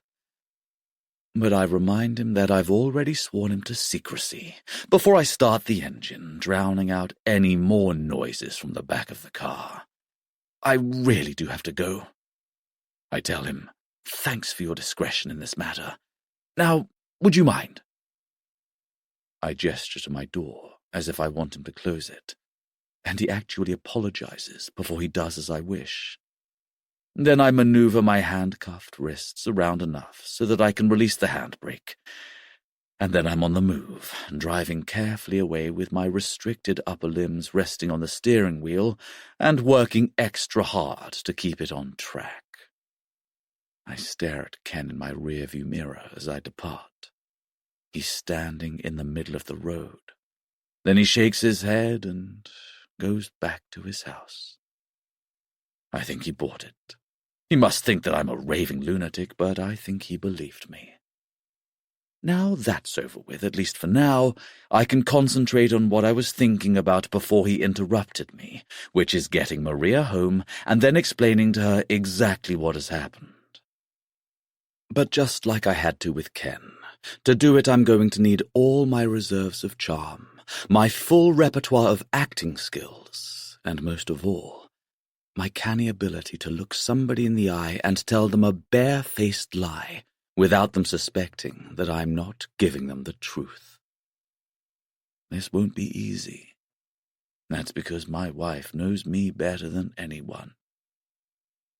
Or at least she thinks she does. Chapter 21. Maria. I was starting to feel like I was never going to be let out of this prison of mine. It certainly didn't look good when I heard the engine start again and felt that the car was on the move. I was petrified that David had done something to William after something had gone wrong at Adelina's house, and now he was driving us somewhere before disposing of both of our bodies. But really, it's hard to have any idea as to what might be going on in the outside world while curled up in a fetal position in the back of a car. The only hope I have of finding out is for the lid to be lifted and the outside to come into view again. The engine has stopped, and I can hear footsteps approaching. Is this it? Is David about to reach in and stab me over and over before dragging my bloodied corpse out to rot in a hidden location? Are we in the woods? Is this going to be my final resting place? Then the lid lifts, and I get the best surprise of my life. It's not David looking down at me. It's my husband. And he's smiling at me. William! Oh, my love! I cry, as I struggle to get out of the car. But it's almost impossible with my hands tied and my whole body rigid with cramp. William's hands are the same. But together, we haul me out of the trunk, and as I stand beside him, I look around, wary of where David might be and what he might be planning next. But I can't see him. He's not here. What the hell is going on? I notice that we're outside our house, on the driveway. And if it weren't for the fact we are both still wearing handcuffs, it could almost be as if nothing has happened here this evening. Where's David? I gasp, refusing to believe that the man who has terrorized us for so many hours would just vanish without a trace and without hurting either of us. It's okay. He's gone. You don't have to worry about him anymore. Now, come on. Let's get you inside. You need to sit down. You've been through a lot. William seems calm, as if he genuinely believes what he has just said. But it doesn't make any sense. He's right. I have been through a lot. But it's not over yet until I know everything about it. Gone? Gone where? What happened? I made a deal with him. What kind of deal? I told him I'd give him money if he left us alone. And he accepted. What? We offered him money earlier, and he said no. Why would he change his mind? Because I offered him a lot. How much? It doesn't matter. He's gone. We're safe now. William, I persist. How much? The time for being surprised is over, and now I'm just being stern. 100 grand. You gave him 100 grand? I'm staggered. The number is crazy. Huge. Certainly a lot for someone who was determined to kill us. I didn't want to, but I had to do something. Honestly, Maria, there was no other way. What about Adelina? Did you go to her house? Was she there? There is no house. I lied to stall him. What do you mean? I'm finding it hard to make sense of any of this. I just needed a way to get us out of our house. He'd have killed us in our home. I figured if I could get us out, then maybe we could get help, or I could at least delay him enough to make him change his mind. So where is Adelina? I have no idea. Albania, I imagine. So you haven't been having an affair with her? Whatever gave you that idea? No, of course not. William looks incredulous that I would even suggest such a thing. But I had to ask him. I've been so paranoid about it ever since he admitted to giving her money. So, where did you give him directions to? Some random street across town. Nowhere specific. I was stalling him, like I said. But what happened? We were parked up for ages. That's when we were talking. Were you? I didn't hear you. Maria, you were in the trunk. I'd be amazed if you heard anything at all. Time would have felt very distorted for you, too. I sigh and try to stretch out my back. I'm sure my husband's right. But this whole series of events still seems utterly perplexing. I'm just trying to make sense of all this. I appreciate that. Of course I do. But right now, it's late. It's been a hell of a night. And all I want to do is go inside and get these damn handcuffs off. But William, I protest, we need to call the police. What? Did you not listen to me? I gave David money to leave us alone. And he will now. We can't just let him get away with what he's done. What if he comes back? What if he threatens the kids? He won't. I promise you. How can you know that? How can you have any idea what he might do? Before tonight, you didn't know he was capable of holding us at knife point. Listen to me. David isn't coming back. Why? Because of the money? Because I've got news for you, William. He could spend that and come back asking for more. What's to stop him? I've apologised to him. Apologised? I echo, a little taken aback. That's right. I said sorry for firing him without a proper investigation. I know I screwed up. I know I took Adelina's word over his and didn't give him a chance to put his side of the story. And maybe I was wrong. Maybe David was innocent. Who knows? Maybe Adelina was the guilty party in all of this, and David was her victim.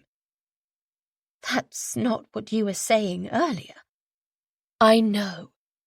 It's what I believe after spending half the night with David.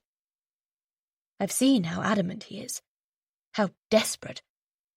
I'm telling you, A guilty man wouldn't work so hard to try to clear his name. Only an innocent man would do that. So now you think he's innocent? I feel like I'm giving my husband a grilling here, but I just wish the pieces would slot into place more convincingly. Possibly. I don't know. But we'll never know because, like David said, Adelina has vanished. So I took a chance. I told him I believed him. And once I'd apologised, I made him the offer of the money. And this time he was more receptive to it.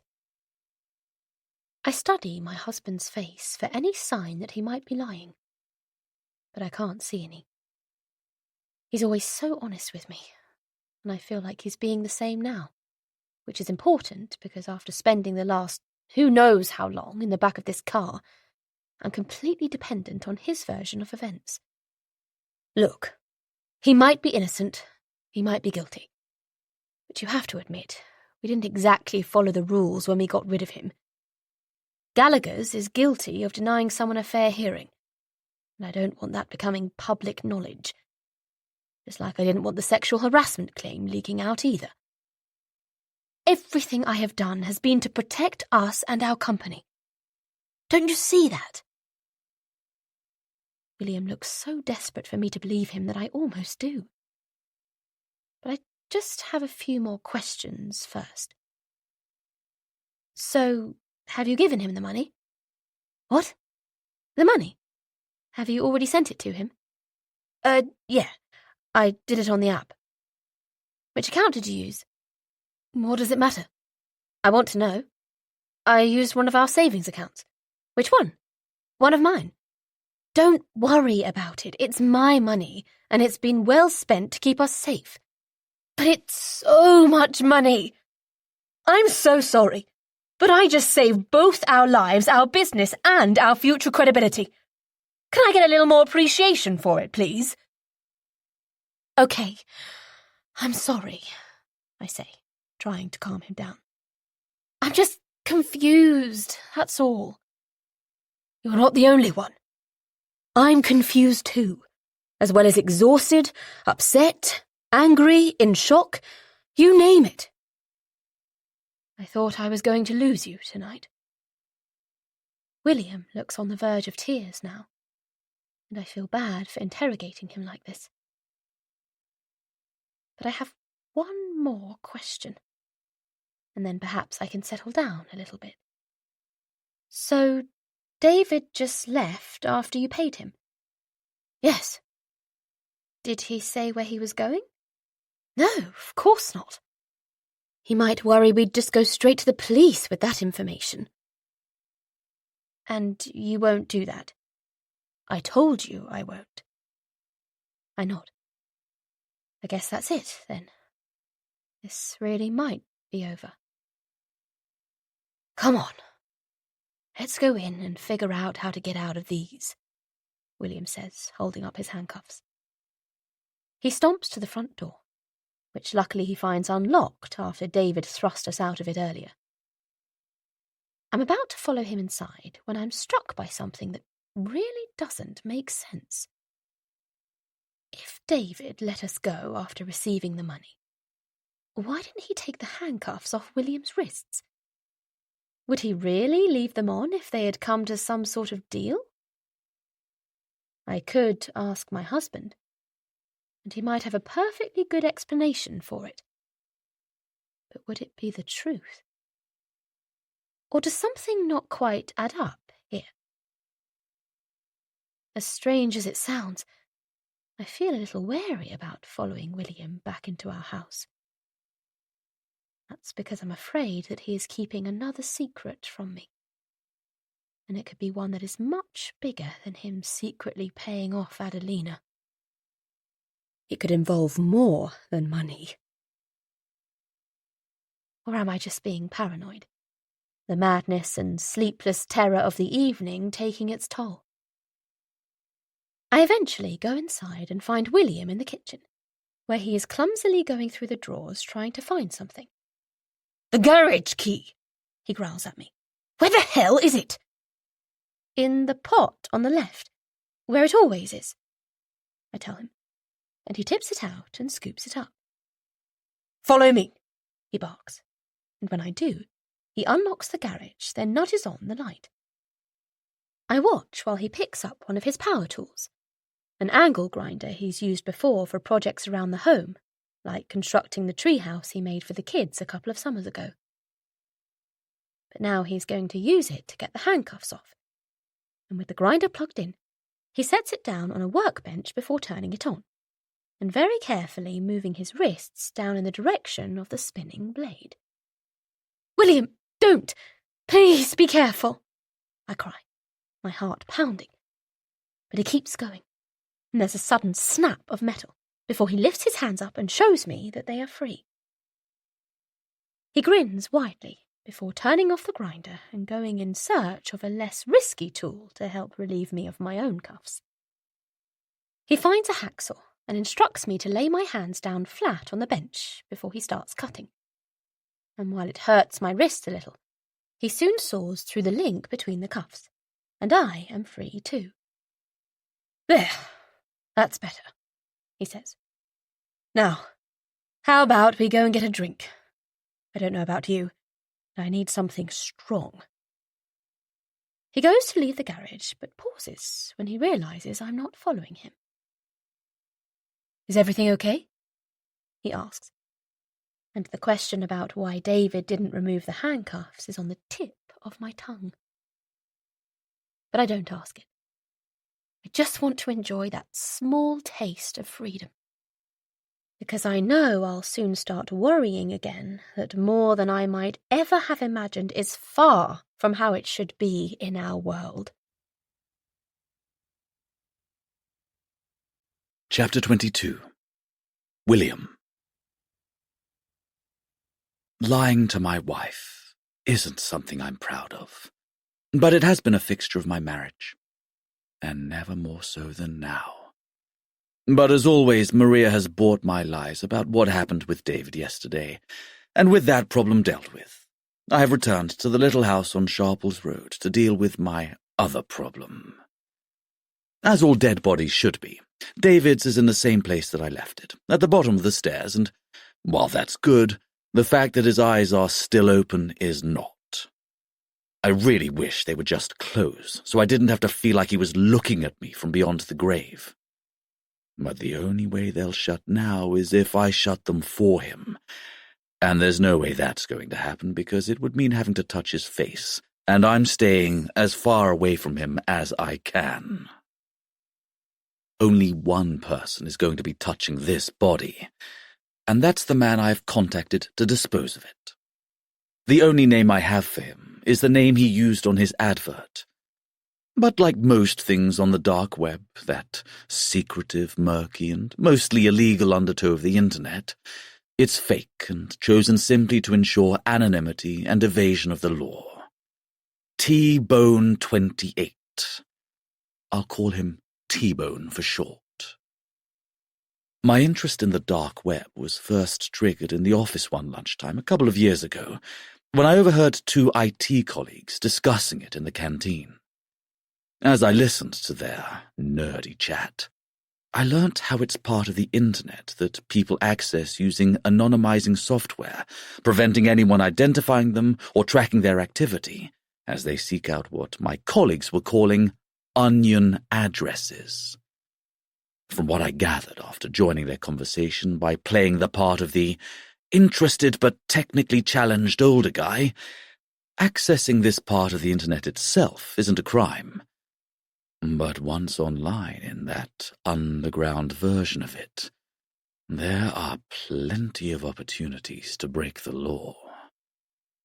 Whether it's looking to buy firearms in countries where they are banned, launder money from criminal gain, engage in terrorist activities, or a whole host of other illegal and immoral things, the dark web is home to all sorts of activity that will boggle the mind of the average law-abiding citizen. It certainly boggled my mind when I figured out how to access it. But I didn't need to do that until the first time I committed a crime. You see, being with a dead body, as I am right now, isn't the first time I have crossed the line from innocent party to a guilty one. Just like this house I stand in, my past is a shady place, one that I'm not proud of, but that exists anyway and can't be erased. It's thanks to that past that I knew just the person to contact about my current difficulty. I originally found his contact details on the dark web after purchasing the necessary hardware to access it, which not only included certain internet routers to keep my activity hidden, but also a new laptop so Maria or the kids could never accidentally find out what I'd been doing if they went into my home office one day and started snooping around in places they shouldn't. I'd been amazed at just what a person could shop for on the dark web. As far as online supermarkets go, it's surely the biggest and best in the world. Or at least it is for a person who enjoys the more unsavory aspects of life. There are people advertising all sorts of things, including, and not limited, to being willing to kill somebody for cash, being able to get any drugs a person might want, not to mention a whole host of depraved sexual services. But most importantly for me, there were people who confirmed that for a fee, they could make a dead body disappear. I hadn't contacted anybody at the time I was browsing, mainly out of fear that they might have actually been undercover police officers who were just waiting for an idiot like me to stumble into a world of crime before swooping in and arresting me. But I did note down a couple of potential contacts, because I never knew if I might need them in the future. And I'm glad I did, because thanks to David and the problem he now poses me, I certainly need somebody. I need a body removal expert. I need T-Bone 28.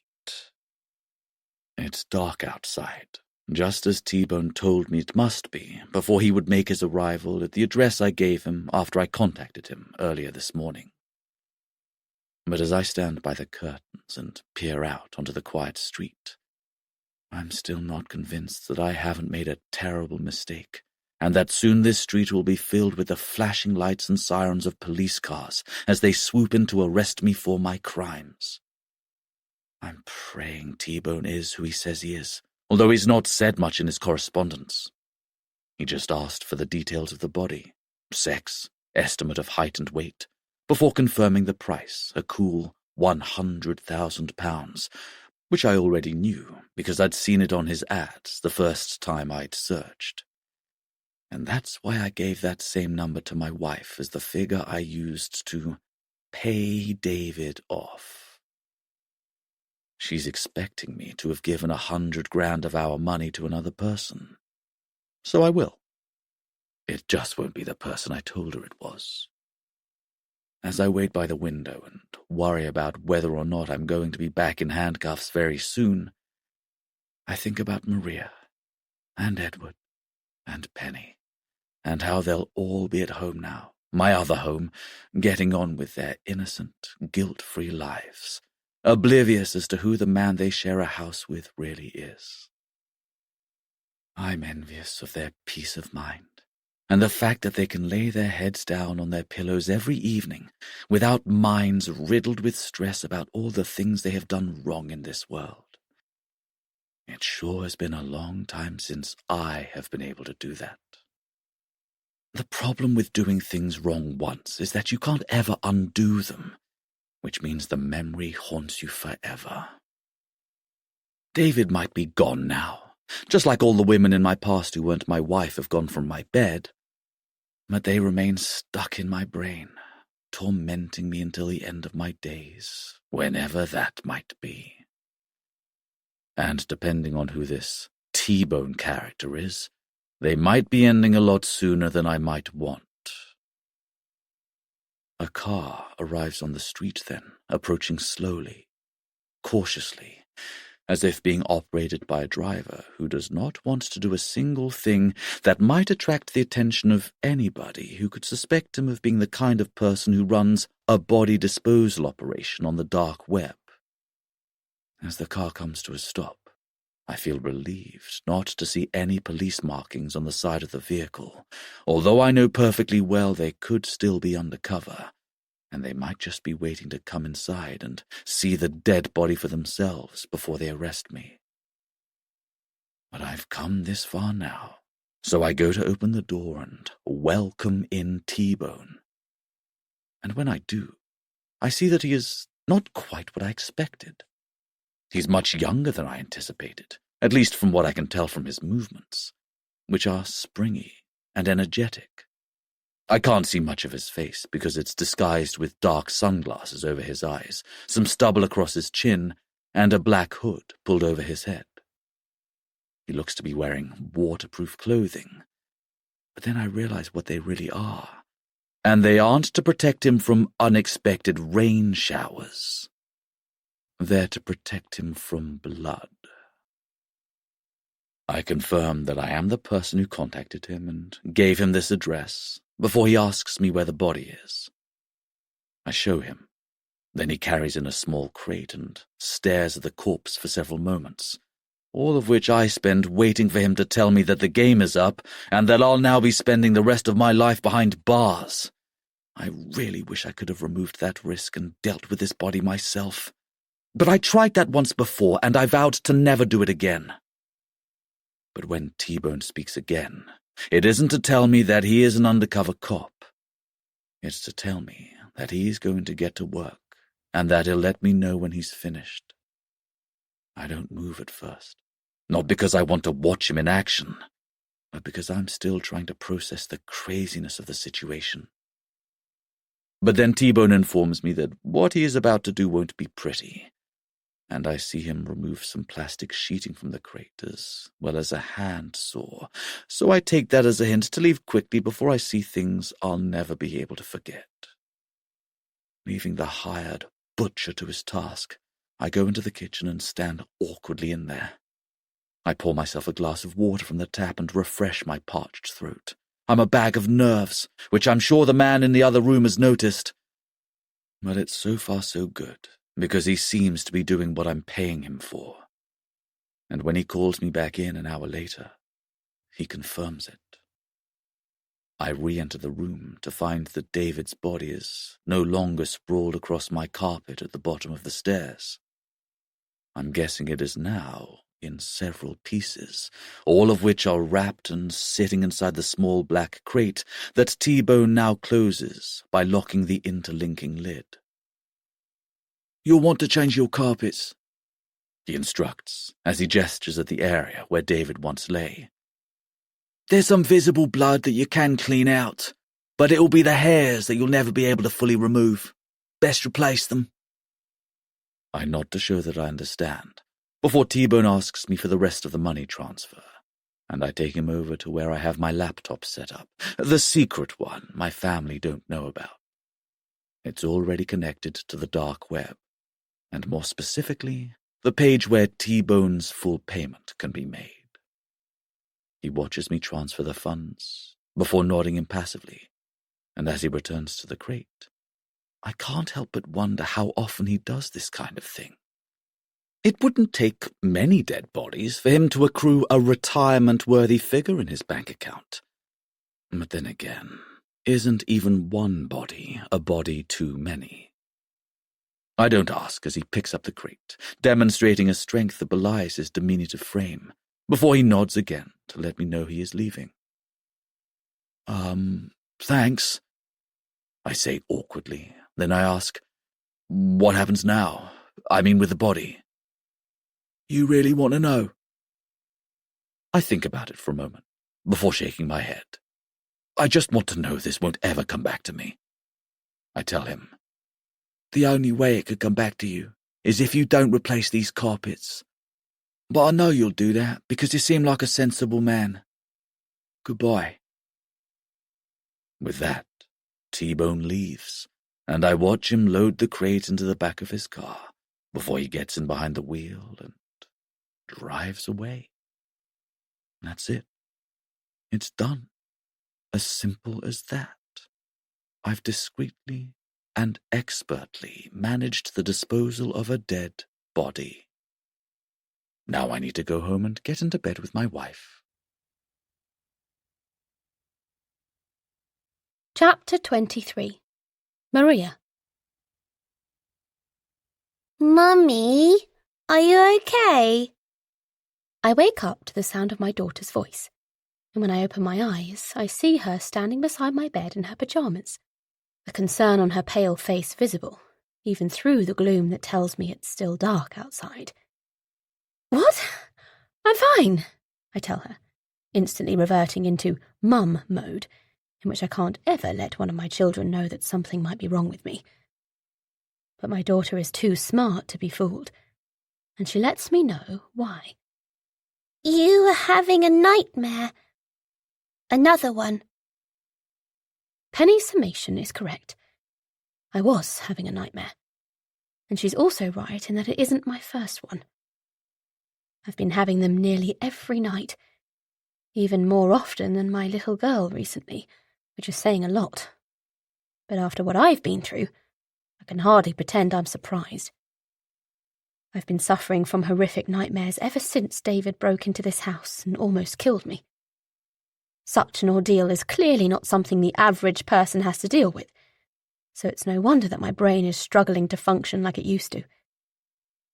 It's also not helping that I haven't talked to anybody about what happened, other than the person who shared the experience with me, of course. But even that hasn't helped me much. That's because William has said very little on the matter, preferring to keep reminding me that it is all over now and that things will get better if I just rest and give it time.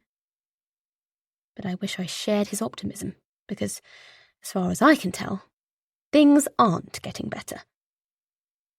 It's been a week now since that fateful night, and as well as struggling to sleep and emerging sweaty and distressed from sleep when I do drop off, I haven't yet been back to work. William told me to take as much time as I need, and that he would cover for me in the office, which has been a big help. But in truth, it is only dealing with the problem of keeping our everyday life ticking over. However, the problem of how to process a trauma like having a knife held to my throat in this very bedroom is not being dealt with. And until it is, I fear the nightmares won't end. And neither will the need for my daughter to get out of bed to come and check if her mummy is okay. It should be me going to her to soothe her after a bad dream, not the other way around. But right now, I do need my daughter's comforting touch. So I pull her in for a hug and give her a tight squeeze. She asks me then if it would be okay if she got into bed with me and slept in here. But I whisper to her that it would be best if she went back to her own bed, because we don't want to wake Daddy. But then she points with a frown to the other side of the bed, and when I look, I see that William is not there. "Oh," I say, trying not to seem too surprised that I'm sleeping alone. But I am surprised.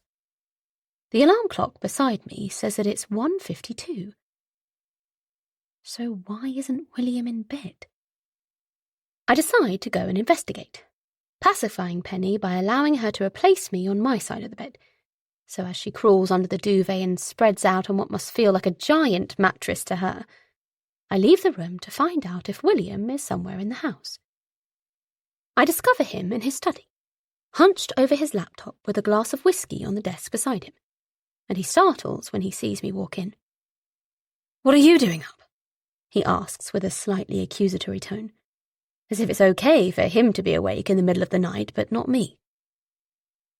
"I had another bad dream. Penny came in to see me. She's in our bed now." "Oh, right." William takes a gulp of his drink as I stand in the doorway, shivering slightly. It's cold in here, although William doesn't seem to be feeling it. "What are you doing?" I ask as I look at the lid of the laptop and wonder what might be on the screen on the other side of it, the side only my husband can see. "Just surfing the web, you know," comes the vague reply. And there's a brief, awkward silence between us, one that seems to have infiltrated our relationship in the past week, and that now rears its head several times a day. "You should try to get some sleep," I tell him. Penny's in our bed, but I can go in her room, or on the sofa if you like. No, that's okay. I'll take the sofa. You go and sleep with her. William doesn't look like he's ready to call it a night just yet. So I leave him and wander back through our dark, quiet house, my mind whirring away as I wonder what might be going on in my husband's brain at this time. He's never been an open book, so to speak, but he's definitely become even more private since what happened with David. I wish he would talk to me. I wish he would tell me what he's thinking and how he's trying to process his own trauma from that night. That way, there could be a chance for the two of us to work through this together, to help each other, to heal each other, to maybe even come out stronger on the other side.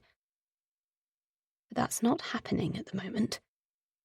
If anything, it feels like we're drifting apart. It's also about the fact that I'm still struggling to believe everything William has told me. I've tried my best, but I still can't believe that David would have just accepted the £100,000 payoff. Sure, it's a huge sum of money, but I saw the look in his eyes when he was in this house. It was not the look of a man who could be bought off so easily. And I feel like I should know, because I was the first one to offer him cash. Something else must have happened to change his mind, if his mind was changed at all. But what?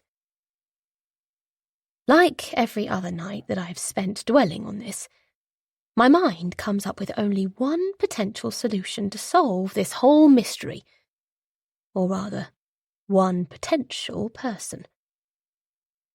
Adelina. She holds the key to all of this. She knows the truth. She knows whether she lied about David, or whether he really did harass her. And she knows what that payment she received from my husband was really for. I need to see her. I need to ask her. I need to get some answers.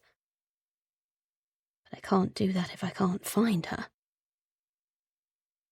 I crawl back into bed beside Penny, who is already fast asleep on my pillow. Bless her. But I'm not going to be sleeping myself. Instead, I use my phone to conduct as wide and as extensive a search for any mentions of Adelina on the internet that I can. As always, the first and best port of call to stalk somebody online is to type their name into various social media platforms. So I do just that. I might not be friends with her on any of these sites, but I might still be able to see her most recent updates on her profile page. And I certainly will be if she hasn't set her account to private. Luckily, she seems to be using her real name, and I find her easily on Instagram and begin carefully scrolling, expecting to see plenty of photos from her homeland, considering that's where everybody thinks she is now. Maybe a few images of her with family and friends, or perhaps some scenic photographs of her country's famously stunning beaches and mountains. I know from chatting to Adelina that Albania enjoys a Mediterranean climate, so there may even be snaps of her relaxing outside a bistro in the sun. But there are none. Instead, strangely, the most recent image is one I recognise. It's of Adelina sitting in the park near the office, enjoying an ice cream with a couple of colleagues. I recognise the photo because somebody submitted it for our monthly newsletter that HR sends out to all employees, and it featured in the "It's Not All Work" section. But that was ages ago, wasn't it? It certainly feels like it. When I read the date below the image, I find out exactly when it was. It was 7 months ago. Before the sexual harassment claim. Before she left us. Before she disappeared and apparently went back home. What are the chances of her not posting anything since then? Looking at her older posts, it seems she was a fairly regular user, updating her feed regularly. But there's been nothing for a long time now, and certainly nothing that would indicate she is back in Albania. I decide to direct message her on this account. I don't want to scare her off, so I keep it light and vague, saying that I hope she is well, and I've just seen her profile after she came up as a suggested for you. But I do make sure to ask her where she is now, because that's what I really want to know. Maybe she didn't go to Albania. Maybe she's still around here somewhere. And if so, perhaps I could meet her for a coffee. That would be great. It could certainly go some way to easing my worries. But despite sending the message and staying up all night, refreshing my account to see if she has seen it, there is nothing. I figure she was just asleep. But as the next day wears on, there is still no response. Like her photos, everything has gone quiet. Where are you, Adelina? Are you okay? Or has something happened to you? Chapter 24. 5 months earlier. William. Another busy morning of work has just come to an end, and now I'm leaving the office for a quick workout at the local gym. Exercise is something that I've had a love-hate relationship with throughout my life, but I'm currently in the middle of a love phase and keen to get fit, not just for myself, but for the many women in my life. I know the ladies tend to prefer muscles over beer bellies, however fat the wallet might be. So I'm making the effort, for my wife, and for the women I take back to Sharples Road. I certainly can't complain about my sex life, but I know that getting fit will only improve my performance in the bedroom. So while I have to suffer a little bit of pain in the gym 3 times a week, the reward is even greater pleasure when the time comes to slip between the sheets with whichever lucky lady I'm with that night. I have my gym bag in hand, and it has a packed lunch inside it, one that Maria made for me this morning, because she is fully supportive of my wish to live a healthier lifestyle for her and the kids. I didn't tell her that instead of chicken, rice, and broccoli, I'd preferred a beer and a burger. Instead, I just thanked her for kindly caring about my diet before I shoved the lunchbox into my bag and said I couldn't wait to eat it. I was so excited about it that I almost forgot to take it out of the canteen fridge before I left. But I have it now, along with a spare change of clothes and a pair of trainers, so I'm all set for action. The treadmill isn't going to know what hit it. But then I leave the office and see something that makes me feel more like I don't know what's just hit me. That's because it's a person I didn't expect to see, a face from my recent past, who assured me that I would never have to see her again, whom I paid to remove herself from my life. Yet she's walking across the car park towards the office. But why is she here? Why is she breaking the terms of our agreement? What the hell are you doing here? I ask while urgently looking around to see if anybody else is in this car park. I'm glad to see that there isn't, but this is a busy office with lots of comings and goings, so it's only a matter of time before somebody does pass through here. And when they do, I want Adelina to be gone, so they don't start with any polite chit-chat about how she's been and what she's been up to.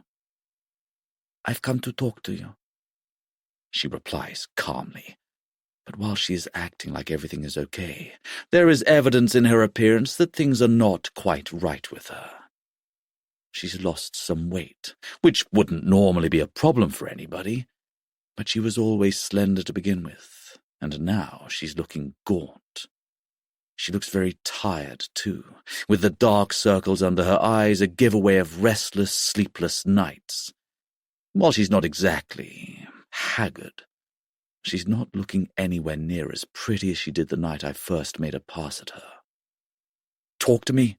About what? We have nothing to talk about. Yes, we do. Then why didn't you phone me? I could have come and met you. Why are you here? Because this is a workplace issue, so where else would I want to discuss it? A workplace issue? I'm not even pretending to keep my cool at this point. What the hell are you talking about? I've changed my mind. I don't want your money, and I'll give it back, every single penny of it. I don't want to be paid off. I'd rather the truth came out about what really happened. I look at her, aghast. All of that sounds utterly terrifying to me. We made a deal, I hiss, pleading with her to reconsider. You took that money and said you would never talk about it again. I just told you. I changed my mind. But you can't just do that. That wasn't part of the agreement. This wasn't a business deal. There wasn't a cooling-off period, for God's sake. That's irrelevant. She shrugs, unmoved. I'm not going to apologize. You're the one who should be apologizing. To me, to your wife, and to David, the man we have ruined. Apologize? I almost shout. Don't be stupid. I'm not the only one who has done something wrong now. You have too. You made the false claim. You cost David his job, not me. If you tell the truth now, you'll be in all sorts of trouble. He could sue you. I don't care, she says, her eyes glinting. I just want to do the right thing. I want to do what I should have done at the time. I want to expose you. The way Adelina says that last sentence chills my entire body. But there's no time to feel sorry for myself, because I hear the automatic doors of the office slide open behind me. Somebody's about to come out. Quickly, come here. Let me just understand all of this before you go inside and ruin me.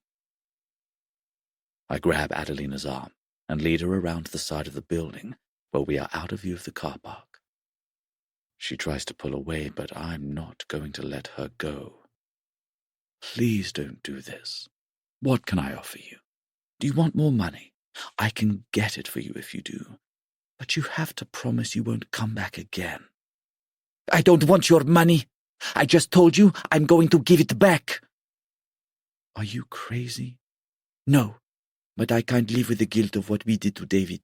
And I can't live with the thought of Maria having no idea what her husband is really like. It's obvious that there is no changing her mind. And that's why I react instinctively, choosing actions over words. I move my hand up from where it is gripping her arm to grip her throat. My left hand joins it, and between them, they begin to strangle Adelina, squeezing her throat tighter and tighter as she gargles and gasps, desperately trying to suck in the oxygen that I am now depriving her of. She wriggles and bucks, tries to kick out at me, but I remain steadfast and refuse to change course now. I'm fully committed to silencing her once and for all. And then it's done. I feel her body relax. I see her eyes roll back before they close. And when I loosen my grip, she falls at my feet, her body landing hard on the concrete, her arms splayed out to the sides, her legs folded awkwardly, and her mouth, that could have done so much damage to me if I had let her speak the truth, now grotesquely twisted. I'm sweating, and I haven't even made it to the gym yet, but I haven't got a moment to waste. I need to hide this ruined body before anybody walks down the side of this building. I'm grateful that I didn't suggest we install security cameras at the side of the office now. I'm also grateful that I suggested we buy this building that is right next to a park, because it's the trees and bushes of that park that can help me conceal Adelina's body, for now at least. I grab her limp hands and drag her across the short concrete path, before moving into the shrubbery and quickly locating a suitable bush to hide the body in. I'll have to come back soon once darkness falls to move her elsewhere, because it is in real danger of being discovered by a dog here. But I can't do much in daylight, so this will have to do for now. the afternoon I spend in the office is easily the longest of my life, and I find it impossible to concentrate on anything other than what I did at lunchtime. I spend one horrendous 90-minute meeting staring out of the boardroom window, looking down at the green grass and the tall trees of the park, and thinking about how there is something very sinister lurking within its borders. I also see all the people walking around in the park, some of them children, and think about how they have no idea that they are treading so close to something that could give them nightmares for the rest of their lives. It feels like the working day will never end, but it eventually does. And as my employees drift out of the office, getting into their cars and driving away to go and spend their evenings doing whatever fun things they might have planned, I know I have the night from hell ahead of me. But first, I have to convince Maria that I need to stay and work late tonight. And while she's disappointed to hear that, because we already had plans to have a nice dinner together and watch a couple of episodes of our favorite TV show once the kids were in bed, I tell her that I don't have a choice. She leaves me to go and tend to matters at home, and once she is out of the office and darkness has fallen, I only have one more obstacle in my way. The security guard who patrols reception. I need to get him out of the way to give me enough time to back my car up to the building and drag Adelina's body into the back of it. Using all my charm and wit, I convince the guy that I need a big favor from him because I'm in a bit of a mess and only he can help me now. I tell him I have an important conference call with a client in New York that I need to be on in 5 minutes, but my quandary is that I've forgotten to buy my wife an anniversary present, and the only thing I can get her now is flowers from the local supermarket. But that closes in 10 minutes, so I'll never make it if I have my call. With that in mind, could the security guard go out and choose the best bunch of flowers they have for me? He agrees, no doubt helped by the £50 note I give him for his troubles, and discretion. Not a word to Mrs. G, I add with a wink, and while he's out of the way I run to my car and reverse it as near to the side of the building as I can. Then I rush back to the bushes where I left Adelina and find her colder and a little stiffer than when I last handled her, as I drag her towards my car and haul her into the trunk. It's exhausting work, but I get it done, giving thanks for all those gym sessions. And with her safely stowed away, I return my car to the same parking spot in the otherwise empty car park, before the guard returns with an extravagant bouquet of flowers. "Thank you, you're a lifesaver," I tell him, before apologizing that my conference call actually got cancelled at the last minute, so I could have gone myself after all. But he's not too bothered about that, now he's £50 richer for 10 minutes' work. So I bid him good night and scurry back to my car with the flowers in hand. I speed away, glad to put some distance between myself and the place where I officially became a murderer. But I'm not on my way home just yet. I'm heading for the forest on the outskirts of town, the one that I know is big enough to hide a body in the hope that it could go undetected for many, many years, if not forever. As I reach the forest, I slow down to navigate the small dirt tracks that cut through it. I wonder how many other people might have come here in the past with similar objectives to mine. I like to think that this is a place where bird watchers come to see what they can spot in the trees, and where children occasionally ride their bikes under the proud gaze of their parents. But there are surely more sinister activities that have gone on here too, like people hiding things they never want anybody else to find. I initially think about trying to conceal Adelina's body in the dense undergrowth out here in the center of this sprawling forest. But then I remember that there is a small lake in the middle of these tall trees, and I decide that might be the best place to dispose of a corpse. Reaching the body of water, I watch the moonlight shimmering on the surface before I get out of my car and begin the process of dragging Adelina's body down to the water's edge. Then I start filling her pockets with as many rocks and stones as I can find, making her as heavy as possible so that she sinks to the bottom of this lake and never floats up to the top again. I wade out with her weighed-down body until I'm up to my waist, and as I start to feel her sinking, I know this is almost over. I should just let go of her, let her drift down into the murky depths, forget all about her, and get out of here and go home and shower away my sins. But before I do that, I take one last look down at her face, and I instantly regret it.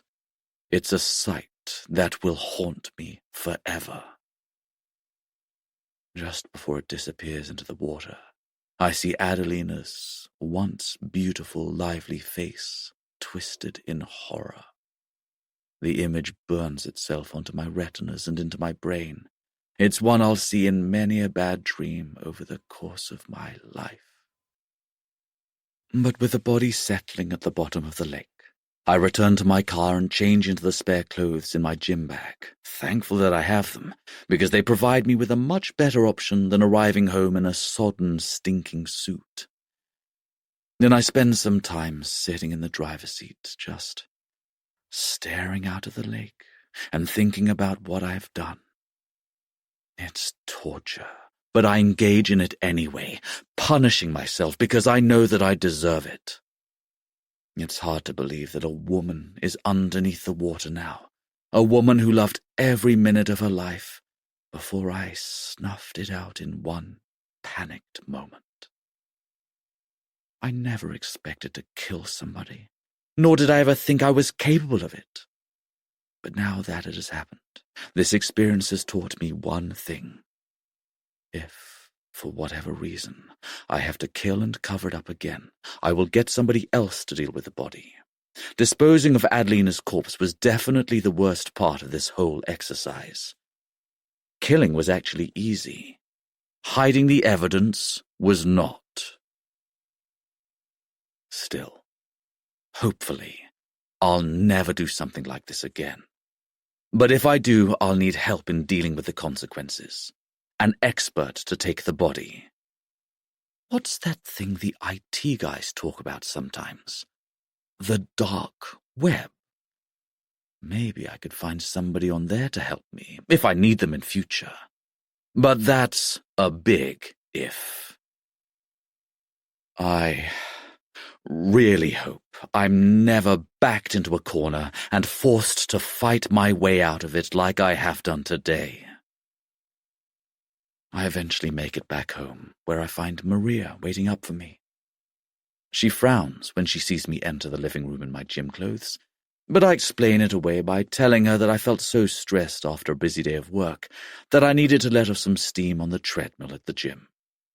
She isn't mad at me for choosing a healthy way to relax, pleased that I've opted for exercise over hitting the bottle, as I so often do when things get tough.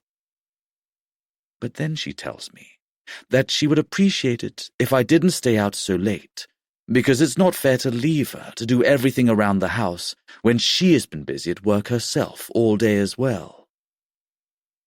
I apologize and agree with her, wishing that I could just get into bed and bring this day to an end. But before that happens, I remember something. And it's something that I think will go some way to making my wife forgive me for being out late this evening. I return to my car and collect the item before coming back inside and presenting it to her, upon which she smiles and tells me how sweet I am. It's the flowers I sent the security guard out to get while I moved Adelina's body. It seems they've served a second purpose today. Not only did they help me remove a potential witness earlier, but they have got me back in my wife's good books. Now Maria is kissing me, pulling me into her, making it clear that she has a workout of her own to put me through now that I'm home from the gym. I'm exhausted and stressed out, though I insist on a quick shower to wash the lake off me before I find the strength to make love to her. But I make sure to keep my eyes open the whole time we are together. That's because I know that when I close them, it won't be her face that I see. It will be Adelina's, and how she looked just before she slipped beneath the surface. Chapter 25. Present Day. Maria. I'm still finding it tough to sleep, which is why I'm absent from the office again today. William is very sympathetic to my plight and is eager for me not to rush back into things until I feel I am over that dreadful night with David. But he has also mentioned we have a couple of important meetings coming up next week, and it would be good if I could be there. I get it. He is thinking of the business, as well as most likely hoping things will quickly go back to normal. But it remains to be seen if that is even possible, because I'm struggling to think of anything but Adelina, and what might have really happened between her, my husband, and the man who almost killed me. Adelina did not reply to the message I sent her on social media. As far as I know, she hasn't even read it. There's no notification under the message. But, not to be deterred, I decided to try to contact somebody else. I have reached out to a woman who has been tagged in several of Adelina's older photos. A woman who is clearly a friend of hers, and who might be able to help shed a little light on Adelina's whereabouts since she left my company. Her name is Tess, and after messaging her and telling her that I was an old colleague of Adelina's who had been trying to reach her without any luck, I suggested we meet up for a quick coffee. Tess seemed unsure at first, and the time it took for her to reply to my messages increased the more frequently I contacted her. But I was eventually able to persuade her to see me. Now I'm walking into the cafe that I selected as the meeting point, and praying that Tess will be here. She's my best chance at learning more about my old employee. I'm early, so I face a nervous wait when Tess doesn't appear at the time we agreed. But she finally walks in 7 minutes late, and recognizing her easily from her photos online, I wave her over. She's lucky she isn't here for a job interview, because her lateness would have already counted against her. But, as it is, I'm just glad to see her. And as she takes a seat at my table, I thank her for coming. I'm not really sure what you want me to do, Tess admits as she looks around the cafe at the people at the other tables. People who are presumably good friends and are under more normal circumstances than we are.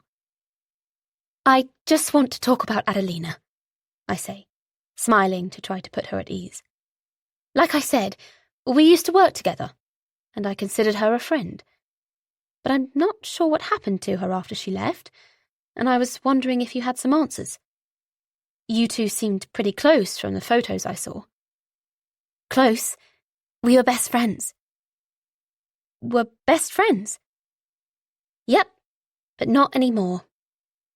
So what happened? She stopped replying to my messages. She ghosted me, if you will. I've heard that term a few times in the TV crime dramas I like. I wouldn't use it myself, but I know it means Adelina essentially ceased all communication with Tess without any explanation as to why. Isn't that weird? I say, wondering how hurt Tess might feel about all this. Well, yeah. I guess she didn't think we were as close as I did.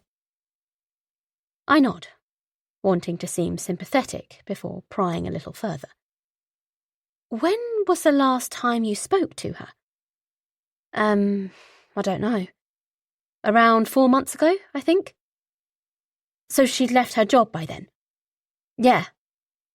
And did you talk about why she left? Tess nods. Yeah, a lot. It was a big deal for her. I guess so. I agree as neutrally as I can. What did she tell you? I'm on tenterhooks to know, but we have to pause the conversation so the waitress can take our order. Tess takes a deep breath, holds my gaze. She told me she had been harassed and that the guy had been fired, but she didn't want to work there anymore. Okay, do you remember anything else? She mentioned a payoff. I raise my eyebrows in response to that, and Tess continues. Yeah, she didn't say how much, but I guessed it was a decent amount because she didn't seem in a rush to find another job.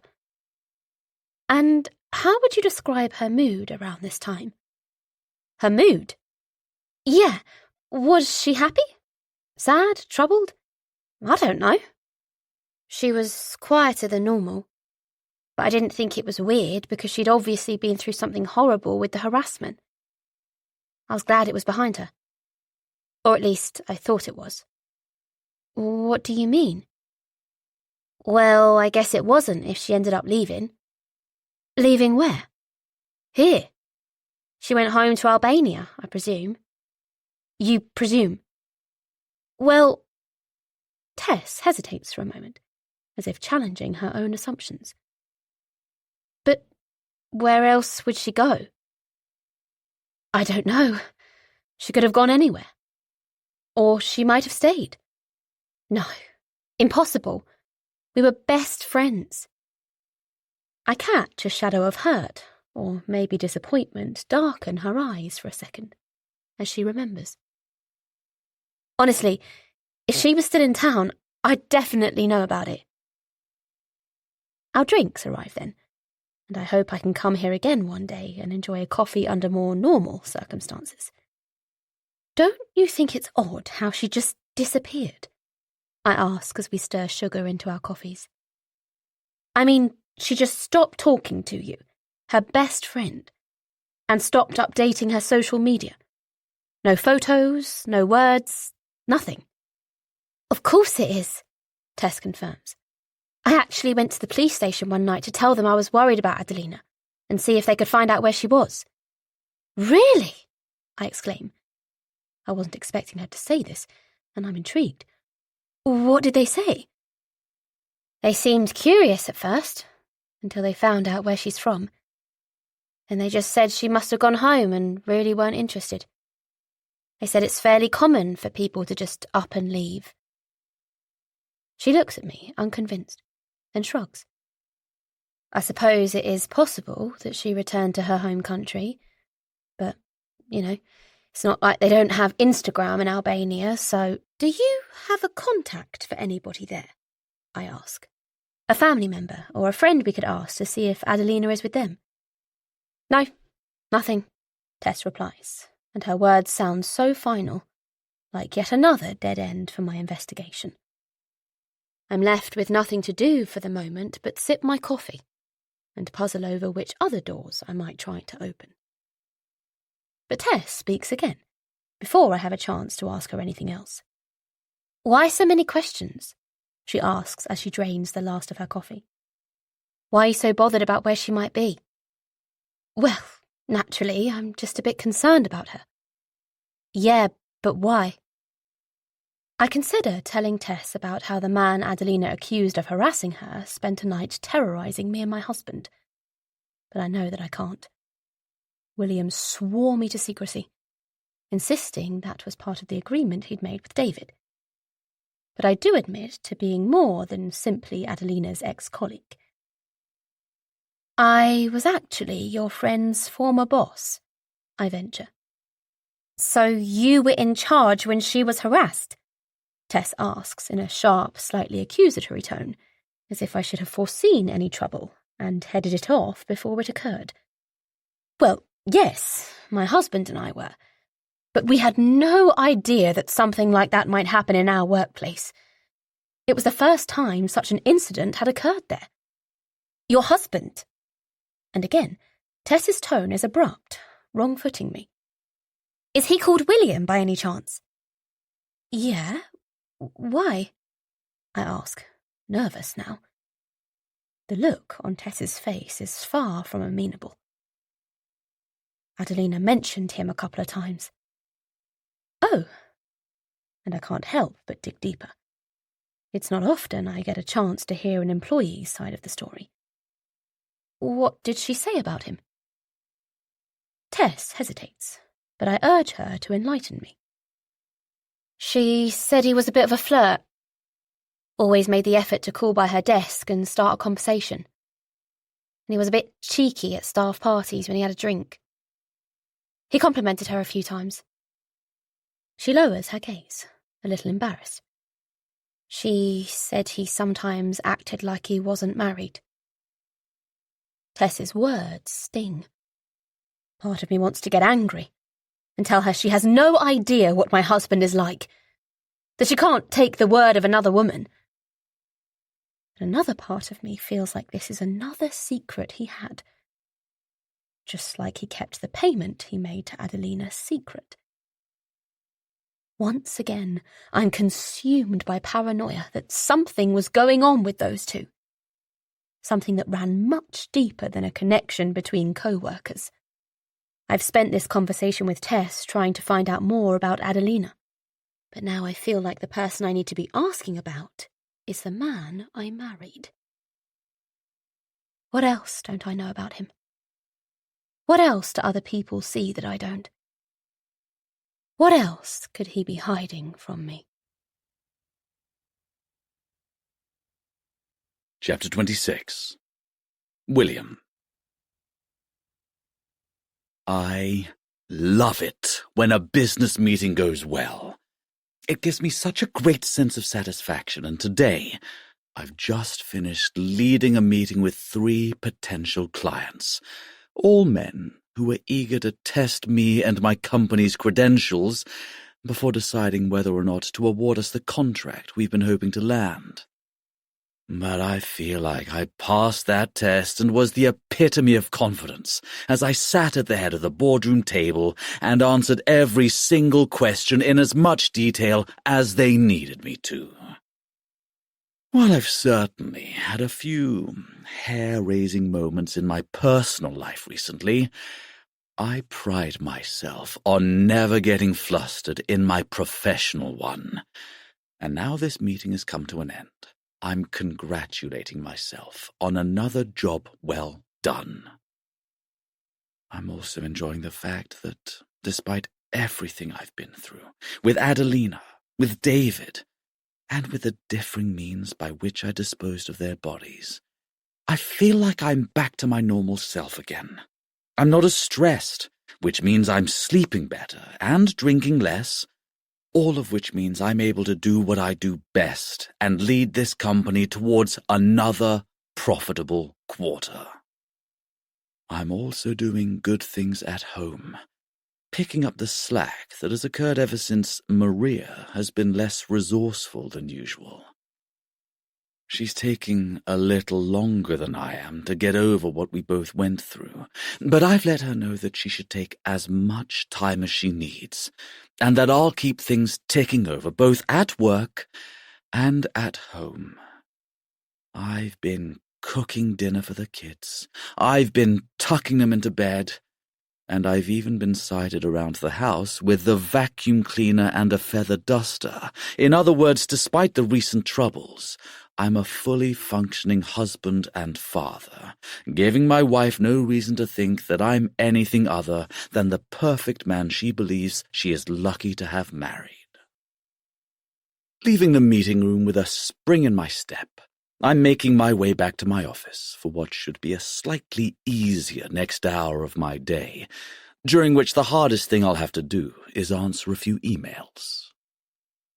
But before I do that, I make sure to pay a visit to the HR office to say hello to the person currently behind the desk there. "Hey, Ronnie, how's it going?"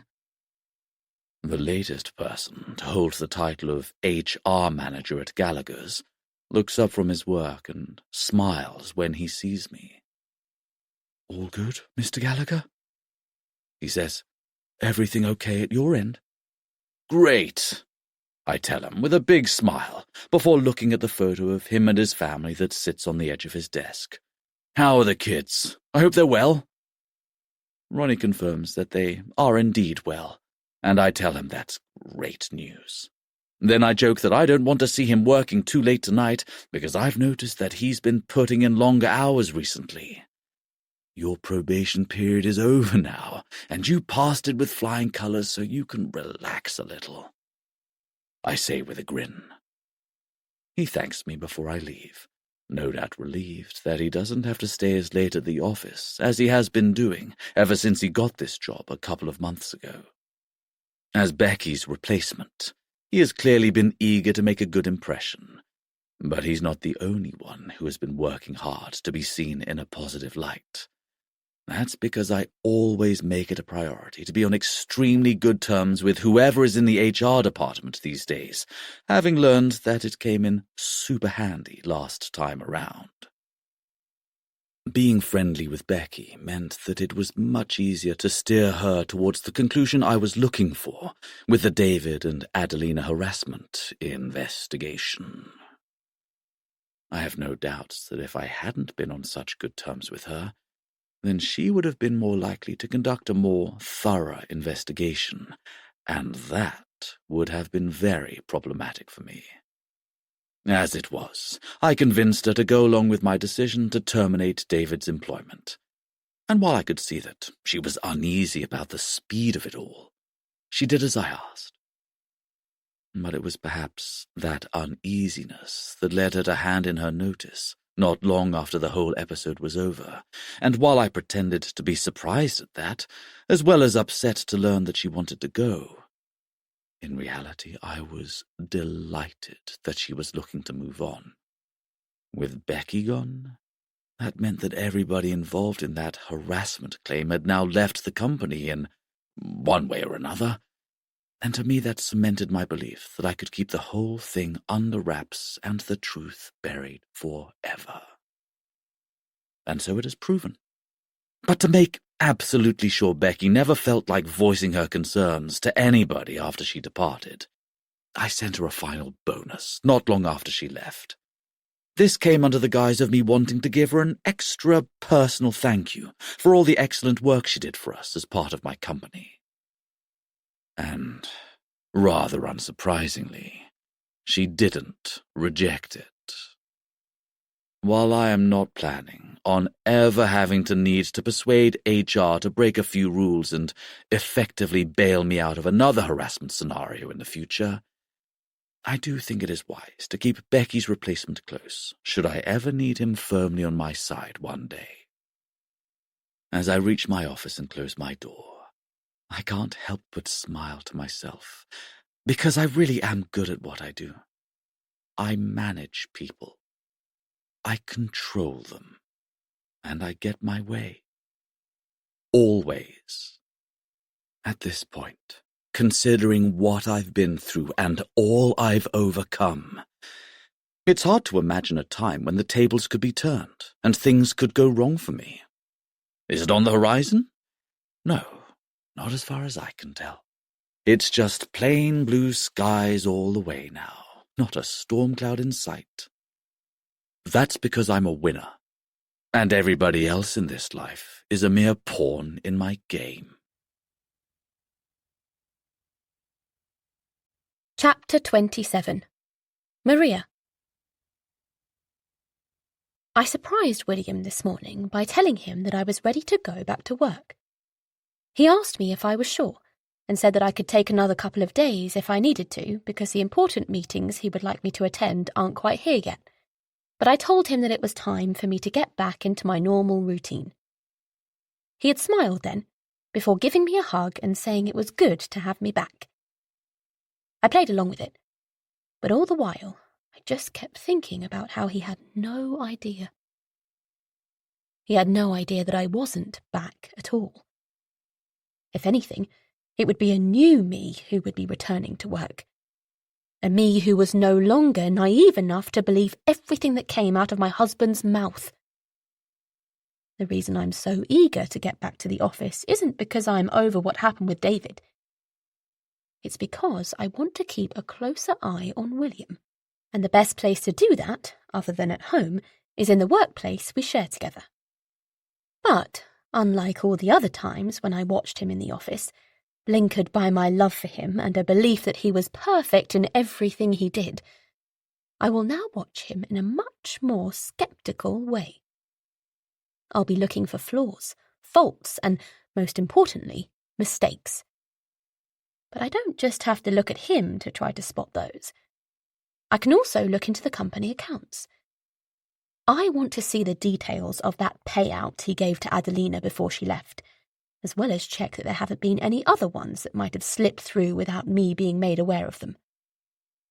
I receive a warm welcome as I arrive in the office on my first day back, and everybody seems genuinely pleased to see me, from the security guard in the reception to all the members of the sales team, and even Ronnie, our new HR manager, whom I wasn't quite convinced about during the interview process, but who William convinced me was the best candidate for the role.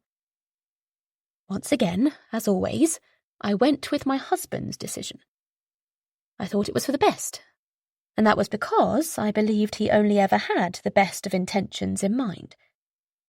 But we'll see about that. The day goes by rather slowly. I'm not helped by the banging headache that strikes just after 11 o'clock, nor by the constant imaginings of David in my home putting that knife to my throat, which are haunting me.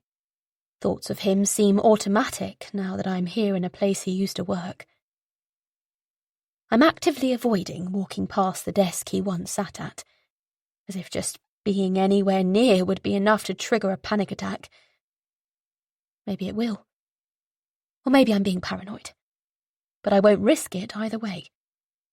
I keep my eyes on William for as much of the day as I can, watching him at his desk opposite mine, and asking myself what might be going on in that head of his.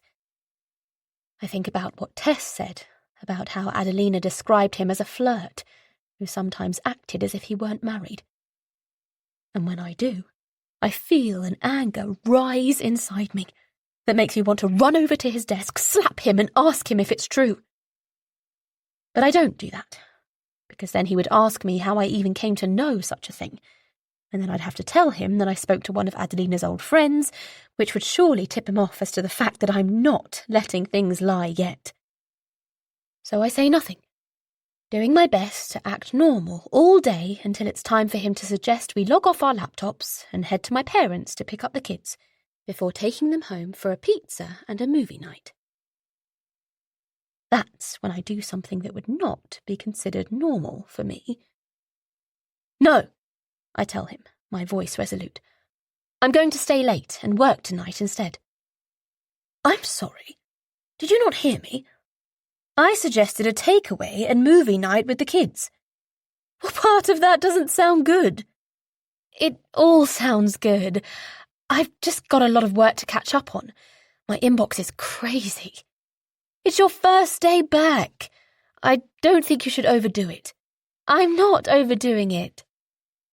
William raises a sceptical eyebrow at me, but I smile to let him know that I'm fine. I told you, I just want to get back to normal. And for me, working hard is normal, I say, really wanting to convince him to leave me alone here. Okay, if you're sure. I am. William shrugs before walking over to give me a kiss. Don't stay too late, all right? I'll save you some pizza. You're the best. I kiss him back, hoping my words might still be true, but feeling more unsure about them than I ever have. William leaves the office then, and I feel strange for a moment, as if I'm relaxing a little, which only tells me that I must have been feeling tense all day in the presence of my husband. I know that's not normal, but it is how I feel, and I can only hope it's a feeling that won't last. But to get to that point, I need to keep looking into things. So I start to do just that again. Accessing the accounts files on the company server, I begin the tedious process of looking for any potentially irregular past transactions. It doesn't take me long to spot the £50,000 payment to Adelina, and I curse myself for never paying this much attention to the accounts before. But, as William reminded me at the time, I never got involved in that side of things. I do wonder how he got it past our finance manager. Although being the boss, William can get anything past anybody here, Plus, I'm sure he might have added a little extra to his particular bonus as a way of saying thanks for keeping it from me. All of the other transactions I find seem normal, until I come across a £5,000 payment that was made a couple of months ago. When I look to see who it was made to, I see the name. Becky O'Connell. What's this for? I ask out loud as I study it. The date catches my eye.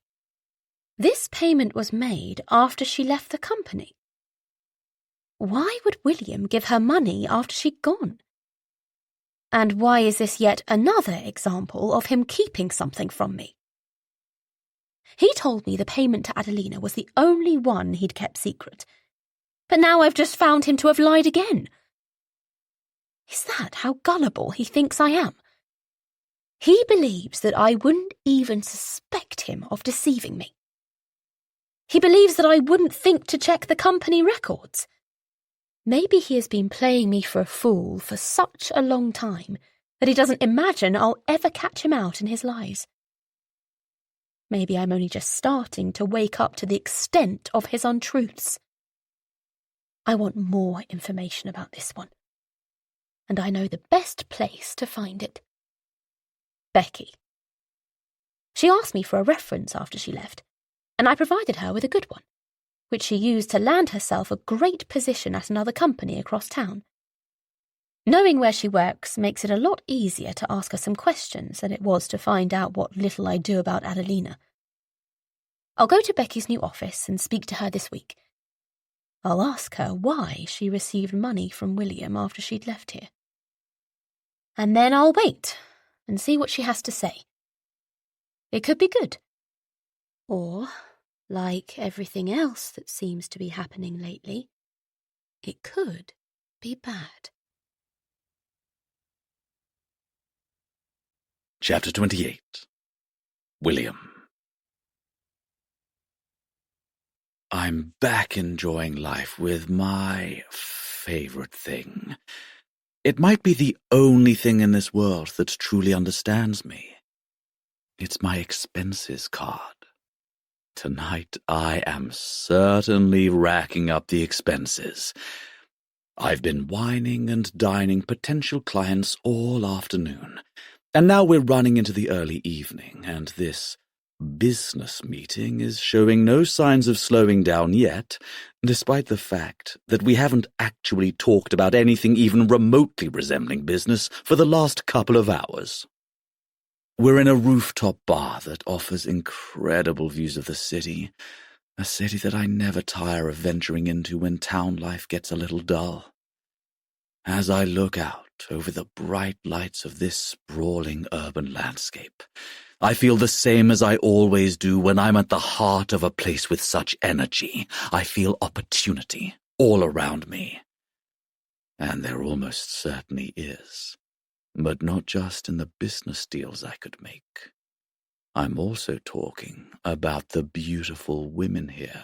Women who are looking for a good time. Women who are looking at me right now.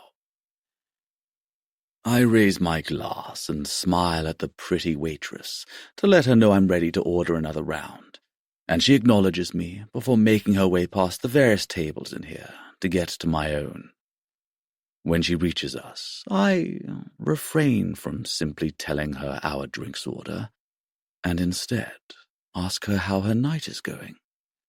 I also make sure to use her name, Stephanie, as indicated by the badge pinned to her smart uniform. "It's going okay, thank you," she replies as she smiles at me and the other men at my table. I notice all those men are smiling back and have stopped whatever conversations they might have been taking part in, clearly more interested in her than anything one of them might have been saying. And why shouldn't they be? Stephanie is gorgeous. She's probably at least 20 years younger than us men, which is unlikely to detract from the attraction, but I'm not going to do anything that emphasizes the fact that I'm old enough to be her father. Rather, I'm going to make sure I come across as fun, flirty, and most of all, financially free. That's good to hear, Stephanie. Life's too short not to enjoy yourself, isn't it? I reply, before getting my wallet out and opening it up, so Stephanie can see the crisp 20s lined up in there and presume I can use them for tips. Then I hand her my expenses card, while asking her what her favorite drink is. Oh, an Aperol Spritz. She laughs. I love them. Treat yourself to one then, while you get us another round. I instruct her with a wink. That's very kind of you, sir, she says, charmingly, but I can't drink on duty. Well then, you'll just have to have a drink with us when you're off duty instead. I flirt, pleased at the low ripple of admiration that I sense from the other men at our table. But even better is the knowing smile Stephanie gives me as she turns to leave. I feel fantastic. Why can't I feel like this all the time? Actually, I know why. It's because I have a stressful job that requires me to spend 12 hours a day in an office, and when I get home I have 2 noisy kids to try to control, as well as a wife who loves me but hardly excites me. But tonight I am having fun, and I don't intend to bring it to a halt anytime soon. I spend the rest of the evening flirting with Stephanie, while keeping up a flow of very generous tips until I'm certain that she is smitten with me. By the time this bar is closing, I'm pretty sure she'll be receptive to my offer of the 2 of us going elsewhere for a drink before we call it a night. After calling them a taxi and telling them we'll have to do this again soon, I manage to successfully lose my companions. I wait for Stephanie to finish before inviting her for a cocktail at a bar that I know stays open late. But we barely even make it in there before Stephanie asks me how far away my place is. And once I've called my own taxi, we're on our way there, or at least we're on our way to the place I call my second home. As the taxi pulls up, I look at the property's dark windows and think about how this is the first time I've been back here since I watched David's body being carried out of the front door in a crate. That might mean that going inside could feel a little uncomfortable, but I try not to worry too much about that and focus instead on the young waitress beside me. She seems a little surprised when she realizes that this is my house, probably having assumed I'd be living somewhere more extravagant, but I tell her this is just one of my many properties, as I pay the driver and lead her inside. The house is cold, but I sense I'll soon be warmed up, and as Stephanie puts her lips to mine, the chilly conditions begin to thaw out. We keep kissing as we make our way rather awkwardly to the staircase, our passion getting in the way of the practicality of watching where we are going, so we both stumble and fall onto the carpet. Stephanie doesn't seem to mind and is eager to carry on with what we've started. I'm returning her ardor and starting to wonder if we'll even make it up to the bedroom. Until I realize where we are lying. This is the same spot of carpet. It's where I killed David. This is exactly where his body lay after I pushed him down the stairs and stamped on his face, his chest, his flanks. And now, instead of looking down and seeing a beautiful young woman beneath me, I only see one thing: David and his lifeless eyes. "You okay?" Stephanie asks, no doubt wondering what she might have done wrong for me to want to stop kissing her. "Oh yeah, more than okay," I reply, and I force myself to try to carry on. But no matter how much I try, being in this part of the house is preventing me from focusing on anything other than the man I killed, so I suggest we take things to the bedroom. Stephanie has no problem with that, so we move on upstairs, and as we do, I hope what just happened there was a blip rather than an indication of something that is going to cause me problems in the future. The last thing I want is to be tormented by thoughts of David every time I bring somebody back here. This place was always supposed to be my sanctuary, an escape from my real life, a house where I could be the old me, rather than the husband and daddy that I'm obliged to be in my other house. But maybe it won't be that easy. Maybe I'll have to sell this place and find somewhere new. I'll see how things go. But right now, we're in the bedroom, and David is slipping from my mind as I watch Stephanie slip out of that sexy waitress uniform of hers. It's late, and I'll have to be home in an hour or so. Staying out much later will only make Maria suspicious. But that still gives me 60 minutes to enjoy myself. And enjoy myself I will.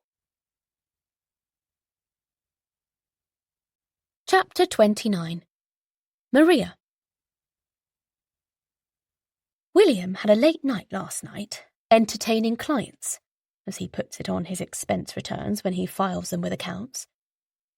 But now it's time for me to have a little extracurricular activity of my own outside the office. And, unlike him, I'm doing it during the day. I've told him I've gone to meet a friend for lunch, giving myself an excuse to escape the office. William didn't object to that plan, telling me to enjoy myself before the big meetings start tomorrow. But I'm not meeting a friend for lunch. Instead, I'm going across town to the office where our former HR manager is now employed. I'm on my way to see Becky. I'm just praying that she can enlighten me a little more about what's been going on at my company. Specifically, those activities that my husband has been working so hard to keep under wraps. The office I have come to is not quite as big or as lavishly decorated as the one I work in. It's clear this is a smaller place for a smaller business. But maybe that's what drew Becky here. Maybe she liked the thought of working in a smaller team. I might ask her if that's the case.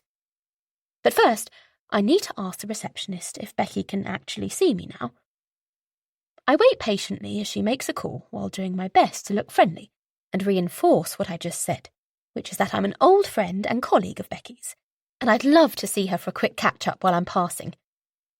But, unfortunately, the receptionist tells me that Becky isn't answering her phone, so it seems like I might have had a wasted journey. Frustrated, but doing my best not to show it, I thank the receptionist and go to leave, figuring I'll have to come back here some other time. But then I walk through the exit, and as I do, I see the person I wanted to talk to coming right towards me with a packaged sandwich and a bottle of juice in her hand. It looks like Becky went out to get her lunch. And it also looks like she is shocked to see me. "Maria, what are you doing here?" she asks, almost dropping her supplies. "Hello, Becky." I greet her warmly, as if this were a perfectly normal encounter. "I've just popped in to see you." "Me? Why?" "Well, to be honest, I was hoping we could have a quick chat. There's a few things I'd really like to ask you, if you've got a moment, please." Becky glances around nervously. "Please, just 5 minutes," I say. "Then I'll leave you to enjoy your lunch." Becky looks very unsure, but then concedes, and I suggest we take a seat together on one of the benches on the grassy, landscaped area outside her workplace. Once there, I get right into it. "How's the new job going?" I ask. "Well, I hope." "It's okay." "Oh, good." I guess I'll have to work quite hard here if she's going to speak freely with me. "Do you enjoy it more than your last one?" "It's different," Becky says, still looking very nervous. "Look, Maria, why are you here?" "I wanted to talk to you about Adelina." Becky almost recoils from me at the sound of her name, turns the bottle of juice anxiously over in her hands. "What about her?" I've found out that my husband gave her money around the time of her harassment claim and just before she left my company. Do you know anything about that? No, I don't, Becky replies, and I think she is telling the truth. Fair enough. Thank you. I turn slightly to meet her eye. But you obviously know about the money my husband gave you just after you left, right? Becky doesn't say anything there, so I carry on. $5,000, wasn't it? Can you tell me what that was for? I'm not sure. You're not sure? No. She shakes her head, and I sense her embarrassment and fear. He just gave it to me. I didn't ask for it. I didn't even know I was going to get it. I'd already worked my last day. Then I saw it go into my account. Didn't you think to find out what it was for? No. Why, Becky? If somebody put a big chunk of money into my account, then I'd want to know why. Becky shrugs, as if to dismiss my questions. But I have the feeling she is keeping something from me. Did it have anything to do with Adelina and the harassment claim? What? She protests. I don't know what you're talking about. Really? So the money wasn't connected with the investigation? Your investigation, in fact, that found David guilty? Look, Maria, I'm sorry, I can't help you. I don't work for you anymore, so I'm going to go now. Becky stands to leave, but I grab her arm. Not in a forceful way, but more out of desperation. It feels like I'm not getting anywhere with this. Whatever my husband might have done, and why, is still a total mystery to me. William has been lying to me, I confess. He didn't tell me about the payment to Adelina. And when I asked if there were any others I didn't know about, he told me there weren't. But then I found the one to you. So I know something is going on here. I just don't know what it is. That's why I'm here. I'm hoping you can help me. I'm sorry, Maria, but I can't. Becky releases herself from my grip, and I realise I'm going to lose any chance I have of getting her to talk unless I do something drastic. Unless I break promises, the way William has broken his to me. David came to my house, I tell her before she can escape. He threatened me with a knife. What? Becky cries, sitting back down next to me in shock.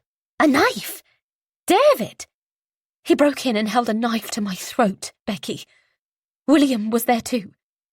I thought he was going to kill us. Oh my God! Why would he do that? He was angry about what happened with Adelina, I explain. He insisted he was innocent and blamed us for not investigating it properly. I thought he was crazy, but then I found out about the money to Adelina, and now I'm not so sure. I think William is hiding something from me, and I think you might know what it is. I'm sorry, she says, back on the defensive, but I don't know what it is. Come on, Becky. You can tell me. You don't have to be afraid of him. He'll never know that I talked to you. Please, just tell me what you know about that harassment case. I thought I knew everything, but clearly not.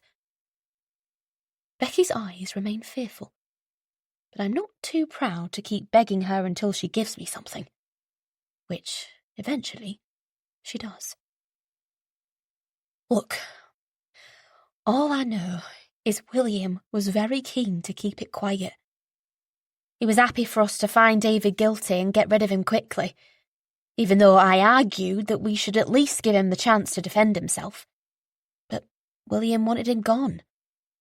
So, could he have been innocent? I don't know. Maybe. Is that why you left? You felt guilty? Becky doesn't say anything, so I take that as a yes. And that's why he gave you money? as a way to buy your silence, to stop you reporting any irregular practices at Gallagher's. I guess, but I wouldn't have done it anyway. I was as much to blame as him. I was the HR manager. I had a professional duty to act in accordance with the book, and I didn't. I let William dictate what happened when I should have been impartial. Why didn't you stand up to him? Why didn't you insist on a proper investigation if you knew it was wrong to assume David's guilt? I don't know. I let myself down. I guess I was afraid. Afraid of William? Yes. She looks utterly downcast. He was the boss. I had to do what he said. I'm the boss too. You could have spoken to me. I know. Maria, I'm sorry. I can see how distressed Becky is about this. It pains me to realise that she was most likely at least this distressed when she worked for us, which is why she resigned. But I didn't notice. I stupidly assumed she was leaving to progress her career, not because my husband had, at best, made her feel uncomfortable. I'm sorry too, Becky. I feel I should go now before I upset her further. But I still need to ask one more question. Do you have any idea where Adelina might be? No? None? Are you sure, Becky? To be honest, I'm worried about her. Look, I've told you all I know. I really need to go now. Becky glances back at her office, and I nod to let her know that she's free to leave. As I watch her hurry inside her new workplace, I feel a little envious. She gets to have a fresh start, whereas I have to go back to that other office. The one that's harbouring secrets. The one where William has done all manner of illicit things. Chapter 30. William. I've played all sorts of roles recently. Boss, husband, lover, murderer. But now it's time to focus on one role I might have been neglecting a little. And that's the role of Daddy. I'm sitting on the floor of our playroom, the one that is stuffed full of all sorts of games, toys, and other noisy things that give me a headache. Edward and Penny are in here with me, and the two of them are competing for my attention by each playing with whatever thing interests them the most. Unfortunately, those things are different. And despite my insistence that it would be much easier for the three of us to play together if we just settled on one thing, neither of my children wants to hear it. Edward is desperate to play some kind of football game, and he has set out all the little figurines on a big green mat that is supposed to represent the pitch, while Penny has a very intricate doll's house full of all sorts of miniature characters, not to mention furniture, and she's telling me where to move all these tiny items between each room. I barely remember buying any of this stuff, but then that's hardly a surprise because Maria tends to deal with birthdays and Christmas. I just watch the kids open their respective presents and nod along once each one is revealed, as if I knew what was hidden within the wrapping paper all along. But I can't be expected to keep track of everything my children have in this house. I can barely keep track of my own stuff, I think, and that's when I remember that I've accidentally left my briefcase in the car again. I instruct Edward and Penny to play nicely together for a moment, while I go out to my car and collect the briefcase from the back seat. But as I tell myself when I leave the playroom, I make sure not to indulge in any flashbacks that occur as I revisit that place where so many awful things happened. I'm absolutely not going to dwell on the memory of being handcuffed on this back seat while my wife was imprisoned against her will, just like I absolutely refuse to dwell on the fact that I almost lost my mojo with that waitress the other night as we rolled around on the floor near to where David lost his life. I'm not going to be one of those people who falls apart because they are haunted by their past. I'm stronger than that. And I've proven it already by how far I've come and all I've accomplished since those terrible things happened. It's true that I killed Adelina months ago, but my professional performance has never been better. And the unfortunate David incident aside, my home life is honestly great too. That tells me that what happened with David will gradually fade away into the background, just like what happened with Adelina did. That's a comforting thought, and certainly one that's more comforting than the alternative, which is allowing myself to be tormented by any trauma. Unfortunately, I'm not sure my wife is as strong as I am. As I re-enter the house, I hear my wife cry out in pain in the kitchen. I drop my briefcase and I run in to see her running her hand onto the cold tap. It's pretty obvious that she just burnt herself on the hob while preparing dinner. "Are you okay?" I ask, but she just shakes her head, and I fear that her troubles are not limited to kitchen mishaps. She's distracted, not quite herself. Basically, she still hasn't gotten over what she went through with David.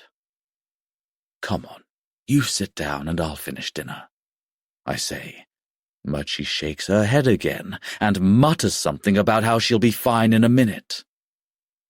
But then I see something that proves she knows it's all a lie. Tears. My wife is crying, and I'm not sure what I can say to make it better. "What's the matter?" I ask once the tap has been turned off. "Talk to me, please." "I told you I'm fine," Maria replies, wiping her eyes and returning to the pan of food bubbling away. "Maybe you need to talk to somebody," I suggest gently. "You know about what happened." "I can't, can I? You said we mustn't tell anybody." "You wouldn't give them David's name, of course. And anything else you told them would be between patient and professional. They'd be obliged to maintain confidentiality." "William, I don't need a therapist." "You need something, my love. You're crying in our kitchen, and not just because you've burnt yourself." "I'm fine. Just leave me alone." I'm stunned at Maria's outburst, and she even looks a little shocked herself. But Edward and Penny are shocked the most, as the pair of them timidly enter the kitchen to see what's going on between their parents. I recite Maria's oft-repeated line that their mummy is fine, before I usher the two little ones out and give my wife some privacy. I try to distract myself by returning to the games I was playing with the kids, but it's impossible to concentrate. All this time I've been so focused on myself and making sure that I was covering my tracks and keeping my head in the game that I've lost sight of making sure my own wife is okay. I was serious when I suggested the therapist. It could do her good. If not, then maybe a holiday is in order. A couple of weeks away, the four of us, get some sun, forget about work. Let somebody else cover for us while we relax and unwind. I'll suggest that to Maria later, once the kids are in bed, if she still isn't keen on the therapist idea. Hopefully the scene in the kitchen was just a blip, and it won't turn into a bigger problem. But that remains to be seen. Dinner passes by uneventfully, which I'm very grateful for, and as I clear the dishes away, Maria takes the kids upstairs to get them ready for bed. I stifle a couple of yawns as I work. I've always found domestic life dull. Dishwasher duty, dustbin duty, random toys away in the basket duty, yawn. death sometimes seems more exciting than that. But I do what I can to help around the house, and once the kitchen is clean again, I join the rest of my family upstairs. "Read me a story, Daddy," Penny cries when she sees me enter her bedroom, so I wink at Maria before doing just that. It takes 3 stories before my daughter drifts off, and I add a silent prayer to those as I leave her room, hoping she has an undisturbed night's sleep without any bad dreams to stir her from her slumber. Edward is flicking through one of his favorite football magazines when I go in to see him, and we spend a bit of time talking about this player and that, before I tell him to get some rest. He has a big match coming up at school at the end of the week, and he won't score any goals if he's tired. I've found that making my son fear a bad performance on the football pitch is the best way to get him to turn off his bedside light and put his head down on his pillow at a decent hour. It works again now, as he rolls over and says a sleepy goodnight. Okay, that's the kids taken care of. Now it's on to my wife. I must have been longer than I thought with the children, because I find Maria in our bedroom undressing for her own bedtime. I approach her for a hug, although I'm a little tentative after her sharp words earlier. It seems I'm not the only one. Maria flinches at my touch. "Hey, what's wrong?" I ask. She's never reacted like that to me in all the time we've been together. But then she says those 2 words again, the words that make me want to scream. "I'm fine." I leave her while I get myself ready for bed. And even though it's early, I think it's clear that we might as well call it a night, because neither of us seems to be in the mood for television, conversation, or anything else. With the lights off, I stare up at the ceiling, wishing I knew what was going on in my wife's head. But then she asks me a question that gives me more of a clue than I might like. "Adelina was the only bonus you kept secret from me, right?" That question unnerves me, and not just because I know I have to lie to answer it. It's because it tells me Maria is clearly still thinking about that time she knows I lied to her, and that means she's probably wondering what else there might be. You already asked me that question, I remind her. "And you told me there was nothing else." Yes, I confirm. After all, that is what I told her, so I'd better stick to my story. "Okay. Good night, William." She rolls over then, and that seems to be it. But I can't sleep now. Not after that. I wait for what seems like an age until I'm sure that Maria is asleep, before I reach out for my mobile and type an email to our IT manager, Sarah.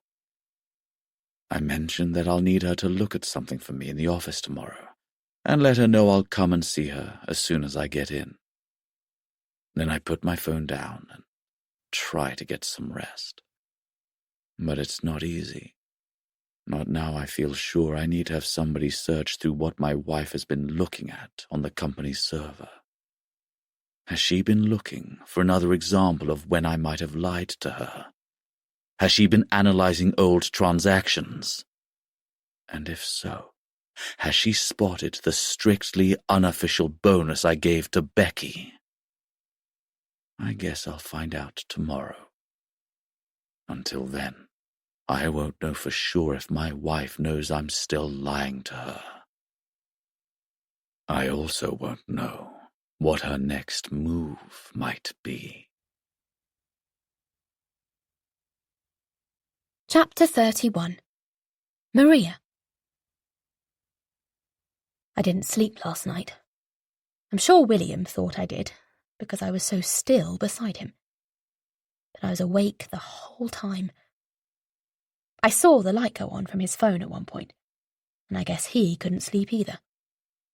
That's hardly a surprise, considering the atmosphere that exists between the pair of us at the moment.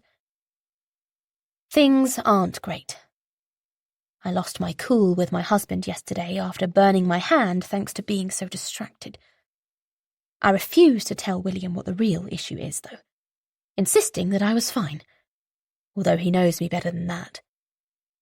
I did give him a hint later on by asking if there had been any more payouts that I didn't know about, which was also his final chance to tell me the truth. Sadly for me, and potentially our marriage, he chose to lie again. And that means he's out of chances now. If he'd just admitted he'd given Becky money, then things might have been okay. He might have even given me a perfectly reasonable explanation as to why he'd done it and why he'd kept it from me. But his lies can only mean that he is hiding something. His lies mean he is lacking something that all good relationships need: respect for the other person. How can he respect me when he keeps deceiving me? That's not how a person should treat anybody, let alone their wife. I kept things civil this morning, as we woke up and got ourselves and the kids ready for the day ahead. You might be thinking that whatever was wrong with me yesterday is a thing of the past, and that I'm doing much better after a proper night's rest. But he would be wrong there. If anything, I'm even angrier at him, not to mention more determined to find out the truth. That's why I've come to a fairly dramatic decision. I'm going to contact somebody who could help give me some of the answers I'm desperately seeking about my husband. But, honestly, how does one go about hiring a private investigator?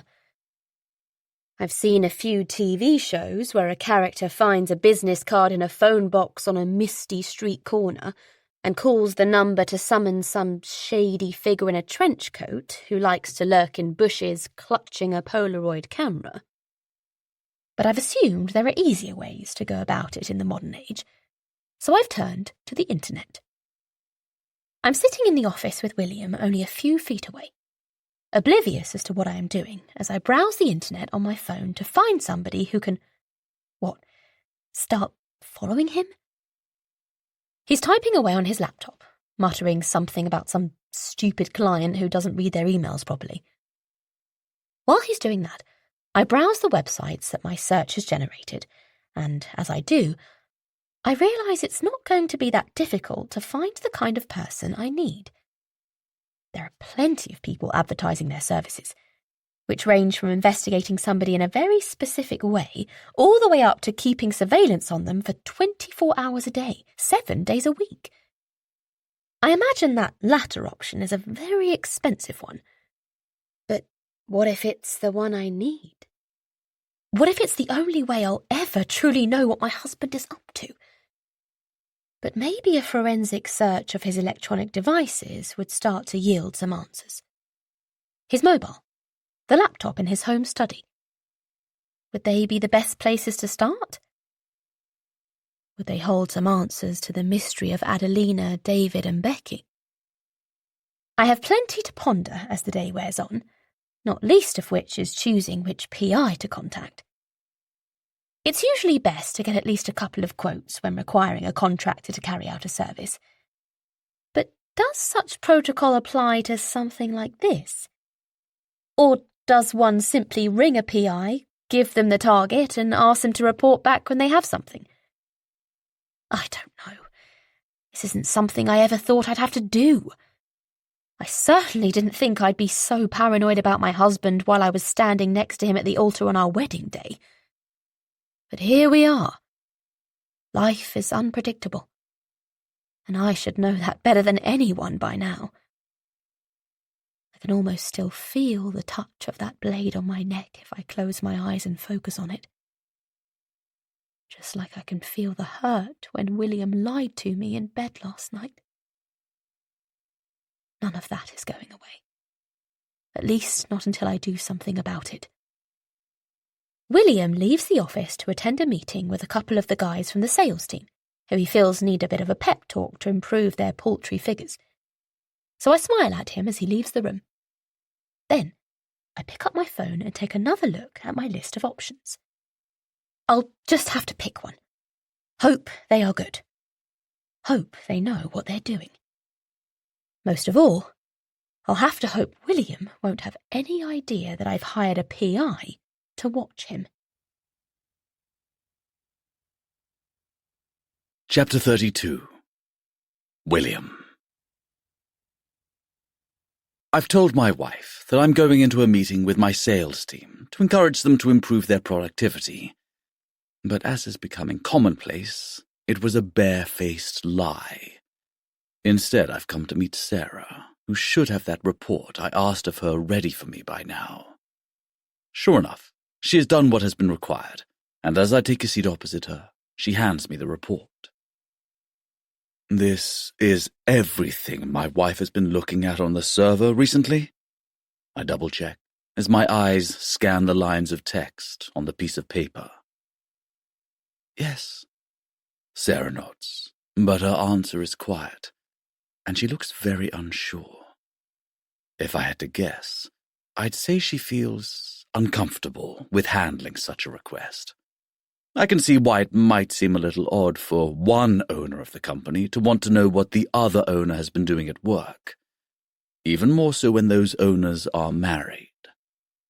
But Sarah doesn't have to concern herself with such qualms. She just needs to do whatever I ask of her while she's in my employment. I see lots of things on this report that don't look out of the ordinary, which is a relief, allowing me to skim through this data quickly. What I'm looking for specifically is any evidence that Maria has been looking into areas she wouldn't usually access, like the accounts, for example. But that's exactly what she has done. I grit my teeth as I see how she has trawled through our main account's history all the way back to a certain date, the time of Adelina's bonus. And because she's gone back that far, I know she will have seen something else. The money I gave to Becky after she left. And there it is, right in the middle of the page, the keystrokes that Maria made, now printed in black and white. My wife has seen that payment to Becky, and that's how she'll know I lied again. Damn it! That must be why she asked me about it in bed last night. It was a test, and I failed it. Why did I give Becky that money? She'd already moved on from the company. I should have just left it, but I didn't. I thought I could guarantee she would look back on her time working for me more fondly if she received a surprise payment after she left, rather than having her worry about how we had more than likely dismissed somebody who hadn't been proven guilty of sexual harassment. "Is everything okay?" Sarah asks, and her question reminds me that I'm still sitting in her office. I'd almost forgotten she was here, such was my level of distraction. "Yeah, fine," I mutter. I put the report down after once again satisfying myself that I've now seen everything Maria has seen too. "It's just, well, I thought it was quite an unusual request," Sarah goes on. "I was worried something might have happened. Between you and Maria, I mean." "Oh, no, please don't worry about it," I say, as graciously as I can, but I'm barely even focusing on Sarah. My mind is already whirring away as I try to figure out what to do next. If my wife already knows I'm lying to her, then why hasn't she confronted me? Why is she playing games with me? What else could she possibly be doing? I need to know, and I need to know now. So with that in mind, I have another assignment for my intrepid IT manager. "This has been very useful," I tell Sarah. "Thank you, but now I need you to create a report of what my wife has been looking at on her company mobile." I know now what Maria has been searching for on her laptop, but I suspect her phone hides even more things. Things that might give me some idea as to what she is planning to do next. For all I know, she might be reading forums about wives who can't trust their husbands. She might be Googling divorce lawyers. But worst of all, she might be reading about what to do if you suspect your partner of being a criminal. Company mobile? Sarah repeats, and I can tell she's seriously uncomfortable with such a request. Why? Because I've asked you to. It's a stern reply, but I'm hoping it's all I need to get Sarah to comply. Maria's work mobile is the only device she really uses. We tell staff to use their own personal phones when they're not on company time, but in practice most people don't, and Maria and I are included in that number. And now this is working in my favor. But Sarah is still not convinced. I'm sorry. I'm not sure I can do that. I mean, the most straightforward way to do this would be for me to have her actual phone. That's fine. Just tell her it needs a software update and take it for a couple of hours. She'll never know, not if you tell her everyone else's phone requires the same thing. That will work, but Sarah still has a problem. I'm sorry. I'm really not comfortable about this. If this is about something going on between you and your wife, then I don't want to get involved. I realize then that I'm going to have to be a little craftier than simply giving her orders to follow. I need to be clever. I need to do what I always do. I need to lie. You're right. I'm sorry. I begin, holding my hands up. I can see how this might appear to be a weird thing for me to ask. It's just... I deliberately allow my voice to trail off until Sarah asks me what is wrong. It's just that I'm worried my wife might be having an affair. I confess, avoiding eye contact so that I look as shameful about this as possible. What? Maria? You're joking. I shake my head to show that this is a very serious matter. Oh, William, I'm so sorry. What's happened? I look up at Sarah then with an expression that says, "Don't ask," and she quickly apologizes for prying. I'm sorry for even asking you, I say, laying it on thick, and I'm sorry if it makes you uncomfortable. You don't have to do it if you don't want to. Please, just forget about it. I'm sure everything will be fine. I'm hoping that my acting skills are up to par. I'm praying Sarah will fall for them hook, line, and sinker. And she does. She takes pity on me. She tells me she will do as I ask. Thank you, I say, putting on an expression suited to the troubled husband who might be having his heart broken. I really appreciate it. I go to leave Sarah's office then, satisfied that the next part of my plan to find out what my wife is up to has been set in motion. But my IT manager has one more thing to say. If you need to talk, she tells me, I'm here. Thank you, I reply. That's really kind. We share a small smile before I leave. But my face drops once I'm out of sight, and that's because I'm now on my way back to the office I share with my wife. But I'll just have to put on another fake smile when I get there, and I'll keep up that fake smile for as long as I have to, until I know for sure that Maria isn't going to find out anything else about me that she shouldn't. Chapter 33. Maria.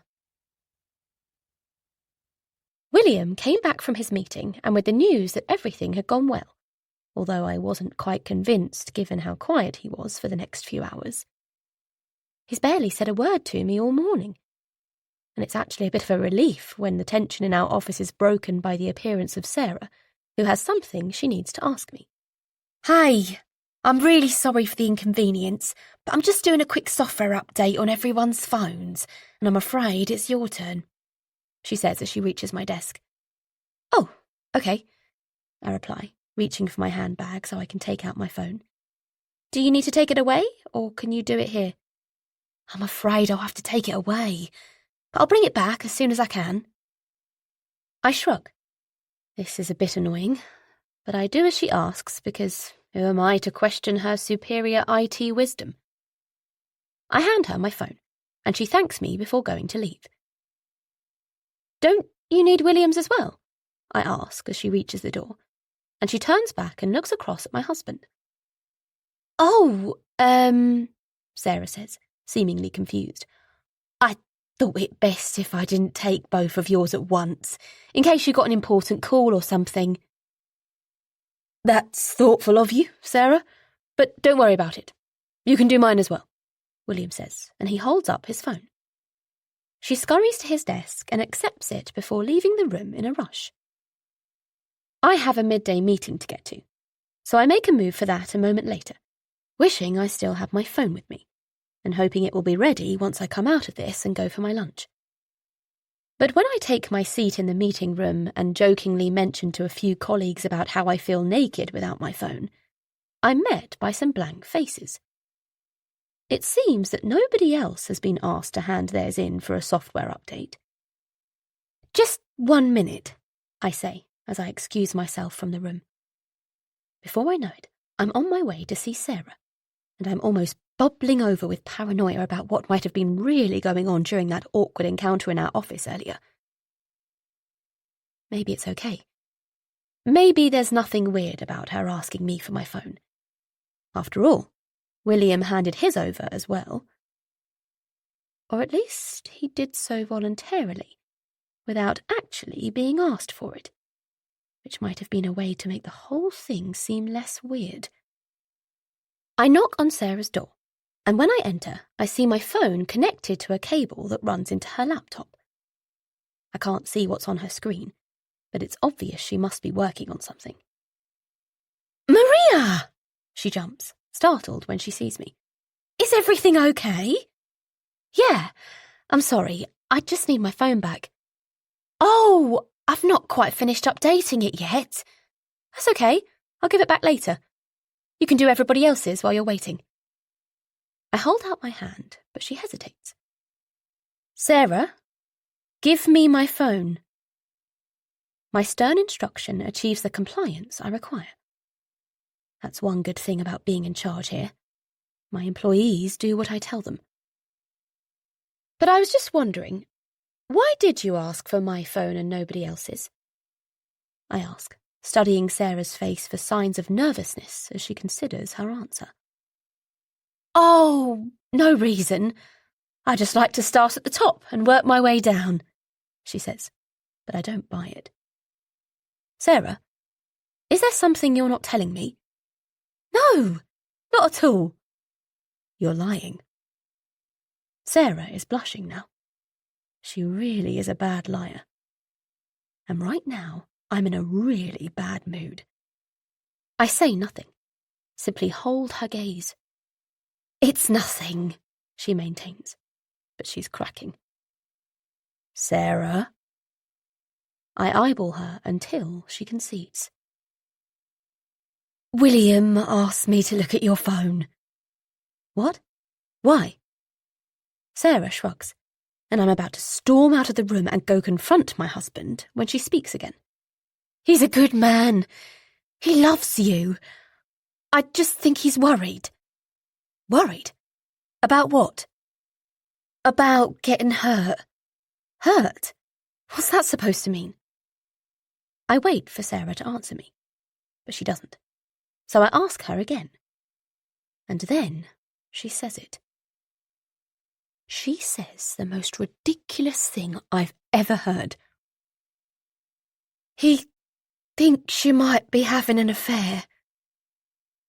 It's a good job I'm not susceptible to swooning and fainting, because if I were, then I would probably drop to the floor after hearing such a thing. What utter nonsense! Why would William say something so stupid and untrue? But then I remind myself, my husband doesn't do anything without thinking it through. So he must have had a good reason. I'm guessing Sarah wasn't entirely comfortable snooping through my phone, so he made up some crazy excuse as to why it had to be done. He was trying to garner her sympathy, but he's gone too far this time. Or has he? Taking a moment to consider my options, I realise that calling William out on this will only alert him to the fact that I've rumbled him. But if I just give my phone back and let Sarah conduct her search, he won't know that I'm still one step ahead of him. Look, Sarah, I can assure you I'm not cheating on my husband, I tell her. To prove it, I'll happily hand my phone back over. But you mustn't tell William that we had this conversation, okay? Let him think that I still have no idea what you are doing. All right? Sarah nods. Good. Okay. I just need to check my calendar for this afternoon. Then you can have my phone for as long as you want. Deal? Sarah nods again, and I waste no time in going straight onto the internet to conduct a couple of searches for my husband to see. If he's looking for something that might worry him, then I'm going to make damn sure that he finds it. It takes me less than a minute to do what I need to do. And then I hand my phone over to Sarah with a reminder to keep quiet about our little conversation. Then I return to my meeting, but I don't hear a single word that's said. I'm too busy thinking about William and how he will react when he receives that report from Sarah.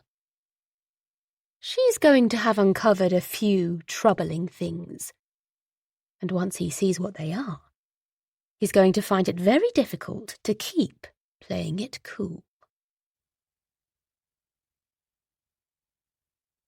Chapter 34. William. I saw Sarah enter my office and hand my wife her mobile back half an hour ago, so in order not to arouse suspicion, I've waited patiently for a little while before going to see my IT manager and asking for everything she found on the phone. When I do, Sarah seems uneasy with me, but I remind her again that she is doing me a favor and that I wouldn't be asking her to help me if I didn't think there might be something amiss with my wife. After she sent me the digital file of what she took from Maria's mobile, I take my laptop to an empty meeting room and sit down to pore over it. There's all sorts in this folder. There's photos my wife has taken, including some of the kids. And while not using company phones for personal images was another rule we made when we drew up this company's staff handbook, it's yet another rule that those in management like to bend and break a little. I check the text messages and emails, but there's nothing of interest, just boring business stuff, as it should be. Then I come to the final part of this folder, the part that lists my wife's entire internet search history. It's lengthy, as I expected it to be, considering she has been in possession of that particular phone for at least 2 years, so I waste no time in skimming through it. There are searches that relate to issues in our industry. There are links to videos that teach the viewer how to become more efficient in the workplace. And there are a few personal searches like best places to go on holiday in November or birthday gifts for 7-year-olds. But then I see something a little more concerning. It's a search my wife made today. She's been Googling discreet local private investigators. I try to keep calm as I run through possible reasons why Maria might have been searching for such a thing. But it's hard when I can come to only one conclusion. She is looking for somebody to investigate me. While it's incredibly galling to learn that my wife wants to hire a third party to find out as much as they can about me, I'm at least glad that I've discovered this before she's had time to hire somebody. That allows me the opportunity to curtail all the behaviors that could land me in trouble with her, namely meeting women in bars and taking them back to Sharples Road. But it also gives me the chance to make sure I don't do anything that could land me in trouble with the police. Thank God I wasn't being watched when I killed Adelina and David. If I had been, then I certainly wouldn't be sitting in this plush, air-conditioned office right now wearing a £1,000 bespoke suit and working on a brand-new laptop. I'd be wearing prison clothes and sharing a concrete cell with somebody I probably would prefer not to be in the company of. Enlightened about my wife's interest in a PI, I carry on looking through the various internet links Maria has clicked on, as well as some of her search terms. And then I get another shock. Despite the cool temperature in this room, I feel beads of sweat forming on my forehead as I read the terrifying items my wife has searched for as recently as today. What to do if your husband is lying to you? What to do if you think your husband is keeping secrets? But worst of all, how to report your husband to the police. I lean back from the laptop, as if distancing myself from what I've just read on the screen will help matters. But of course it doesn't. My paranoia has gone into overdrive. It's obvious that Maria is onto me. She knows about the secret bonuses, but what else does she know? Who has she spoken to? What has she seen? Does she know that I'm so much more than a liar? Does she know that I have killed people? I want to go and ask her. No, scratch that. I need to go and ask her. I have to know everything she knows. And if this is as bad as I think it is, I need to convince her that she doesn't have to involve anybody else, most of all the police. I'm still the man she fell in love with. I'm still the father of her kids. She won't ruin me, will she? Can I afford to take the risk of finding out? I can't give Maria the chance to raise any suspicions or accusations against me. The thought of being questioned by the police over any of this, whether it's the harassment claim or Adelina and David, is just unbearable. I know I'd struggle to keep my cool during the interrogation. I'd slip up, make a mistake, and then all my crimes would come tumbling out. But it's not just me I'm thinking about. It's this company, too. Imagine the reputational damage it would suffer if one of its owners was found to have committed such serious crimes. A war between me and Maria would tear this company apart and leave me ruined financially, although the loss of my freedom would override that terrifying fate. What should I do? Confront my wife before she takes this any further?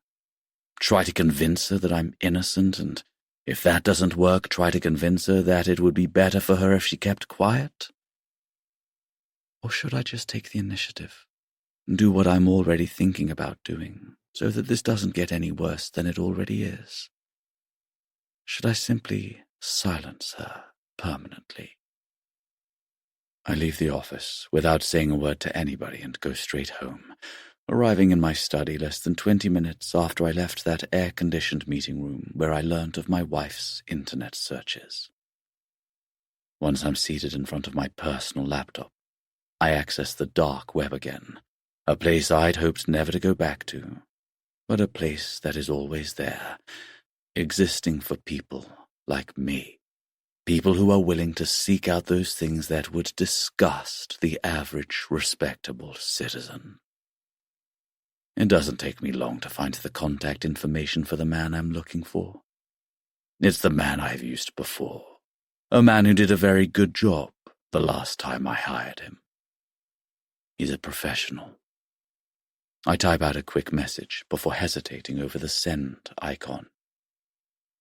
If I do this, life will never be the same again, for me, for my kids, And most of all for my wife. But I can't see any other choice. I have to stop Maria from learning more about my past. I have to stop her before she gets the police involved. I have to have her killed. I've got another job for you. The message on my screen reads. And now it's gone. Now it will already be in the inbox of the man with the plastic sheeting and the crate and the saw, and perhaps he will already be wondering who the next body he needs to dispose of belongs to. As if he was waiting by his own computer for such a message to appear, he responds quickly, telling me he is available and that the fee will be the same as last time. The money isn't a problem.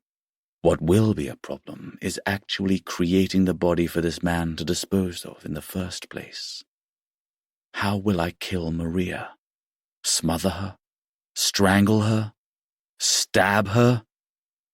Every way I can think of seems so brutal. At least it was a little easier with Adelina and David. I had no emotional attachment to those two. But we're talking about the mother of my children here. This is very, very different. That's why I need an easier method of taking a life than doing it by brute force. Preferably, I need to do it without even having to put my hands on her. And then I think of it. The thing I used to joke about all the time. The way I would jest with friends at dinner parties about how I always knew the perfect method for killing my wife. All I had to do was give her a very specific sort of food. Food that she's allergic to. Peanuts. That's how I'll do it. I'll sprinkle some in her dinner. Better yet, I'll get someone else to do it for me. The further this is from me, the better. If I do it this way, I won't have to go through a whole charade of reporting my wife missing and becoming a suspect while her disappearance is investigated. Everybody will know exactly what happened to her. She will have died of anaphylactic shock. It will be a tragedy. I'll get so much sympathy, but I won't get in any trouble. I'll get away with it again, like I have always done so far. I reply to the email I just received, sending more correspondence across the murk of the dark web to the man waiting to hear from me. But I've had to disappoint him. I've told him that there has been a change of plan and that his services are no longer required. He doesn't reply to that, but it doesn't matter now, because I don't need him. All I need is a delivery driver to bring some food to my house tonight for my wife to enjoy. Food that will be the last meal she ever eats. Chapter 35. Maria. There's a lot going on with me right now, but the same can be said for my husband, who rather mysteriously left the office for a little while this afternoon. When he reappeared, he was holding a bunch of flowers and a box of chocolates, and he presented them to me in our office, no doubt after attracting the curious glances of several of our colleagues, who must have seen him walk through the office with such obviously romantic gifts. "What are these for?" I asked him as I accepted them. "I know that things haven't been great between us recently," he replied, "but I just wanted to remind you that I love you." Under different circumstances, such a gesture would have tugged on my heartstrings and made me feel like I was the luckiest woman in the world to be married to such a caring man. But considering everything that's been going on, it took all my effort to smile weakly and force out a thank you before I put the flowers and chocolates down and let him go on. "I was thinking, how about we have another night to ourselves? Pack the kids off to your parents again. Try to have the romantic evening we were denied last time." "Are you sure?"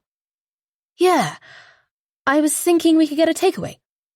Maybe from that great Indian restaurant on the high street. We haven't had one for a while, have we? Do you want to check with your parents and see if they'll have the kids?" Wow. He's got it all worked out. My mind was ablaze with thoughts of what my husband might be up to.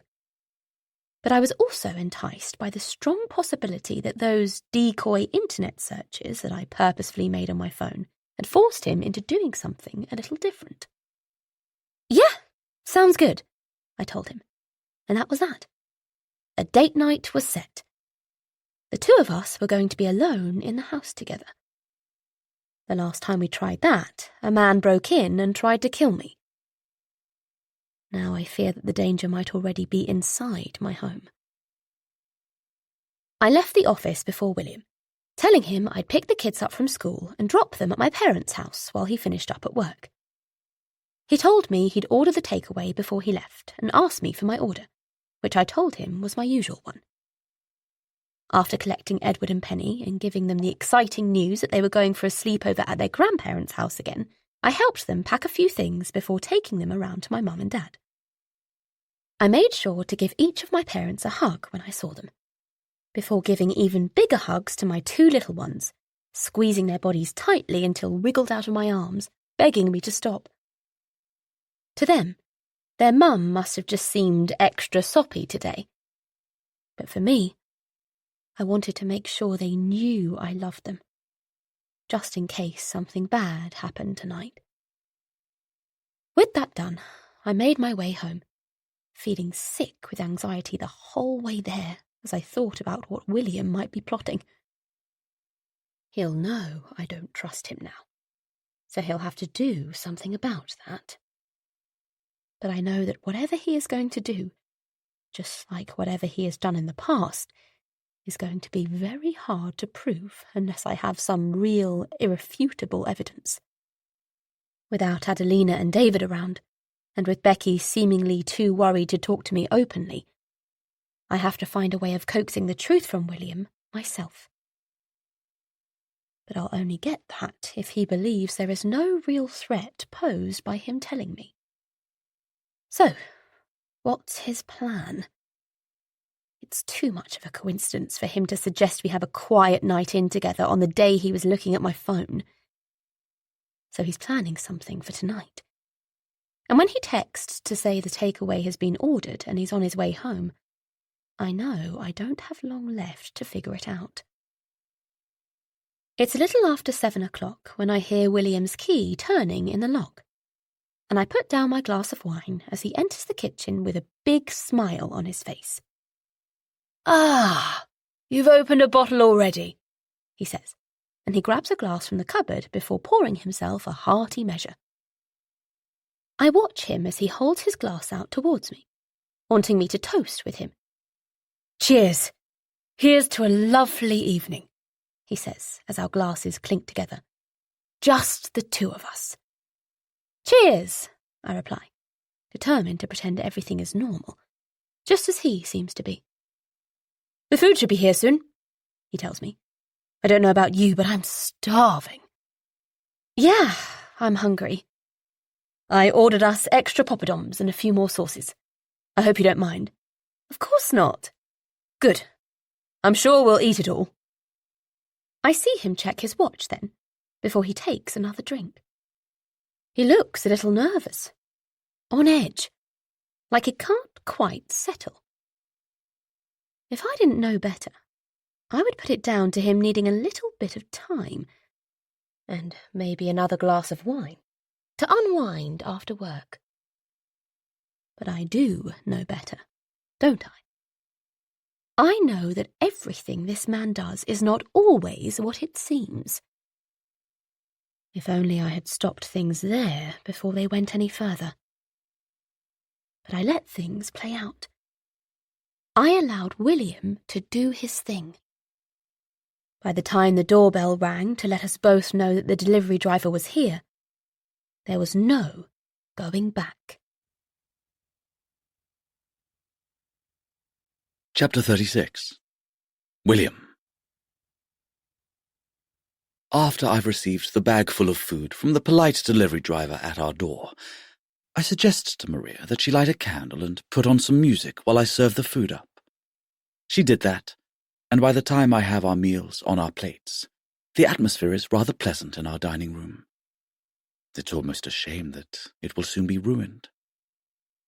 There surely can't be many things that could spoil a romantic dinner quite as much as one of the diners suffering a severe allergic reaction halfway through.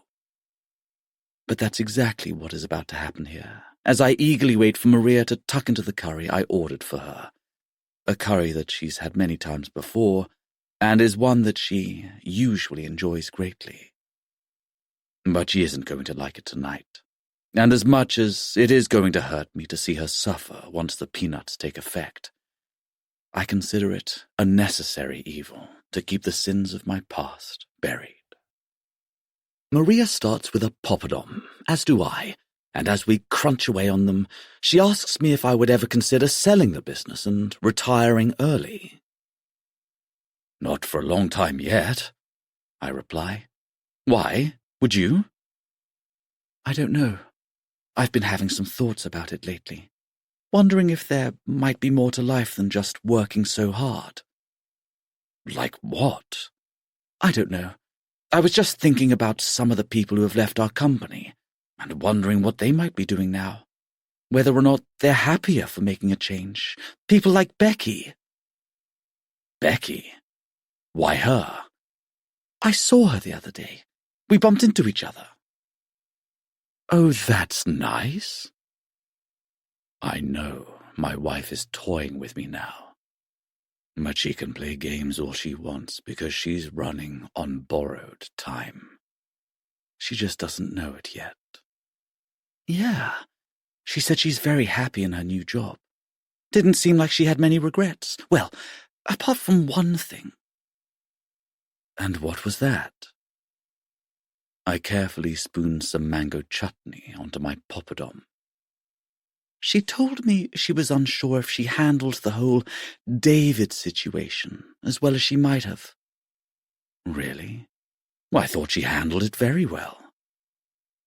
That didn't seem to be how she saw it.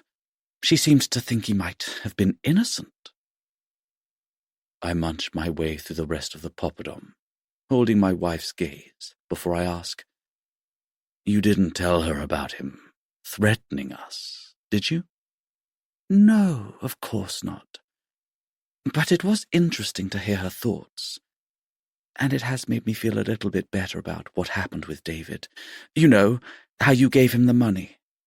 Maybe he deserved it. Oh, good. Shall we start our mains? I suggest, trying not to snap as I'm growing impatient now. I want to speed this whole thing up, but Maria takes her time and continues to nibble at her starter. I met somebody else as well, Maria goes on. A friend of Adelina's. You have been busy, I say, keeping my face neutral. And what were you doing meeting her? I've been trying to track Adelina down. I wanted to make sure she was okay. And how did that go? Did you find her? Nope. It's as if she vanished into thin air. Unlikely. I'm sure she's happily at home in Albania. This is delicious, I say, eating my own curry. You should eat yours before it goes cold. It's okay for another minute. Anyway, like I said, I met a friend of Adelina's, but while she had no idea what might have happened to her, she did tell me something interesting. And what was that? She told me that Adelina mentioned a few times that her boss could be a bit of a flirt. My curry suddenly isn't quite so tasty. I stop eating as Maria stares at me. I think she was talking about you, she confirms. So is it true? Did you flirt with Adelina? Well, no, not really. I mean, I was friendly, but no different than with anybody else. So you didn't find her attractive? No. You didn't try anything with her? No. Are you sure? You see, I'm thinking you were perhaps the one who sexually harassed her. Yeah, she's got me. She She's figured it out. At least, she sussed how this whole thing started anyway. But she hasn't eaten her damn curry and choked to death yet, so I can't quite admit it for now. Maria, what the hell kind of accusation is that? Of course I didn't harass her. She stares at me for a very awkward, quiet moment. And the fact that the song playing in the background ends and the new one doesn't start for a few seconds only adds to the unsettling silence. Don't worry, William. Whatever happened between you two, I know you sorted it out. Maria replies. That wasn't quite what I expected her to say. What do you mean? I'm just saying that I'm sure you did whatever you needed to do to protect the company, yourself, us. Is she saying she knows I've done something wrong but doesn't care about it? If so, maybe I don't have to kill her after all. Maria picks up her fork and prepares to tuck into her curry. Wait, I say, holding out my hand across the table to get her to slow down. What's wrong? What did you mean about me doing whatever I needed to do to protect us? I ask, and Maria shrugs. I meant exactly that. I'm sure that whatever happened, you did what was best for us. Like you always do, right? Maria has some of her curry on her fork now, and once it goes in her mouth, it will be too late. If I'm going to save her, I need to do it now. It's time for the truth, I say, and that gives her reason to pause. What do you mean? I want the truth. What exactly do you think I've done? Excuse me? Stop playing games. Just ask me whatever it is you want to ask me. Maria puts her fork back down then, and I wait to see what her question will be. Did you do something to Adelina? She asks. Be more specific. Did you kill her? I hold eye contact with my wife for several seconds before shaking my head. No, of course not. I couldn't do it. I couldn't admit it to her, at least not while she is still in a healthy state. But her question has confirmed that she is on the right track in terms of figuring out what I've done. And David? Wow, she's gone there too. She's bold, I'll give her that. No, I reply firmly. Is that what you think? That I'm a murderer? I don't know what to think anymore. You've been lying to me. A lot. So of course I'm wondering what else you could be hiding. As I sit there and look at my wife, who is potentially so close to death but doesn't know it yet, I realize that all of this is down to me. Every lie I ever told and every mistake I ever made is now the reason Maria's life has to end. But just like with Adelina and David, I'll do whatever I need to do to stay out of trouble. I'll never be able to fully relax with Maria suspecting me, which means she has to go. She has to eat. I pick my fork up then and resume eating my curry, and I watch as Maria picks her fork up too. And then it begins. She starts eating, starts consuming the sauce that includes peanuts, meaning a clock has already started ticking towards death inside her body. I know her allergic reactions to be severe, but I also know that they take a few moments to come on. The last time she suffered such reaction was when we had gone out for dinner with friends during a weekend trip to London. In hindsight, going for a meal at an unfamiliar Thai restaurant was risky, and despite Maria informing the staff of her allergy, her food was still tainted and she had begun struggling to breathe not long after tucking into her meal. Fortunately, she had her EpiPen in her handbag, and I had used it, saving the day and possibly saving the restaurant owner from going to prison for manslaughter. But there will be no use of the EpiPen tonight.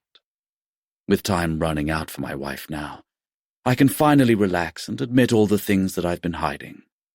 No consequences can come from confessing to a dead person. You shouldn't have doubted me, I tell Maria as she keeps eating. You should have just taken my word for things and carried on. If only you had, then everything would have been okay. What do you mean? Maria asks me, her mouth full of chicken korma and rice. I know you've been snooping around behind my back. I know you've been looking at private investigators. And I know you've been thinking about going to the police. Maria stops chewing then, but the damage will already be done, so she can do whatever she likes now, while she still has time. You should have carried on being the good wife.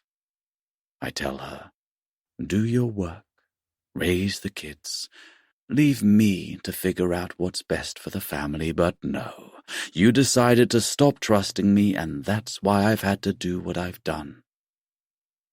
Which is what? What have you done? I'm sorry. William, what have you done? My eyes drift down to Maria's plate, and she stares at her food before I notice it begin. She puts a hand to her throat. She clears it. She looks nervous. And then she tells me she thinks she's having an allergic reaction. Peanuts! She cries. I need my EpiPen now. William, you have to help me. She goes to get up from her seat, but I tell her that I'll get it, and she is to stay calm and drink some water. As I leave the room, I'm in no hurry and simply loiter in the hallway outside the dining room before returning to see how Maria is getting on. Not well by the looks of things. She's on the floor now, curled up on the carpet, gasping for air and clutching her throat, her eyes wide and full of fear as she looks up at me and begs me to help her. But I don't. I just pull my chair up beside where she lies and take a seat before brushing a few poppadom crumbs off my shirt and letting out a deep sigh. You should be grateful. I strangled Adelina with my bare hands, and I stamped on David's head with my feet. This isn't quite so brutal, right? Maria can't answer me as she continues to make awful gargling noises on the floor below me. Yes, I killed them both. But I had no choice. They threatened everything we had worked so hard to build. Our company, our family. I couldn't lose all that over one silly mistake. If only Adelina had reacted differently when I tried to kiss her, she'd be alive now, as would David. And as would you. Maria is falling quieter now, her body still twitching, but the fight for life leaving her by the minute. I'll look after our children. I promise you that. And I'll make sure our company continues to flourish. You don't have to worry about any of it. Just relax now. Close your eyes. Let go. I watch the breath ebb out of my wife before she falls still. Then I say goodbye to her, before taking a sip from my glass of wine, because it's the last time I'll be able to savor something so nice for a while. In a moment, I'm going to have to call 999 and ask for an ambulance. When the paramedics arrive, I'll have to stand by and play the part of the distressed husband. Then after they've told me that my wife is dead, I'll have to let the children know, as well as Maria's parents. I'll also have to speak to the police because they're sure to have a few questions. But I'll answer them all with one very sorry and very heartfelt apology. I'll apologize because I'll tell them that when I ordered our usual Indian takeaway tonight, that in the process I completely forgot to mention that my wife has a peanut allergy. They'll understand.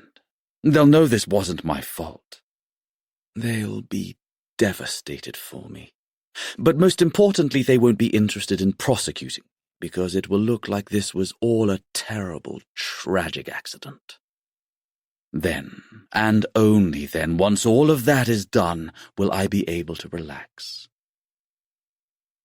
Okay, let's get this over with, I say, as I take out my phone and call the emergency services. The call is answered quickly, and my demeanor changes just as fast as I switch from the cold, calculated man I was a moment ago into the panicked, distraught husband I now need to be. After I've told the operator what has happened and where we are, she tells me that help is on its way before instructing me to stay on the line because she can give me advice as to how to perform CPR on my ailing wife. I pretend to listen to what she is saying and also to carry out her instructions, but in reality I'm sitting casually in my chair, staring down at Maria's corpse and thinking about how I won't have to sneak around when I sleep with other women now. "It's not working," I cry down the phone as I make believe that the CPR isn't doing the job. And then I hear the knock at the door that tells me the paramedics have arrived. I run to let them in, telling them to hurry and to do what they can because I can't lose my wife, I just can't.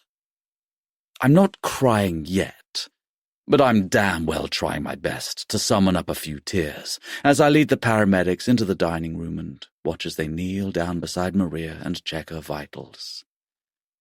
I'm ready for them to tell me that she's gone. I'm ready for the next part of this whole charade to begin. Most of all, I'm ready for all of this to be over. But what happens next is something that I was definitely not ready for. The paramedics share a confused glance as Maria opens her eyes and smiles at them.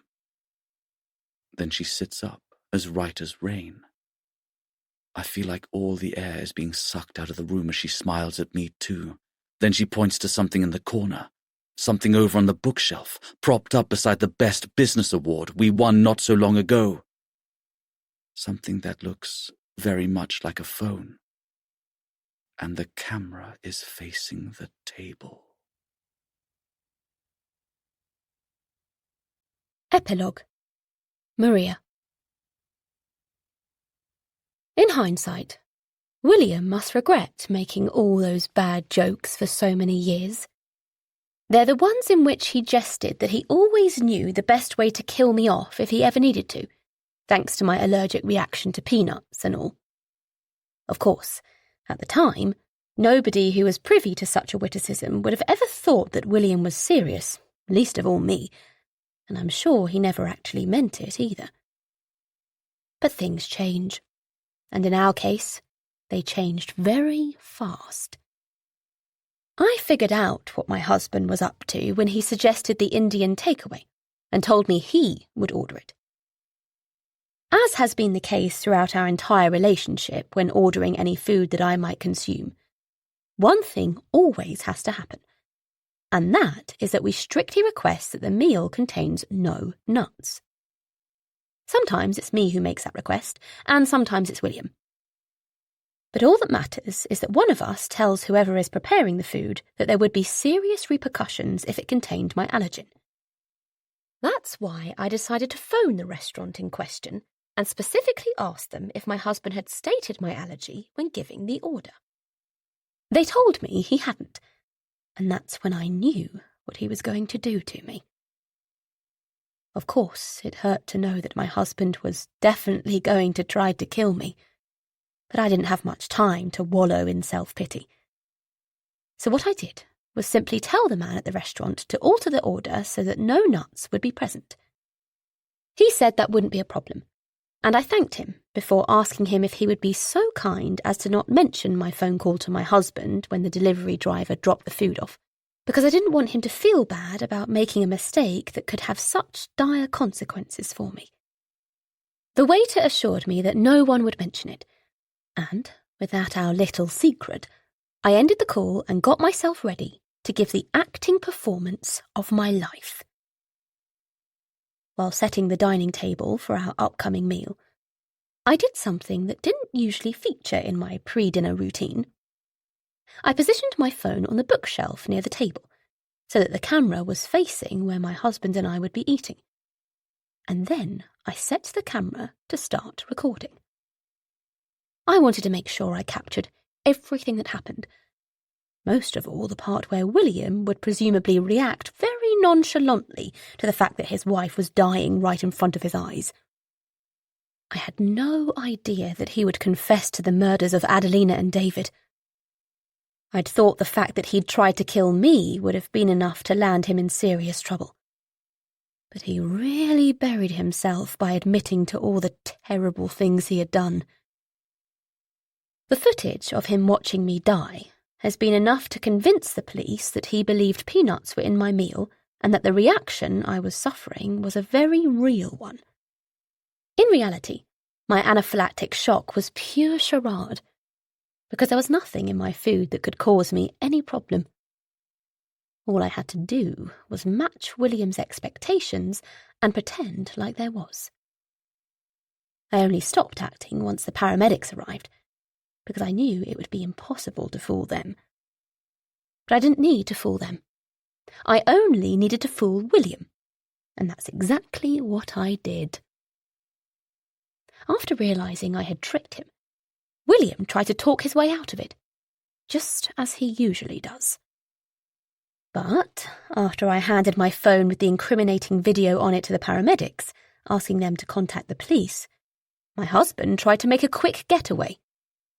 But he hadn't got very far because his precious car was blocked in by the ambulance at the top of the driveway. He pleaded with the paramedics to move it, but they unsurprisingly decided they would rather wait until the police turned up. It was a sobering sight to watch my husband being taken into custody after I confirmed that he had tried to kill me, and not just because the handcuffs around his wrists reminded me of the night David had restrained us in handcuffs of his own. But, however shaken and overcome by adrenaline I felt, I was also hugely relieved to have emerged from the whole situation unscathed. And, of course, it was a tremendous relief to see my children and parents again, although I found it far from easy to explain to them exactly what had happened. While I gave my parents all the details of the harrowing truth about their son-in-law, I kept much of what their dad was guilty of back from Edward and Penny. I didn't mention the murders, or the fact that he had attempted to kill me, deciding instead to simply tell them that he had made some mistakes and would have to go and live in a place where people are punished for such things. I'm not totally naive, though, and I realise that one day very soon they will almost certainly find out exactly what their dad did. But I'll deal with that problem in the future. For now, we're safe, and I can hold them in my arms again. That's all that matters. Despite the evidence against him, William chose to plead not guilty to the crimes he was accused of, meaning a trial was necessary to determine his guilt and punishment. I attended every moment of that trial, not because I wanted to see him suffer, but because I wanted to know if my husband had kept any other secrets from me. It turned out that there were, the biggest of which was that he had bought himself a second property across town and had stayed there on numerous occasions while pretending to me that he was working late. The court heard from one of his neighbours at this second home, a dour man called Ken, and he spoke of the night he caught William in handcuffs. Even in Ken's monotone, it sounded like a truly bizarre encounter, made all the stranger by the fact that I was, unbeknownst to Ken, imprisoned in the trunk of the car, and also by the horrible truth that William had only just killed David inside the house. Naturally, I was in court to see the verdict delivered, as were members of Adelina's and David's families. We watched as William was found guilty on all counts of murder and attempted murder and sentenced to life imprisonment for his crimes. A few people in the public gallery wept when the sentence was handed down. But I stayed strong, not wishing to be seen as weak. when I knew my husband would more than likely steal a glance at me just before he was taken away. And, sure enough, he did look in my direction. And when he did, he mouthed something to me. 2 words. I'm sorry. But, sadly, it was far too late for apologies. And while he has since repeatedly requested for me and the children to visit him behind bars, we have refused to do so. I doubt we ever will. It's not easy to move on after all I've been through, but I was determined to do so for the sake of myself and my children. My first problem was what to do with the business that I owned with my husband. Despite the stories of his shocking crimes making headline news across the country, business hadn't been affected too badly. To my genuine surprise, our clients seemed to understand that our association with a double murderer didn't make the rest of us criminals too, and they continued to be willing to work with us. Perhaps the scandal actually attracted new business too, which struck me as almost comically ironic, given that so much of what William did was motivated by his desperation to prevent Gallagher's reputation from being tarnished. Even so, after thinking long and hard about it, I decided that I was going to sell the business. Potential buyers weren't too hard to come by. After all, the company William and I founded together had a proven track record of being profitable and scalable. After agreeing on a considerable price and ensuring that all current employees would retain their jobs if they so chose, I officially severed all ties with the business and focused on the next part of my life. This was mainly going to consist of being a full-time mum to 2 children who were unlucky enough to have a despicable father. But I made sure to allocate some of the proceeds from the sale to 2 other families who I felt deserved a little support. I gave 6-figure sums to the families of both Adelina and David. And while I knew money could never replace what my husband took from them, I hoped it would go some way to easing their pain and showing them that not everybody in this world is bad. Looking ahead, I have lots I want to do, not least of which is to take Edward and Penny on a trip to Disney World. It'll do us good to get out of our town for a while, away from the journalists who camped out on our doorstep for far too long, and the members of the public who stop and stare at us every time we go shopping in the supermarket. Who knows? Maybe we won't come back. Maybe we'll start a new life overseas. The future feels a little scary because it's so uncertain, but I'm determined to stay positive. I tell myself that I've been through plenty of other scary times and survived. To think all this started, for me at least, with David breaking into our home and threatening me with a knife. If only I had locked my front door, he might still be alive.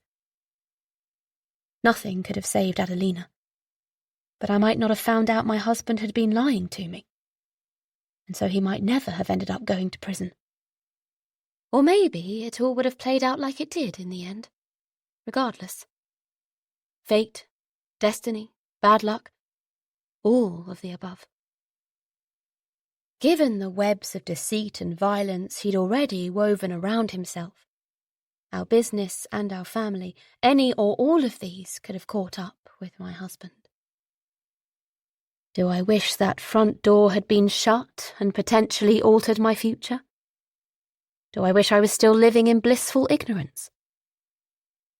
It would be easy to say no, because we like to think that the truth should always come out. But I don't know. It's not that simple. My life was good before. Now it's different. I have David to thank and blame for that.